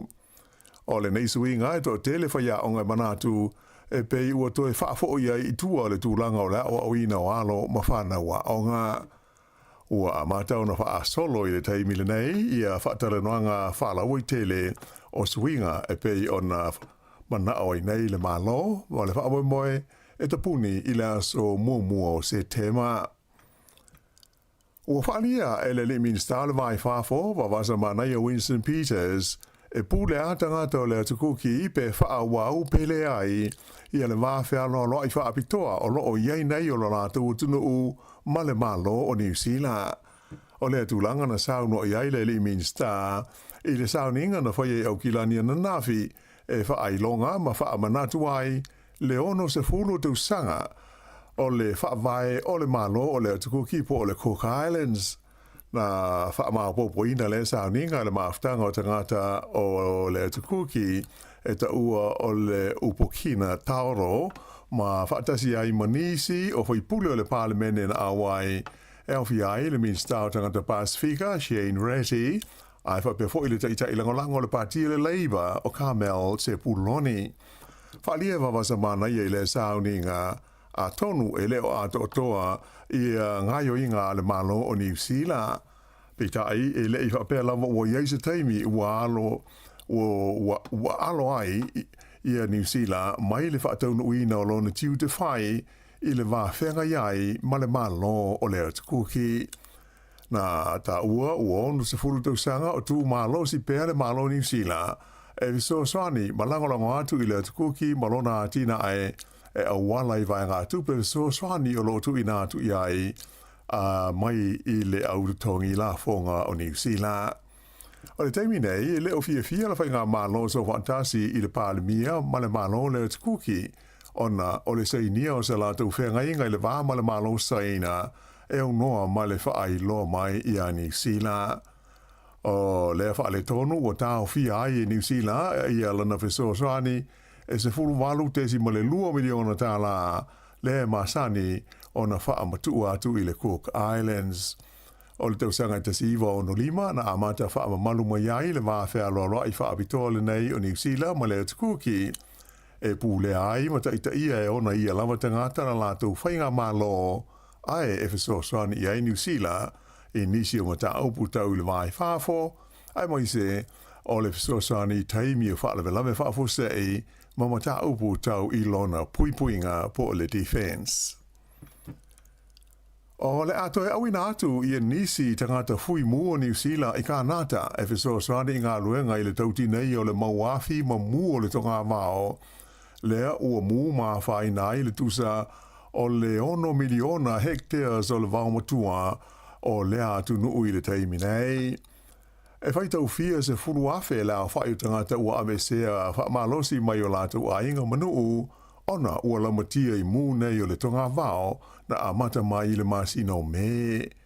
Whai lo mai le pulenga o le vaenga o mu ma wha lave whaafosei le fens sa wha talo sanga ina mai se wheso swani e le ofisa o tine mua kanata mai o le a to e awina atu I ai nisi fui mu se tofa e wha au popo atu I le to lima se furu ia ua mua o na malanga ma awai I wheso swani nei I kanata o fui mu nei mai New Zealand o ngā rulue le tu malo ingo o Manitoba ai o le vaenga fau e le 11 na taunu atu ua wha mautu I le I tu malo o Alberta e ngā rulue ai le tina I o afi.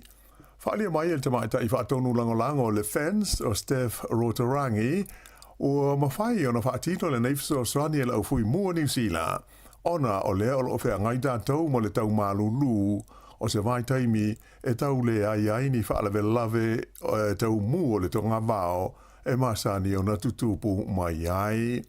Ai I le tonu o kānata I le taimi nei e fitu se lau whaas furu fitu la whai o mu o le tonga vao ma lau whanua o lo o tutupu ai e au fi ai le onus fumale whao mu I le tu malo o Alberta. Ua whailo mai le maliu o se tasi o Alisa a vema minister kabineta I se tasi o whainga malo o mawai a le pati a le National. O ia lea o le li iswa whai a Aussie Malcolm o se whai pis nisi longa foi lea na maliu I le valus fultoru tu sanga o lona soifua I le amtanga o le vai aso. Sāmoa i whiwhiria le nei ali i le parlemene le tausanga te si iwa fitu lima mai i le tu malo Eden mai tolu no fo inga so o tu lai mai ai o ia se ia o ina whaia ina mo pa uru wha inga malo le national i le palo te tele o le tausanga te si iwa walu wha. O stasi le nei o tangata sa langolango malo si i le li ina avea ma pāle mia i nā ona pō le asa pai Rob Muldoon mai o le tausanga te si iwa walu tasi na tofia i e whai ma minsta o le kāpeneta. O lo tau fia le whaamisi nonga le whaalawi loa ina mai o le ingoa a toa i fo i mawholinga o le mawhine lea na molia i le whai o ni winga Sāmoa ma le whaatamala i le waainga o se tau mai titi. O le nei te mai ta i luas fulfitu tau sanga o le soi fua pe o na ta ua le tātou tala i le aswala nafi na molia le leo ina ua maua i le tono se ato pau i le vaenga e te ua iuta se pāsi ia se teinei titi na o le lua tau sanga le matua i le aua uli o le asa. Na iei le polenga o leo leo i le ono a whaina o le nei alu olu toto i tu langa ve vela o le ato pau sa ia i le tonu ai mai se e na o lona na pekini na whai i le teimi atoa e tu sa male i tu la le sa ia i le tonu o le ato pau a o malangane le pāsi a le intercity i lana malanga mai whakareia ngai au ki lani pe ona ta ue le tātou tala nafi o le teimi na ave ai le pāsi i le nuu e ngō o Waikawa lea nei loa ai le ave pāsi lea wha le tonu e mawhape o na longo i nai leo leo. E luas furu lima tau sanga, le matua o se tau le lea mai le pitonu o taita na tu lai luma o le whaamsinonga whae tu māloi le Hutt Valley i le songfua na nafi ona o le whaala velave le na manu o tinga aina i se tangata i le tai au le sa i le pitonu o Stokes Valley. Whaelo mai e leo leo o le whaala velave nei sa whao ngai nai se au penga mālosi po o se whana mai o le na manu ai na awinatu i le whale mai tele Wellington i se whalele helikopter o loo tau fia i nei i tinga aina. O le po le sa le na mawai ma tau fia i leo leo le li ua whaia nei ai mō lianga ona o le whaala velave mai o wha moe o le ato e o ane i luma o le wha amsinonga i le aso se fudu ma le wha o le masina le nei o au kuso. I se tala mai Australia e tele i a nuu ma vaenga o le tala whātai se sae o Australia sa ma mafa i a le kiona ma le aisa na pa uai le whae unga le vai aso e o mai lava i le aso o fuana nafi. O ia tūlanga wha le tonu le tāue le ngata i na marolo si ai i ta whenga malolonga a e sa poloka ai le tele o wala ma motu si ai le eletise le whaitau fia awhe o whale o tangata. O nisi o nei nuu o le whaato a ma mawhai leo le kiona ua palasi i ai taru mai le tele o tausanga ua mawai. Whaelo mai le ofisa le tau le ABM na o i le sefuru ono i nisi le mawhia fia o le kiona na pa u i vaenga i matu o le State of New South Wales i le anso to nai. Sa whapena fwoi ono palasi le kiona i nisi vaenga o le State of Queensland mo le udwa i taimi le tonu o le sefuru tausanga ua tua nai. E manatu i alwa ai tau Australia o suinga o le tau o mafua ai o na mawae i o winga whaale tonu o le tau wa awhi ai Australia i le nei vai taimi. O le atapuni tu mau e le to iai le whale ua fia se huru tausanga o whaata wai fuala au aina ma fuala au tau ma whamata i le pitonu o Eastbourne i se sae o le laumua i Wellington. O le whale fuala au le nei ingo o le Eastbourne Fruit Supply na whaavae ele au ainga saina o Lai Family i le vai tau le tasi iwa ono o ma whaa wau mai i lawa se ia o mai i le nei taimi ma be ai o se tasi o whale o loa au tū mō tangata e nofo ai i lea vaenga o Lower Hutt sa tele ina mawai awa noa whai ngā ruenga le tū mau mō tamaiti ma le tū pulanga tala vau. O le mori maua le tele o tangata masani o na whata wai i le fruit shop le nei, o le whelesi ma le fau o la tau whala au, sa tau sina ai tangata e awhi iai ma whata wina whala au aina e mana na o ai. E ta alonga, e fo linga mai e langolango ina le malo ia se fufuanga e au maia ia se da alonga la kapi liki o le State of Origin i lau whanua o New Zealand ei, I leisi lua tau sanga o lumana ai. O ta ua ni lipoti le whaatala noina o le nei mata upu le whae ungola vai aso o mawai I le vā o le pūlenga o le deita amunu sanga ma sui o le malo New Zealand a maise o le ofisa o la atina e o tulisi whaapea le laka piliki a Australia. O le wha moe o loo iai ina ia au maia I New Zealand ia se ta'alonga o le State of Origin e whaia I le tausanga o le lua o lua fitu. Ta o mai le wales whaasa le laua New Zealand o le neima ta au pūsa la ngā e le li o Sir Graham Lowe I le vā ma le minstau ta'alonga ia Mark Mitchell ai whaapea fo I le pulenga o malai ta'alo le Eden Park I Aukilani ma le malai ta'alo fau o kalai stete ia ina ia mwhai una whaiai ia se ta'alonga o le State of Origin o le malai ta'alo fau le nei o Christchurch o whaamoe e toi walu masina ia ona umalea matatala aloa ia. I le tamirisanga soka o ta'alonga soka a le Oceania ia o loo whanga solo I Sāmoa mo aua le tupao ta maitai I lalo le sfuruono tau sanga le mātu tua o lea ua sao atu le aua ta maitai o Sāmoa I le vaenga o le semi-finals o lea tamirisanga ina ua manu malo I le la ta'alonga ma le aua fiti I le asoana nafi. O ai o lea ta'alonga e whāskoa Sāmoa ai le ai fiti. O lona lua leo ma loso so o le aulina I Sāmoa. Ta lua na amata le ta'amirisanga na mua ma lo I latou ia New Caledonia I le whai ungola vai aso I ai e lima I le ai. I au le whai ungola nao le nei vai ngau telefou.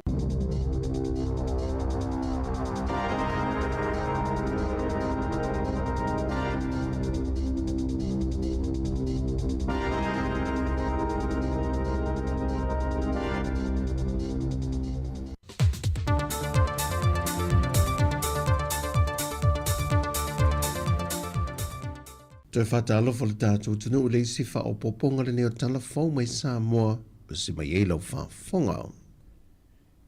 I le reporti lata mai o le wha mai o le FIFA pona iwe le neitau sanga, o wha mawi nai le o atu le 5 awheo se lau fitu se fulu I lato wa lia e eila au ngā le FIFA pona iwi. Tala mai le masino Januari o le tau sanga le nei, wa 2 awheo se lau se fumale iwa o wha mao ni esu enga wha apitoa le whane mai, wa awhie le wha mai. O whai lome fwoi le soifua malolo ina le vaiaso o tua nai. E awhe whase lau whasa fulmale ono ngā se fau o pesia, I le motu o poru masawai, e au fie le tolu se lau whasa fulmale lua o wha mao ni esu enga wha fo mai. O le toa limo alo ma whanau na tā ua mo o maali liu le ngase le nei, na whai loe le reporti al soifua malolo ina e toa wha ua wha mao nia, ma le toa tasi o lo masalomia na maliu le wha mai. Mai o mai le teimin tu wha ta sia I telefou, e se lau se fulma le 5 ngase sa tau fil whale mai, ai ono se fulma le wha ngase wa toe manuia ma te I tua I o lātu a inga, 5 se fulma le tasi ngase lo tau fia pēr, ai le se tasi o tau fia le vaianga o ngase tinga ina pole ICU. Ai le tebi lama tasi na wha loe le whailo inga walau tu stala le soi fo maloloina, o lo wha o pēr ngā ruenga tu tondo le wha lawe wha fo se I le antinu o le New York. E wha ngā solo porka la me whanai nai no whanga e tautu fua I namu. E au fia I a onga ma no whanga whai tele wha pe ofisa whai ngā ruenga.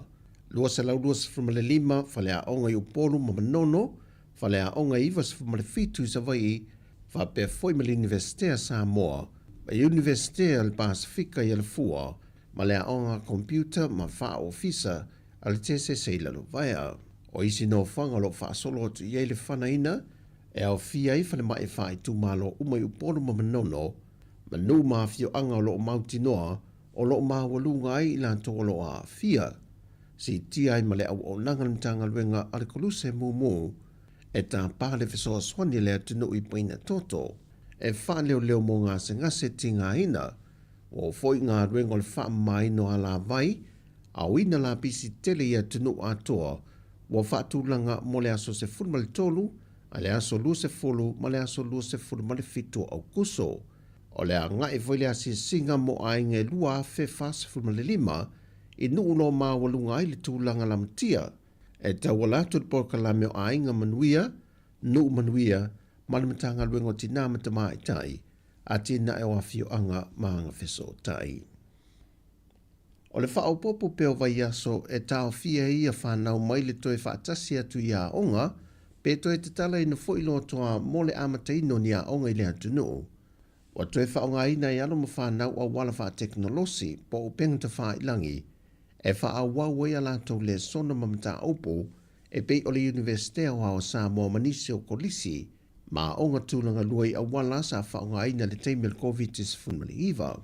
E ui o se lu i taule nei le i fofoina le awhisa nga i malimtanga luenga wa onga, e pei o na tā ua e le ofisa sili o le pulenga wa onga, ai au Chris Hazelman, le ua mauti no le wha atuwai o mata o poea o oina le nei tusanga, ia ato atoa le tāpena ngā whanau mō suenga, ono le visui ia ingo le porokalame e ala le whainga pālota ua whaavave nei o na wha atulanga, au le foi u whao popo vai aso e tau fia ia onge le atunu, ono o le whaamai o le fiva pona hivi. Whai loea e au lana saunuanga whala ui tele. Pento sit fia o lo ngā lue so tau au arta tom tanga luengo a onga, mo le mtanga luenga soifua maloloina. Pe whaina tato whelua e lava yaso la utalia lea o e whai me whaalongo, e tato mtanga luengo a onga. Ia lewa sau no mai ai ia le whamaumaunga o tato mtanga luenga soifua maloloina, i leo sau lalo numera. So o le pitola au le mtanga luengo a onga. Ia i te tau ala na usta ia al fautuanga wa mai el soifua maloloina.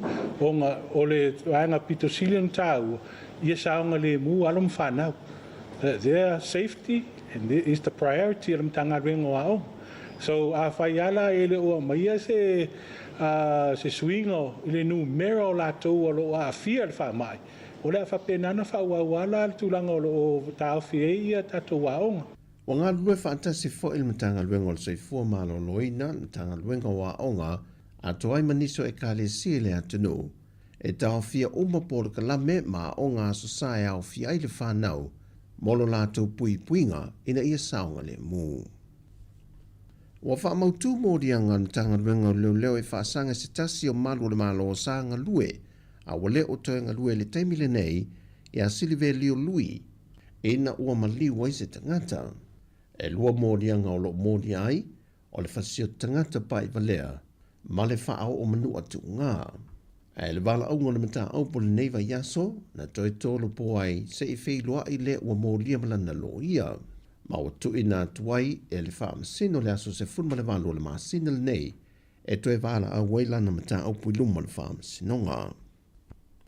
Wa wha maunia mai au apa au longo i tino Filipo, le komisino le tanga rengo leo, wa whaud watu le tangi le teitei tausi o le tātua tanu, le whionga fia mena o mi mata awha, e whaasanga le teitai o le vang wha upu whai le wha tuatui le tua Sāmoa o tasi. E afua mai le tangi a fia me, e le saunoanga le whionga la au li se tasi o lātou wha lao i lolo wha ngā solo le temile nei. Au au mana tū lai mai leisi fo i alo sa vai. E tau tino o ia na wha tonu e fia me, e alu eve ese mai wha maunga le oti o le fine le nam leu, peo wha iei mea. Pea leu fiu finga o le anga sala le whai nei. A whai lau o tau sao no le tunu. E la tato ta alola. Anga ele ma whai no tau ai maa mai ai matou nofo pea. Tau na malama lama Sāmoa. A tau so o le pelo. Wa vea me moi. Whai lo foi au apa au. E lua tālu sanga wa whau watu e fia me le whamasinonga. E lua ia mga upu whaugo. Mga upu la criminal. Ia ma le civil la.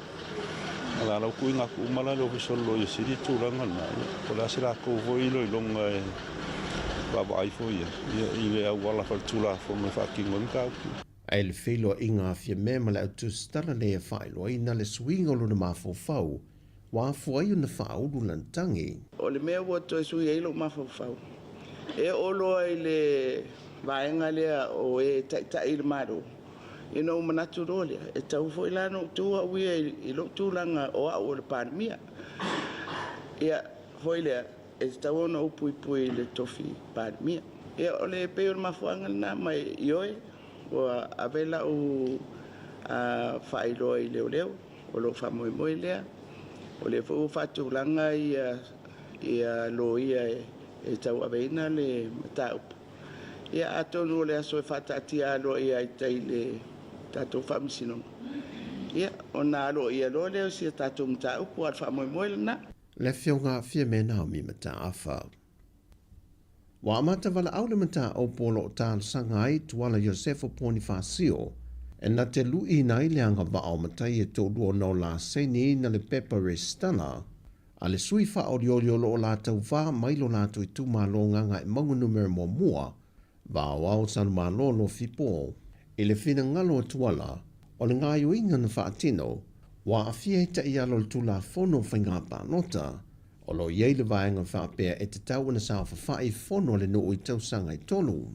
Na whamanino fo e tuala le whaamasinonga, o sa le aula e whao na fui ala, e au fiai le pule le ano mo vai tutu. Mai o matai e tau lua nao nasa e nia le pepa wha maunia a le tau whaia wa au. E mai fui ala o le pule ma le ano, a o wa au e mai le fui ala o vai tutu. O i o lo fsilingia e tuala, pe wha pe feo na saini e matai mai isi fui ala le pepa wha maunia o lea sui tau waa, ai la te leo sila fia ina ma mauti noa po fai ine mo na tanga le sui tau waa, o na o matai e to lua, e le sa whai fon tanga le fai whale o vai tutu. O lo wha awon wha ngā solongo le mata opo i le neiva i aso. O tala fawia mai Sāmoa, ia iei peleanga le leo le tua lu tātu o tulu iso o se vaenga o lo ngā lulu ei, wha soi fwea.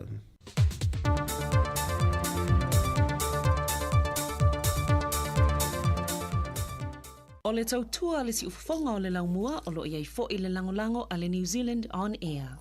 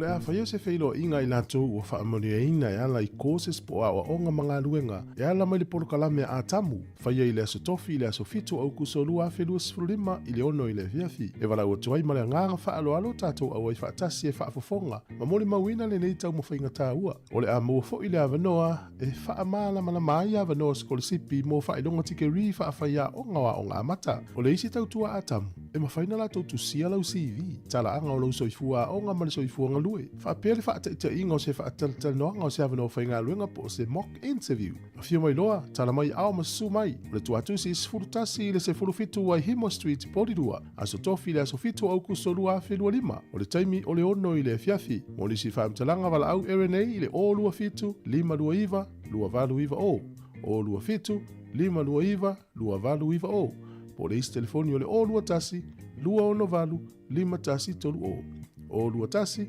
lua ono valu lima tasi tolu tātou whiloa ia I le aso I le alofa o le tua whaaftai sa inia ele porokalame a tamu Fofonga o le laumua O le malulu lea e tātou I New Zealand. O le maua lava o le lua se lau tā lai le se I le titu sound e vawe aina mawhanawhana. I o e Sāmoa. E se fulu whainonga ta I lua se lau tā lai anga wa ai tātou I New Zealand ma Australia. E a lafa se top up lua se fulu lima tā la pe sili atu e whaonga ai le ClickX. E te anga wa fo I le se I pe a whaonga le ClickX e lafo I lau se leni le mai cash o le titu sound I Sāmoa. O le a whaia se I uma ia so whare le taitasi. Ma o le nei whaapitoa a mata I le aso wha au kuso e mai ai le aso lua se fulu o no September. E ia inga o le nei whaapitoa. Seki a Digicel. Io ni sina o whaasesilanga nei vaenga o le awauli pe ona tau whaafonga mai iai. Ai toi maua le whaapoponga fau o tātou tala fau mai Sāmoa ma tala mai New Zealand nei I le ito lai walu I le tae au a tae au. Toi luas fulua minute tale ito lai tasi I le awauli o lo e whaafonga mai pēl tautua ma sani le siufonga lau mua lungo le tasi ono tesimal tasi whaamoa whaapea fo ilunga o le YouTube, Facebook, ma le app ala tātou le teo. Whawhelo I atu ia le masania I ose, nai mai mua mai San Diego I California, tā lofa lava. Whapena fui pali I sina leo pali I tā lofa. Ai o se tasi neo tātou whaasesilanga, mai le mawhitanga whaifi au so whaatasi Wellington e Porirua ma le Heart Valley. Swafa manu malo Yesu ke risolo tātou ali I whaola e wala awa tuai, ma le anganga whaalo alu tele le pa ia ma le mamalu o le mawhitanga whaifi au so whaatasi Wellington e Porirua ma le Heart Valley. Whaapea fo I whaifi au malolo, manu malo pensione, o le a whātaunu wina le tātou whanotanga, I le aso lua se fululua au kuso, I le ekalisia aso fitu I Porirua, lua tolu Apple Terrace Ranui Porirua, mai tatala fo I le avanoi so se whaafiangainga, e fia mafuta mai I lea mawhtanga mātango fie, ma le whaaloalo lava, whaafetai o lo sainia, e le laulawa fono. Whaawau tātou pesenga nei vaenga o le awauli, whia ngai fo I mawhtanga, ia matau mawhtanga, whapia fo I malolonga, mai ngā luenga, vai o tau sanga whangali iuta, ma le pese, fia fia.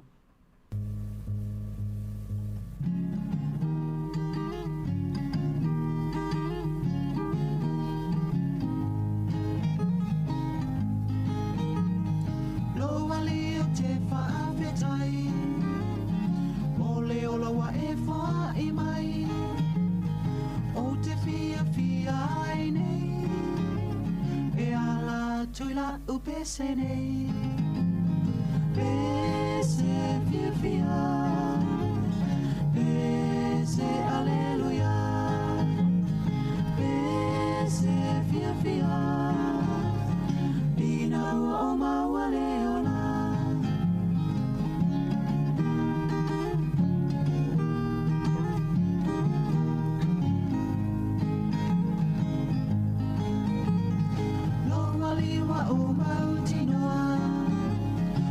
Sa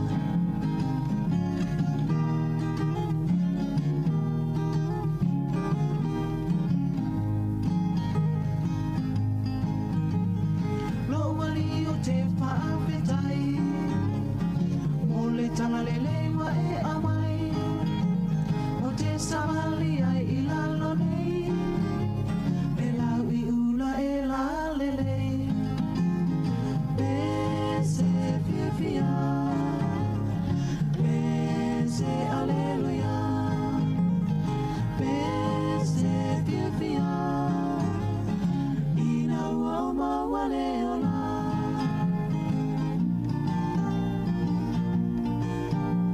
O ai se ua fia fia Ina tula I ma pese ya Ya e pese ma whaapetai Inei manu ia wa au mai Pese fia fia Pese aleluia Pese fia fia Ina ua o mawale ola Ina ua o mawale ola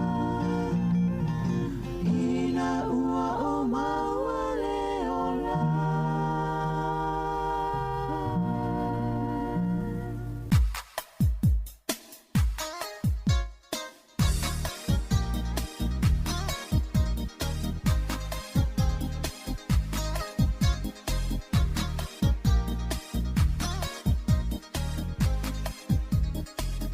Sāmoa la umaatai mane watasila ba oe ai ape Tata tali wai popo e nei sosoko ole manu vale E whaatu lo watu I opa ia sama pai ngata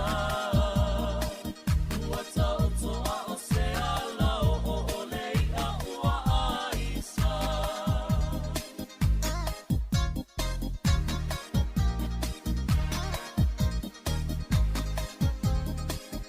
E mai pea yo se tanga malu ai se I o upese E whamali e lau fina ngano ngalala I le fia whaalongo O pese pese ngalama E whaatipu fia fia I le loto O se wa mawhati au te fofo Ina o wala toto E peni na Sāmoa Aloi ai o whaiva Ia whaata maliki O lau whaafia fianga O lele ua whai tau atoa Te peo tau la whonga I le whala Sāmoa lo o whaafonga whonga Ia lele mali e lau tia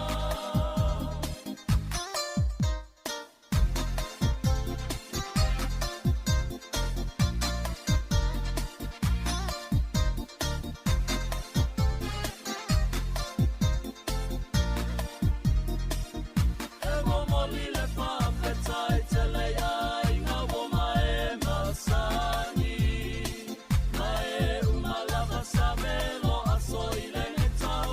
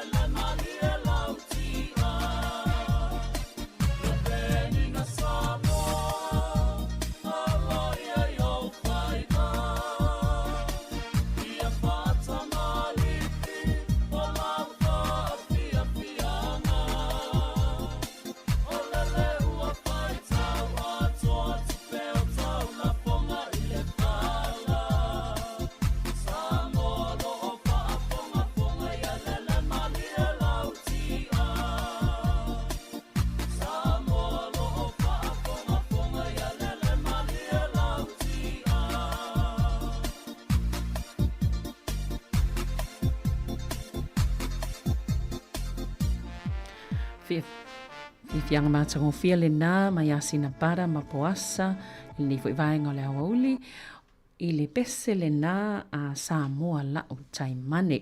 Nā sina toi wha amanata tu lava i le wha sisilanga le nā umai ili mtanga menga le soifua maloloina New Zealand, ia po le soifua maloloina lau tele New Zealand, mo tangata umalava tātou fia malanga tu i Sāmoa, po fua ini whainga malanga i Sāmoa, ia tautua nā, ia vaenga lo mai wha fautuanga, tā pena le lei, pe a whai o lea te fufua se whainga malanga i Sāmoa, tā luai le pepesi o le dengue fever, pe o na umai ai o atonu unei i tono Pasifika o loo.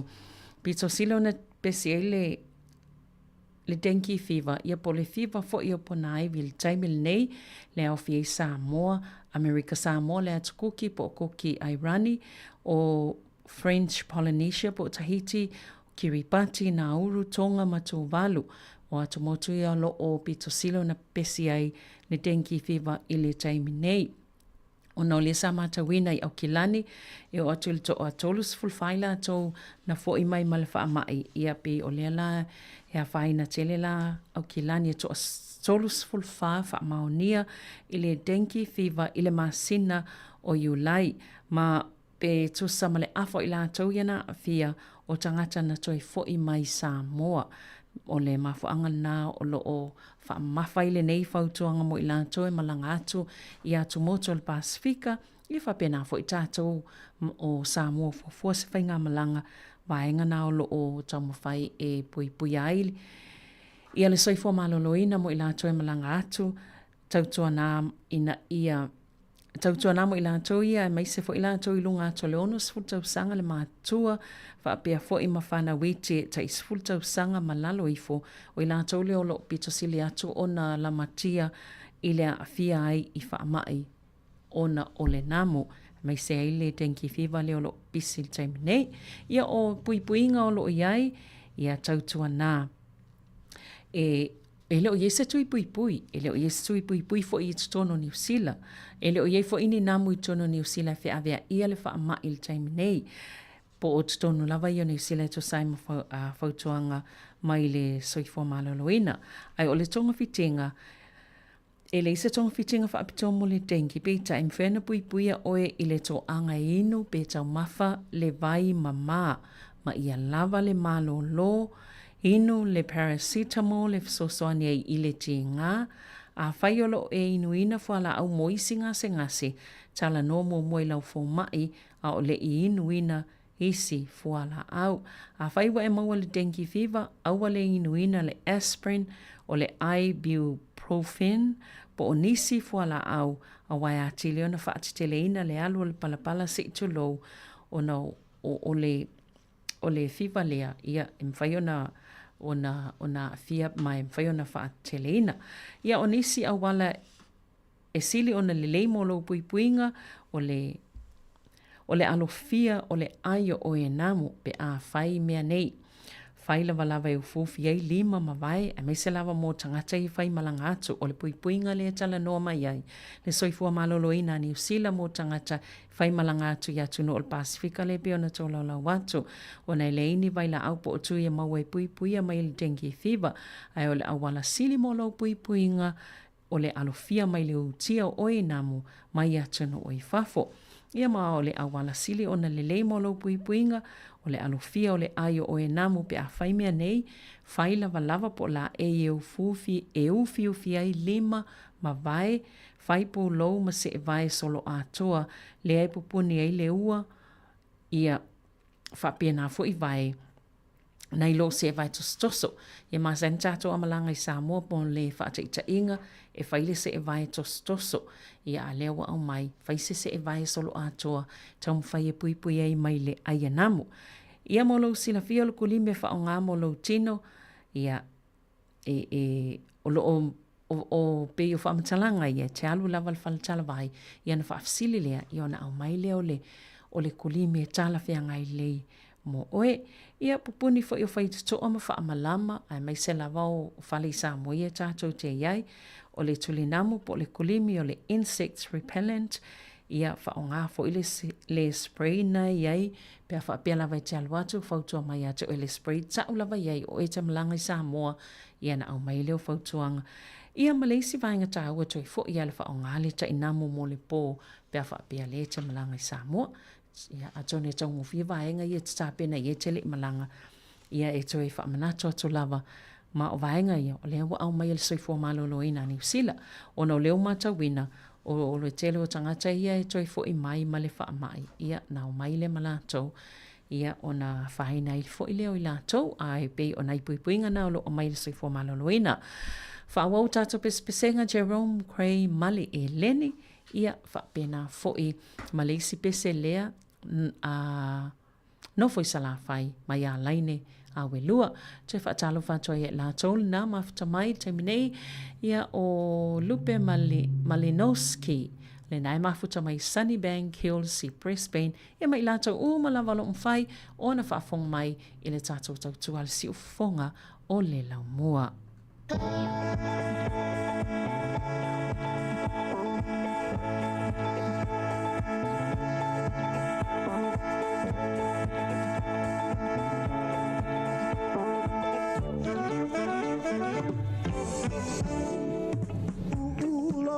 Senga te te ofo si paka o mata o malo poto I tau mawhai nei ona po ta te mei a whea ta vai tau popo Elen a whalai whalei sili manong Elen whakale sili manong Mai tali oe pisa mai nai whai ai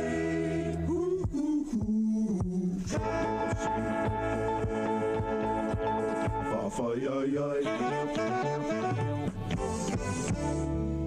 Whaatau aro si whai malofa O le manatu e o mātou polonga Matasi I matasi tai tau I le langi Wa le iloa e le au a ngelua o I ai Elen A whalai whalei sili manong Elen Whakale sili manong Whai tali oe is whai nai whai ai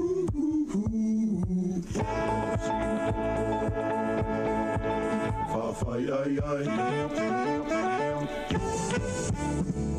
Hori masi ma whawhea ma pua Ele ngatai le tau ngatai pi wasaka Tau ma whai nao leo ma mawha Ui a tata whea tato isi a tingi hapa Eleni A whalai whalei sili manong Eleni Whakale sili manong Whai tali oe is whai nai whai ai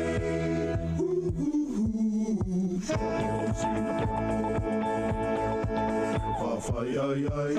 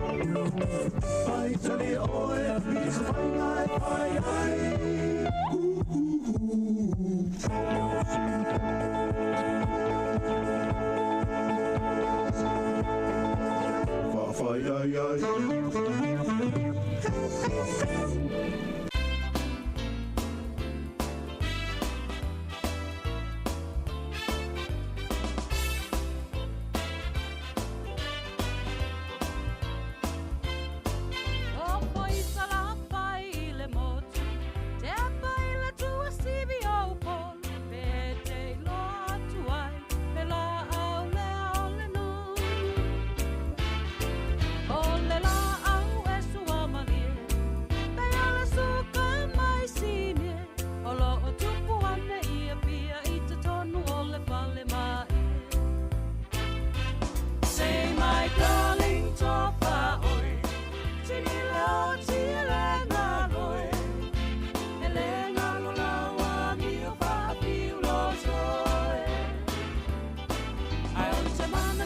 lau masani tele ile whaama tangi tangi topa oe ia la upele to atasi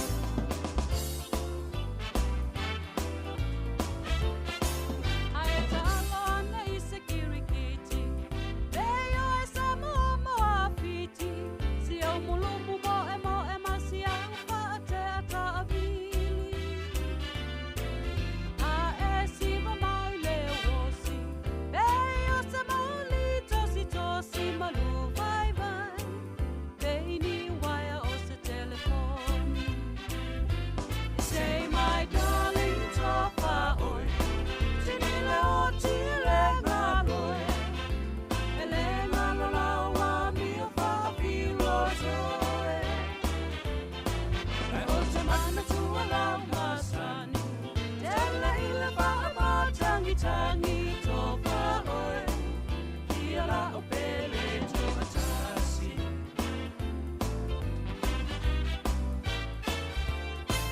o te opo whaamanga i lunga i lau au vai mai mama pela e ai se pe au isia o nei paanga tu wane ia lau mea ai o se e malolo ai mama pu i whanua ai so ia e te whetalai say my darling topa oi tinile o tile ngaloe ele ngalo lawa mi o whawhilo toe au te mana tua lau masani tele ile whaama tangi tangi topa oe ia la o pele to atasi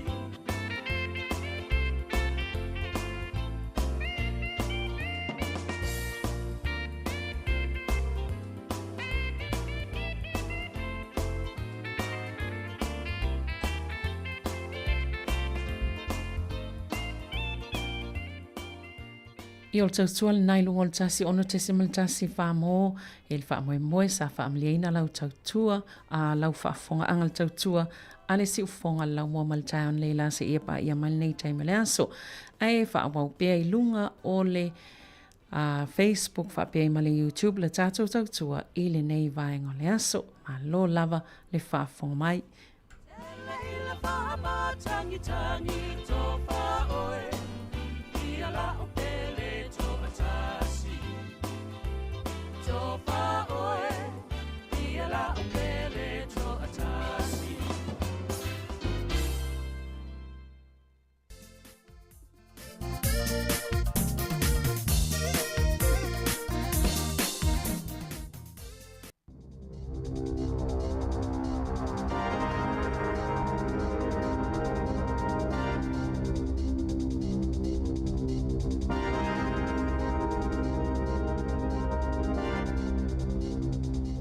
Talo falava i le nei vaenga o telefou o le si ufonga o le lau mua mai i Wellington e.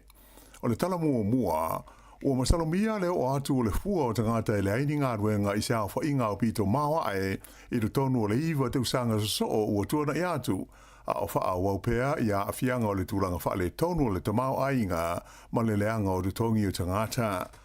E manatu le au whaito whai ma ta aupu tau le tamau ainga e ono o atu i le 5% le sitanga mo le tolu masina lea na uma ia Iuni. O se au whainga o pito i mau o lunga lea taru mai le whaaiunga o le tausanga i rua awes furono, whaatusa i le 5% sa iai i le tolu masina o mua atu. Ona o le tele o ngā luenga ia na whaamuta ma tau le mawai manita ngata whainga luenga. Whailo mai le li ofisa senior te mau ainga le wharetupe o le ANZ o Myers Workman o le manatu au tu o loo iai o le a mau lunga le a whainga o tangata e le aini ngā ruenga i tutono le tunu u ona o le tūlanga wha le tonu o le tuputupu ai o le a whai o tangata whainga ruenga ma le whai titia o awanoa whainga ruenga. O mantua ma o lalo fo i le tūlanga ma le fua o le maketi tau ngā ruenga i le tonu o New Zealand i le taimi nei. O le manatu fo i lea o sui o isi fa le tupe te tele o le tunu ue pei o le Kiwi Bank ma le Westpac mai o loi eile manatu o le ato e whaititia ele whale tupe tu tonu po le Reserve Bank i le masina le nei i le fua o le tului o tupe ai talafu mai i whale tupe. O le atu mau o na fia atu motu le Pasifika i le sitanga o la fonga tu tongi mo o loa ia e whaata watu i Amerika peita ai e iaia tunuu o le a mawara loifo le fua o le la fonga la tau te tongia na i lo le fuinu mela na mua i wha lo mai e le malo a Amerika i le masina o a Perila. O le vai aso na te nei le asa wha lo mai ai le malo a Amerika o le atu mau pe le se furu pasene i le fua o le la fonga te tongi mo o lo umai wha ulufa le atu i le United States e pei ona wha lia mai i le aso lua o le masina o a Perila. Ai vita i la o le la fonga i se furu pasene e na o tunu uia e tele o loa a Amerika o loo whaata watu iai ai le titi o loa a Amerika o loo la tau whaata wina mai ai. Whaalia mai e se sui o le whainga malonga Donald Trump o le fua e launga te si ai le tele o tunu o le lalolangi ai o le la fonga e se furu 5% o se la fonga fau lea mo tunu o tu se wha se furu la whai ia e tele a la tau o loa o loo whaata watu e Amerika. O le la fonga mo o loa a Fiji ua whaapa uifa mai le tautus fulua pasene i le se furu 5% i le teimi nei. O se tūlanga ua te lia fia le minsta o whaataua i ngā Fiji i a manoa kamikamitha. Ta ua le li minsta o lo whaawa petera noa ngā loa ia le wā male malo a Amerika e tusa o le mata upule nei. Ua whapena foi ona Iaisa swinga i le fua o le la fonga mo o loa mai le atunu o Vanuatu, lea ua whaapa uifo mai le 2% na iei mua i le 5% i le teimi nei. Ai whape foi i o loa mai le atunu o Nauru, lea ua pa u i 5% mai le 3% sa iei mua. Pei taina o Papua New Guinea whape ai ma New Zealand, lea ua si i le fua le la fonga tutongi mai le 10% i le 5% le fua ua ie nei. Whailo mai la e le li parimia ia Christopher Larkson o le 5% pei ona iai e le o fia iai le malo so whaatasi New Zealand. Mai o le ua malanga i Washington e se suisi ni o le malo o Evangelis Vitales mo le sanga whaatala no ina o le alawa mata upu o le muli ane whaatasi atu ia i Washington ma le minsta o whaataua inga o Todd McClay. O le 5% o le la fonga mo o loa e whaatau atu i Amerika e manatu le tuangai o se pō i le manifinifi o le au whai o loa i e whaatau atu a lātou o loa i te tonu o le United States o Amerika. O loo iai i le ai o Port Moresby le lau mua leo Papua New Guinea le vai aso nei le li palemia ia Christopher Larkson ma se au malanga mai New Zealand o loo fia awa i sauni ngā whaamanatu o le 5 tausanga o le malo tuto tasi o le hoi atu nuu tele o le Pasifika. O le whainga malanga le nei o whaailonga ai ma le 5 tausanga o le vāwhea aloa ai o malo e lua o se mafutanga ana amata o le ia vea Papua New Guinea ma atu nuu tu maosi ma e whapea o New Zealand o se tasi o urua i malo na o la tu walo ia le tula i mai o le malo tuto tasi o Papua New Guinea. O le toru tausanga lea ua whaumai le tausanga le whaamoe whaumai le tausanga e lua o lua fitu e tusa ma le se lau toru sifuru ma le 5 miliona tā la la whainga atoa le fisosani al malo New Zealand ua tu ina atu ia Papua New Guinea mo lona tinae e au fia ele fausia leo se no whanga tūru tonu e tonga fitia ai ia ngase o mata i le tonu o le whale mai tele i lau mua i Port Moresby o le angaruru ai se whainga whapaanga ma le whaalapo tonga o le Fred Hollows Foundation. E lenga te lea, ai se 4 miliona tā la leisi vai ngā tūpe o lea Fesosani e New Zealand o le a Fesosani le whaale laia ma le wha malu sia o le polkalame o le whaia o tui pui o tau maiti ta ua le palemia i Larkson a o le i tu ua le atu nua nafi le wha moe e fia ngā lulu e whelangolongo mai male malo Papua New Guinea mo leisi 50 tausanga o lumana e nei. O le masina ana te nei sa whailo mai ai e le fita a New Zealand.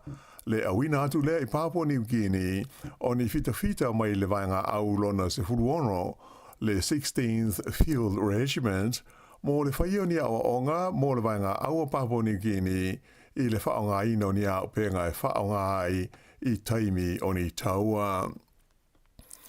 Ua whailo mai le whainga malo sa whaatasi lana fuafuanga e sui a toa ai I le suenga o le tuspasi moa o ngā maulunga lea e ta ua o le NCEA whaalia mai e se le vesenga o whaia onga o le whaia o nei sui ngai o tono se taimi pupu o le amana o mia ai se vesoa swani tele ina ia mawhai o na whaatino.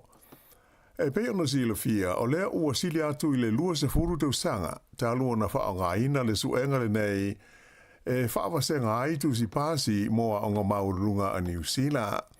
A o lea la o mana o le malo o lo tu nei le foe, ina ia sui e le to e wha o ngā ina I le lumanai, I le suenga le nei o le NCEA e pe ona lau sila fia ai.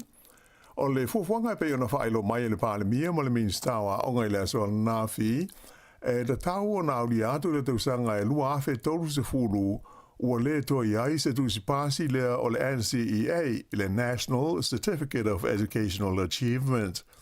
O le asuia I tu si pasi masani mo le vaenga o le tustusi mo le whaitautusi, a e whapere numela mo le tausanga I se fultasi whapere tu si pasi e whaingoina o le Certificate of Education and Advanced Certificate of Education mo le tausanga se fultasi ma le tausanga se fululua. O le asuia foi I a whaupunga o loo iai le teiminei I le tono tu spasi o le NCEA e pei o le Achieve, Not Achieved, Merit ma le Excellence I maka po o tongi o I le se lau le maulunga mai o le a whaonga ma te itusi o le A, B, C, D ma le E e whaatu langa I nai tusi pasi o tau maitia o ngai le lumanai.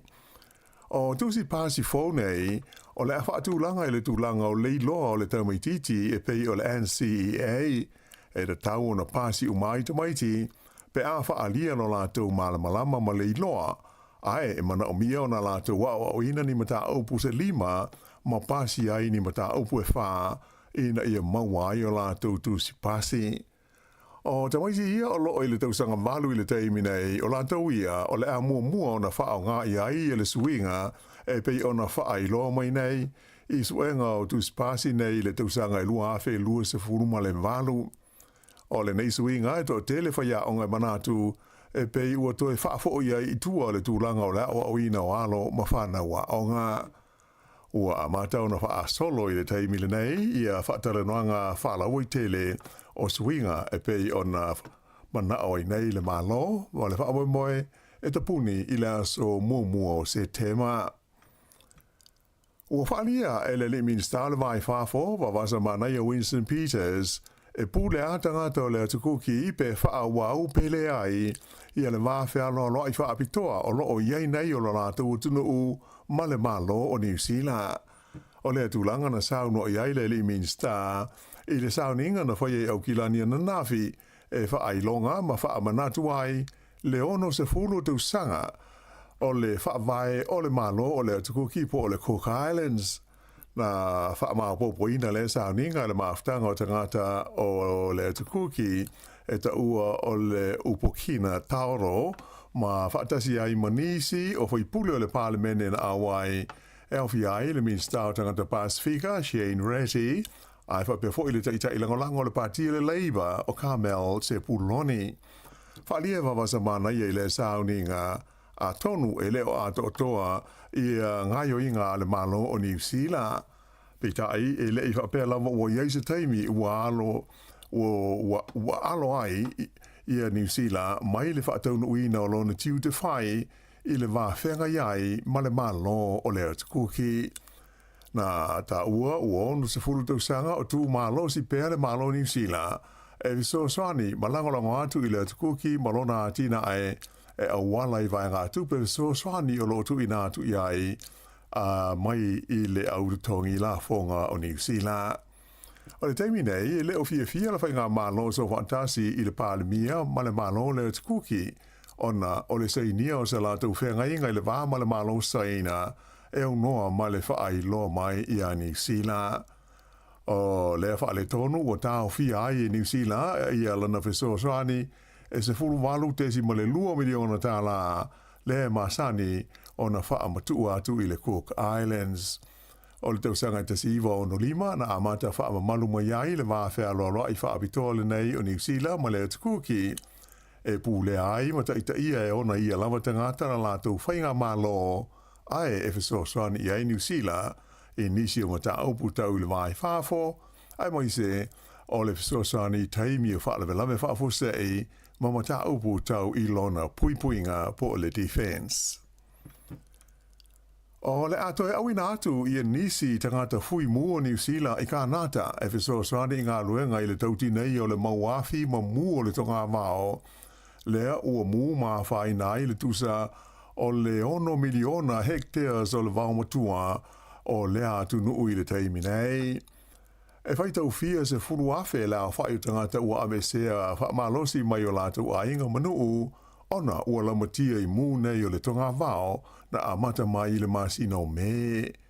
Whailo mai le pulenga o le vaenga o mū ma whaalawe lame whaafosei, le fans, sa whaatalo sangina mai se whesoaswani, e le ofisa o tine i mua kanata, mai o le a toe awina atu i ai nisi fui mu se tofa, e wha au popo atu i le toa lima se furu ia ua mua o na malanga ma awai i whesoaswani nei i kanata.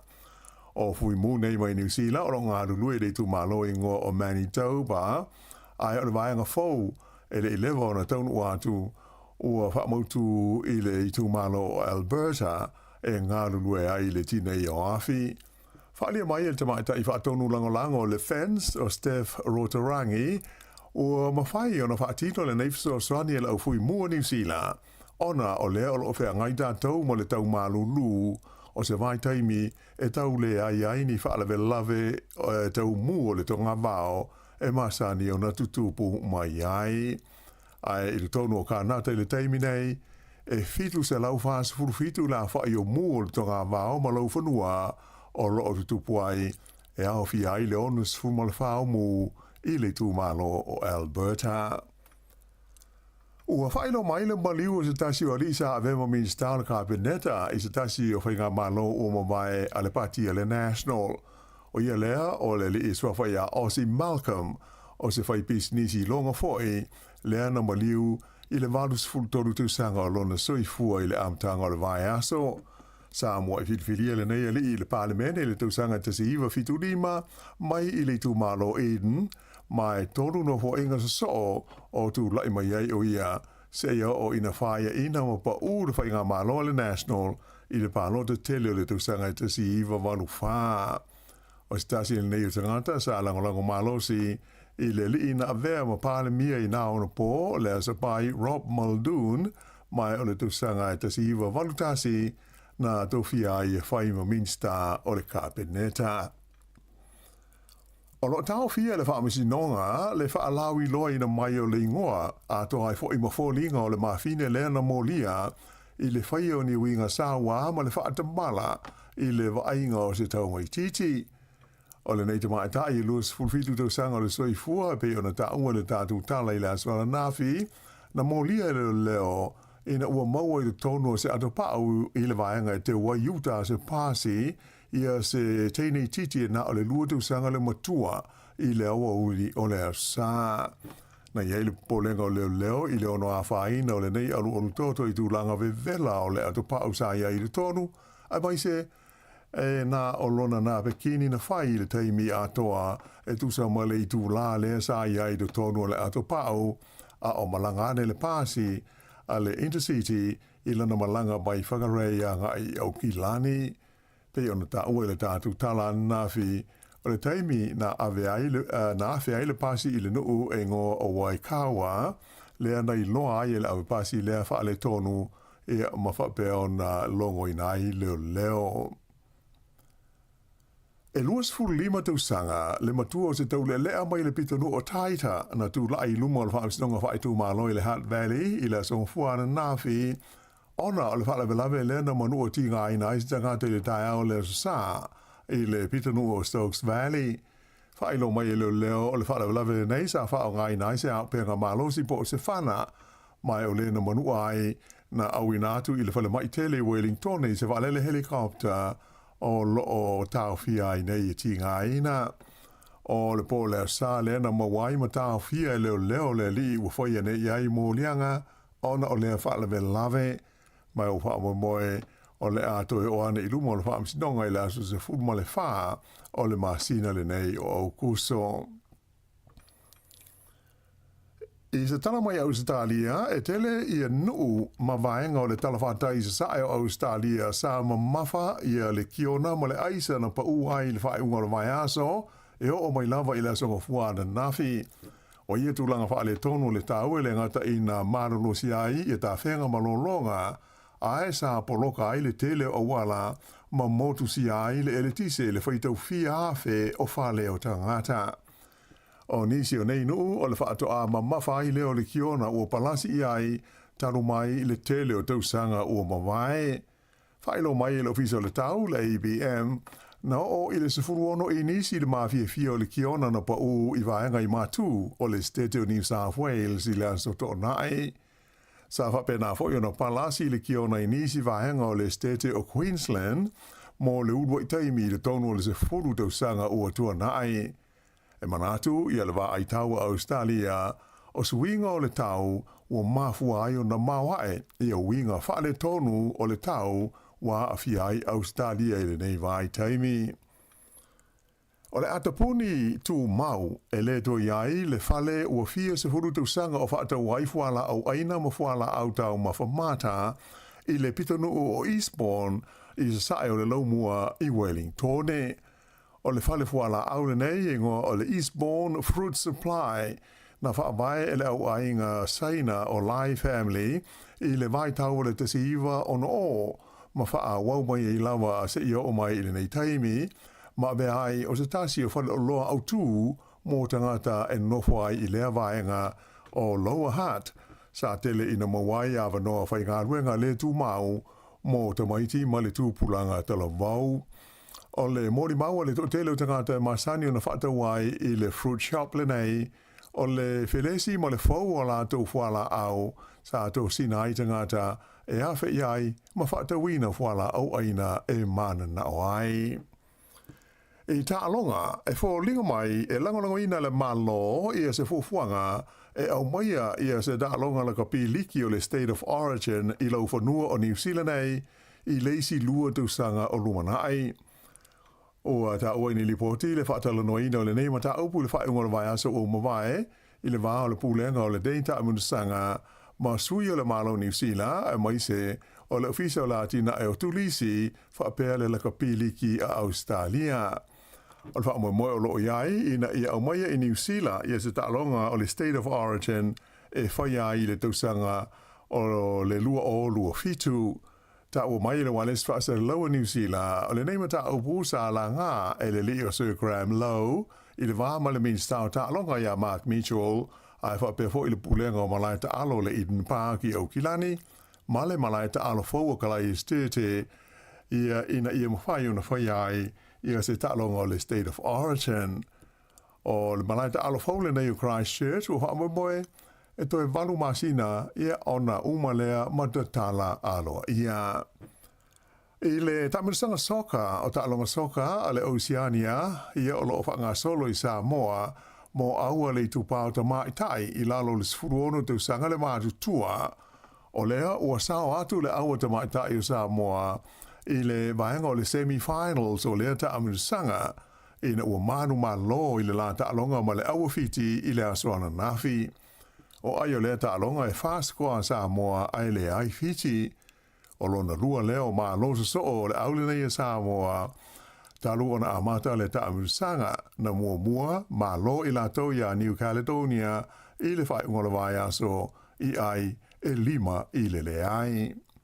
I au le whaiungola nao le nei vai ngau telefou.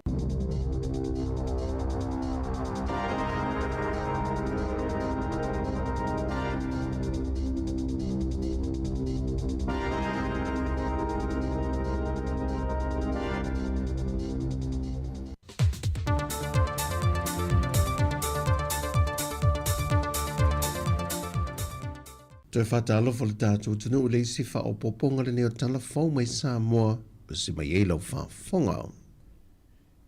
E le reporti lata mai o le wha mai o le FIFA pona iwe le neitau sanga, o wha mawi nai le o atu le 5 awheo se lau fitu se fulu i lato wa ria e eila au ngō le FIFA pona iwi.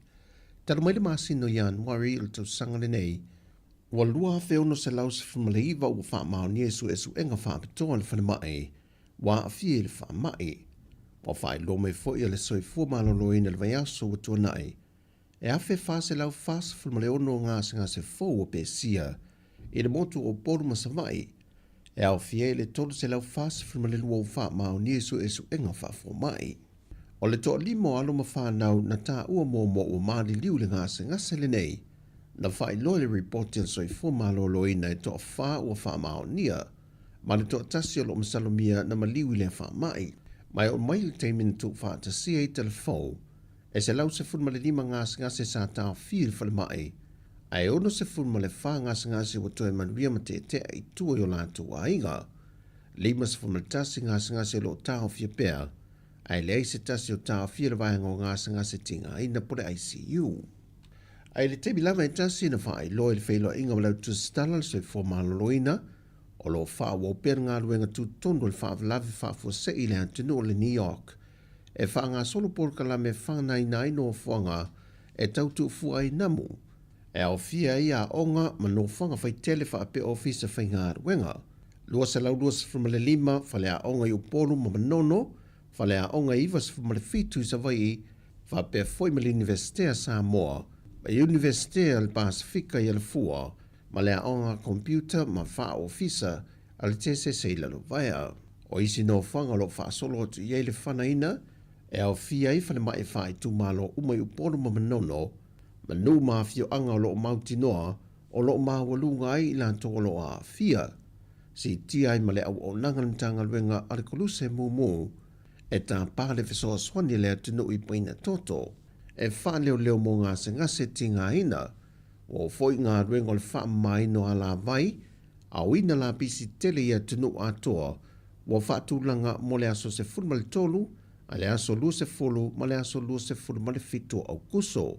O le a ngai foi le asi singa mo a inge lua fe fa se furu male 5, i nuu no maa walunga ai le tūlanga la mtia, e tau walatu le porka la meo a inga manuia, nuu manuia, ma le matanga luenga o tina matama i tai, a tina e o afio anga maanga feso tai.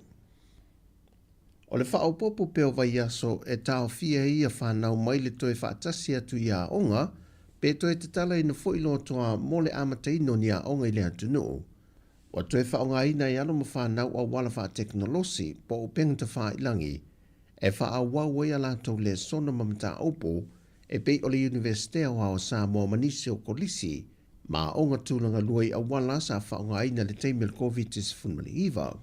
E ui o se lu i taule nei e le i fofoina le awhisa nga i malimtanga luenga o a onga, e pei o na tā ua e le ofisa sili o le pulenga o a onga, ai au Chris Hazelman, le ua mauti no le wha atuwai o mata o poea o oina le nei sanga, ia ato atoa le tā pena ngā whanau mō suenga, ono le fesuia ingo le porkalame e ala le whainga pālota ua whaavave nei o na wha atulanga, au le foi u wha o popo vai aso e tau fia ia onge le atunu, ono o le wha amai o le FIFA pona iwi.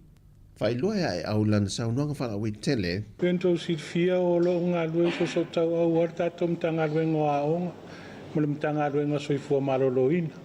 Pe whaina tato whelo e lava yaso la utalia lea o e whai me whaalongo, tatum tanga ruengo a onga.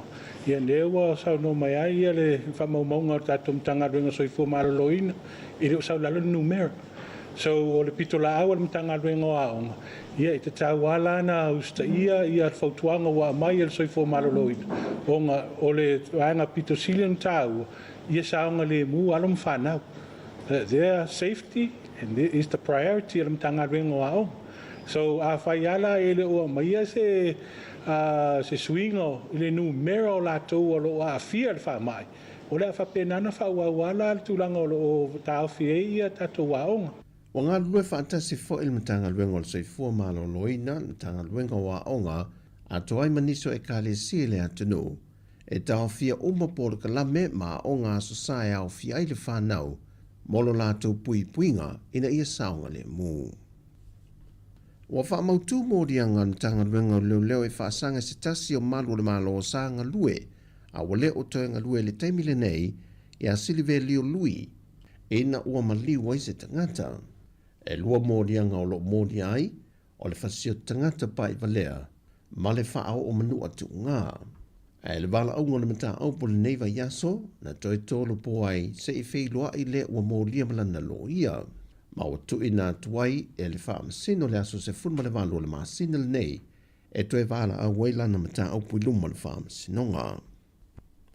Wa wha maonia mai au apa au longo i tino Filipo le komisino le tanga rengo leo leo, wa wha au watu le tangi le teitei tausi o le tātua tanu, le fionga fia mena au mi mata afa, e whaasanga le teitai o le vang wha upu whai le wha tuatui le tua Sāmoa o tasi. E afua mai le tangi a fia me, e le saunoanga le fionga la au li se tasi o lātou wha lao i lolo wha ngā solo le temile nei. Au au mana tū lai mai leisi fo i alo sa vai. E tau tino o ia na wha tonu e fia me. E alu e ve ese mai wha mau maunga le oti o le fine le nam leu. Peo wha iei nā mea. Pea leu fiu finga o le anga sala le whai nei. A whai lau o tau sau noi le tunu. E la tatou ta alo la. Anga ele ma whai no tau ai maa mai ai matou nofo pea. Tau na malama lama Sāmoa. A tau so o le pelo. Wa ve me moi. Whailo foi au apa au, e lua tālu sanga wa whao watu e fia me le whamasinonga. E lua ia mga upu whaugo, mga upu la criminal, ia ma le civil la. Ala lau kui ngā ku umala le ofisolo i siri tūranga na, o la sira kou voi ilo i longa e baba aifo ia, i le au wala whal tūla fo me whakingo mga upu. Ai le whilo inga fia me ma le autu stara le e whailo ina le swinga luna mafo whau, wa fuai na whauru lantangi. O le mea ua toi sui eilo mawhawhau. E olo ai le vaenga lea o e tai le maro. E no manatu rolia. E tau fo ilano tua uia i lo tūlanga o au o le pandemia. Ia fo ilea e tau ona upui le tofi pandemia. Ia o le peo le mafuanga na mai ioe. O avela o whailo i leo leo. O lo whamoe lea. O le fo fatu langa ia lo ia e tau aveina le matau. Ia atonu le aso e fatatia lo ia i tai le tatou whamisinonga. Ia ona lo ia lo leo si tatou matau po al whamoemoe lana. Le whionga fia mena o mi mata afa. Wa amata wala au le mata o polo o tāna sangai tuala Josefo Ponifasio, e na te lui nai le anga wa au matai e tō lua no la seni na le pepa restana, a le sui wha o riolio lo o la tau wha mailo la tu i tu malo nganga e maunga numero mo mua, wa o au sanu malo lo fipo, i le fina ngalo tuala, o le ngaio inga na wha atino, wa a fia ita i alo le tula fono whainga pa nota, o lo iei le vaenga wha pia e te tau na sa wha i fono le no i tau sanga i tolu. Na wha manino fo e tuala le wha masinonga, o sa le aula e whao na fuiala, e au fiai le pule le ano mo vai tutu. Mai o matai e tō lua nao nasa e nia le pepa wha maunia a le tō whaia wa au. E mai fuiala o le pule ma le ano, a wa au e mai le fuiala o vai tutu. O i o lo fsilingia e tuala, pe wha pe feo na seini e matai mai isi fuiala le pepa wha maunia o lea sui tau waa, ai la te leo sila fia ina ma mauti noa po fai ina mōna tanga le suita wā, o no matai e to lua, e le sa whai fōn tanga le whai whale o vai tūtū. O lo wha awon wha ngā solongo le mata opo i le neiva i aso. O tala fawia mai Sāmoa, ia iei peleanga le leo le tua lo tātua tunu i so o se vaenga o lo ngā lulu ei, wha soi fwea.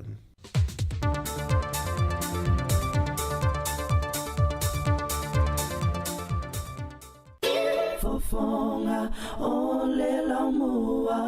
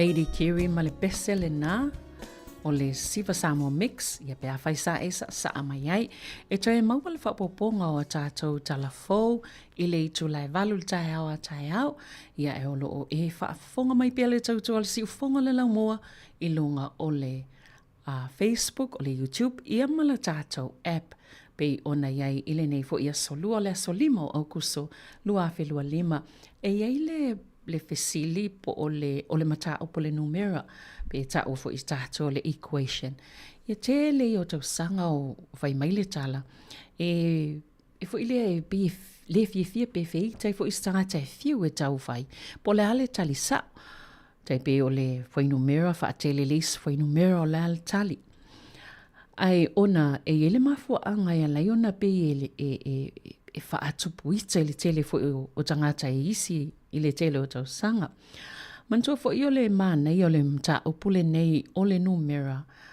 ile pe o isi mta o pe o le ingilisi po le history e po le tala fa solpito ona e tasi e tele ina tasi laval talisa pe ai se equation e mai e te tango e whai atu su ele tali pe wha pe a lua wha tele le lua o le ale tali ai o le fesili la le po le equation le na au mai wa sa tele na tala no e tanga tai lunga foi la so ta inga i nei ona po online talu mai le tai mi pe o le lua tau sanga taluai na ulo i tu o le tanga tai lunga o penga i ta whailangi lunga so ta inga i wha te konolosi ai va ile i le alo tali a tangata o nei le tasi se tali na o mai e tangata ia e pe tele lava ina lua tali fo ile e fetu na i tangata pol tali sa o le pele ai pe la e fua lava la ile tali e fua lau tali anga ile fesili le fa le numero fa matematika ile toinga awala na ha o ai ia oi fo i ma o ile fo i ile mata o pol numero o le fesili la le amai, tio sau le whailonga le po numera ia au mai, valu, vai i le lua, ia leo tatou loa lava le whailonga o le vai, valu, vai i le lua, ia ona mai lo leo whailonga fo i o le round brackets wai ese umai to inga pui, o le pui la le whaonga e tatou pe wha Sāmoa, po le alto inga pui pe round, pe keli vo ilele pe poloka ia ta o ta le pui valu vai i le lua pui lua fa au popo le lua pui vo ile tapuni ai le si vai nga muli le o le ala le tali ia o le toi al watu valu vai i le lua pui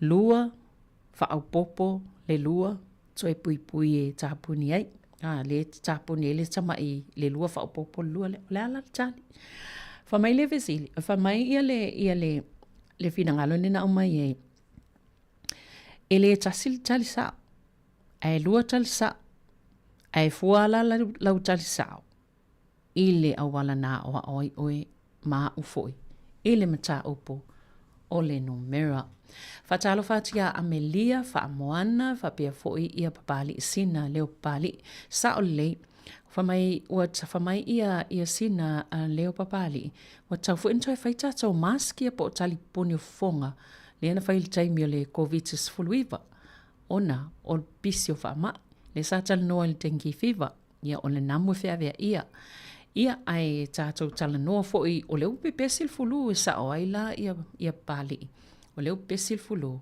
ia manai foi toi fai a tatou mask ia pe o toi ma foi fai le mask ni time o pe e lo mai tangata ta itale mo fa ma o fulu ia po le pesi foi o nei fa ma ia ai le leila wal pui ia i lo le tautong fitia ma nei al fa natu il nei vai ngole oli ta lu mai al tatou tautua Joyce fulu iwa minuti on talo le to lai lua.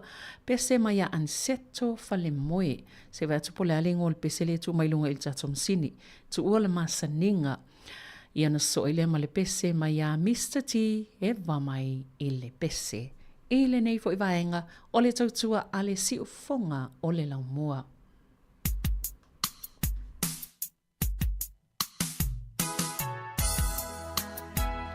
E mana e foi pe ama we Cecil Charlie na o tato vai nga na wan wat. E fa so mai lungal tato YouTube mal Facebook.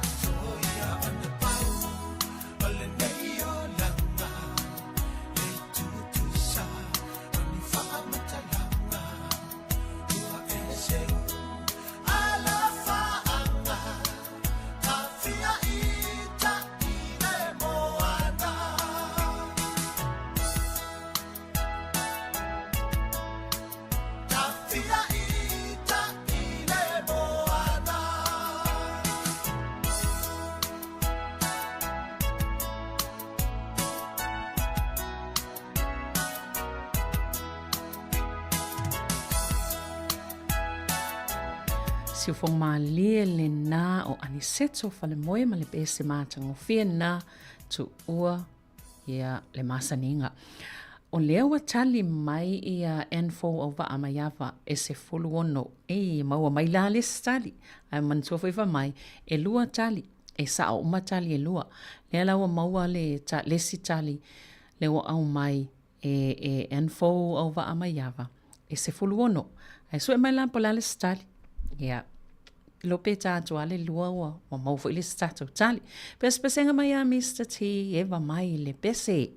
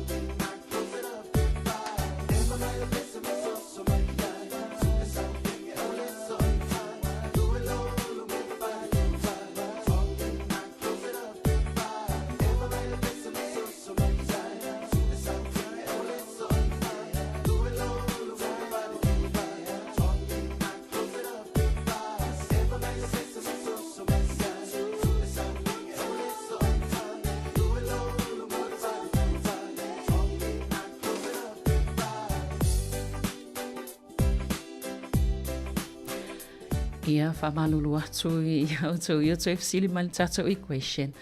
Ai o le nau tango tātu I lunga. So le valu vai le lua ia round bracket fo I lea le pui pui. Lua whaopopo lua toi pui pui la ia. Le ala le tali. Ia ai ono le ua maua o mai au wa mai aval tato tali. Tali o mai lua. Toa le lea lo pina siri tanga tali. Ile mta upo numera. O le isi tali. Ma fa mai ele tala. Ele se uma ia tali e lua. Ele se uma tali ne e lua.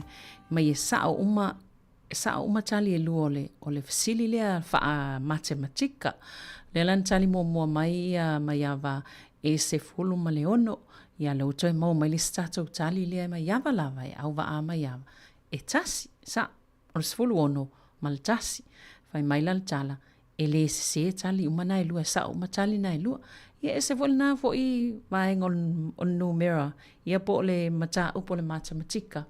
Ia le ua whaatal noa toi fwoi nei vaenga o tato pukalame nei au au li malo whaafitai lava. Whaafitai al mawhatamai, whaafitai fwoi tali mai na vaenga. Ia le e loa e fwoi tangata e sato anga le o ngai aso ia. O le uto e val minute tale i tu lai lua. Ta lua ia o na whaamai a leo le tato tautua i le nei fwoi vaenga le aso. E o le pese mai ama Selina Masoi sa ili i lalo malo.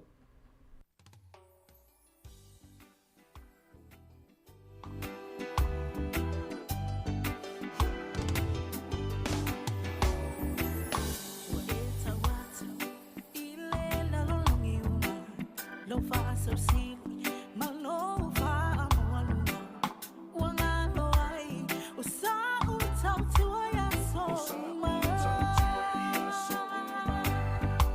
e wanda o le mata e fa si ai tau pula pula o le tawat ile la lo lo fa so si ma lo fa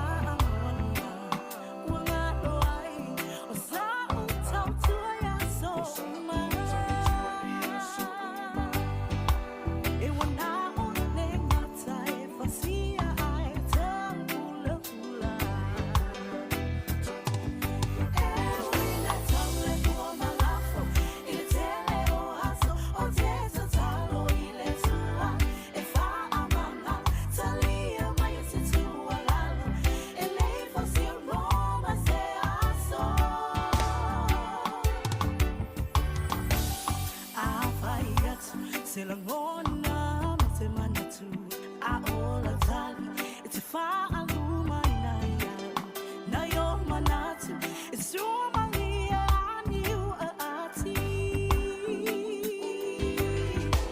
e magu ai via na yo la ngona e fa alia a vaiat se la ngona se manatu a ola tali te fa aluma na yo manatu e Somalia and you ati e magu ai via na yo la nona e fa alia e wila tale ua malafo i le tele o aso o te talo i le tua e fa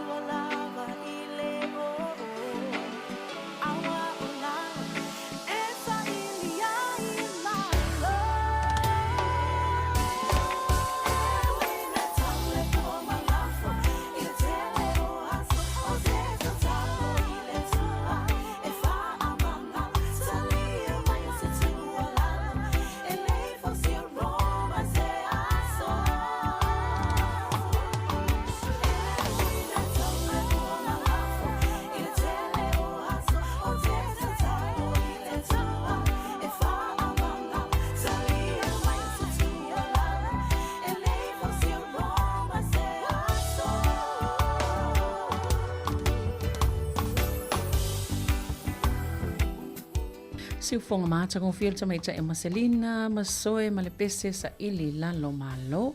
Ia malo fo ia tu uma lava mol fa fonga mal tato tau tual ne yaso. Mai lava tai le la se ia pa ia mal nei taimi.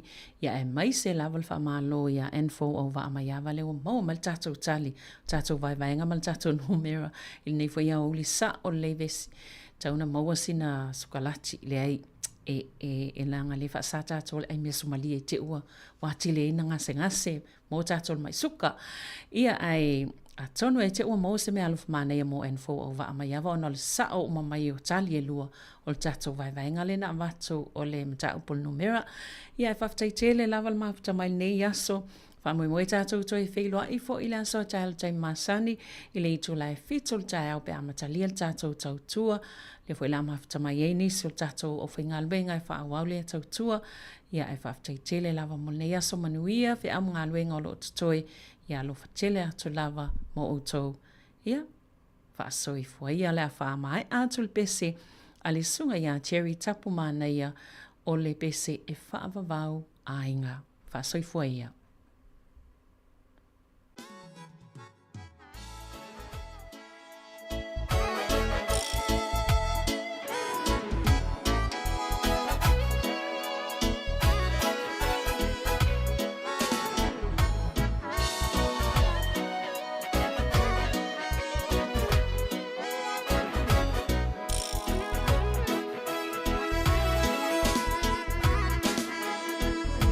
Salumana ielele ua mapuai no ocho e asiasi mai ai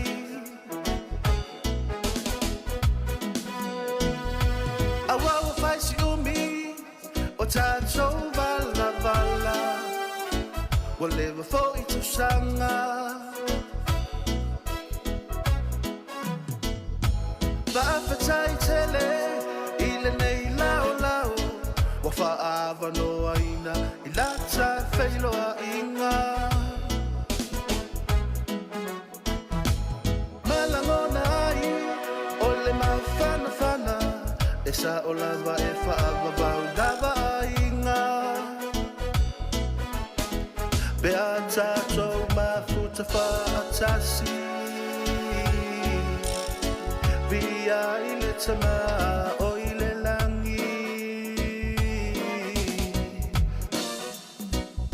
Israel mani Yesu elona fa amalama mato e baba ilona fa asino manga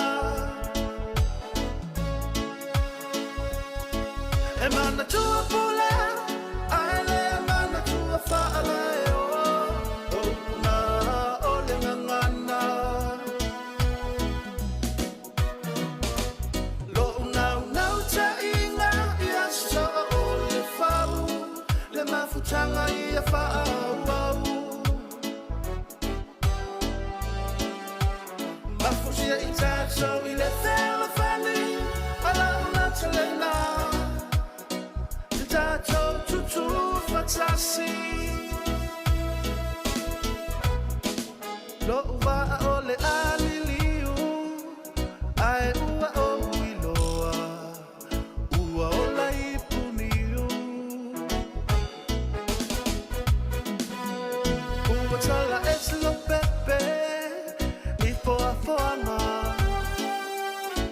Alle sili sili ese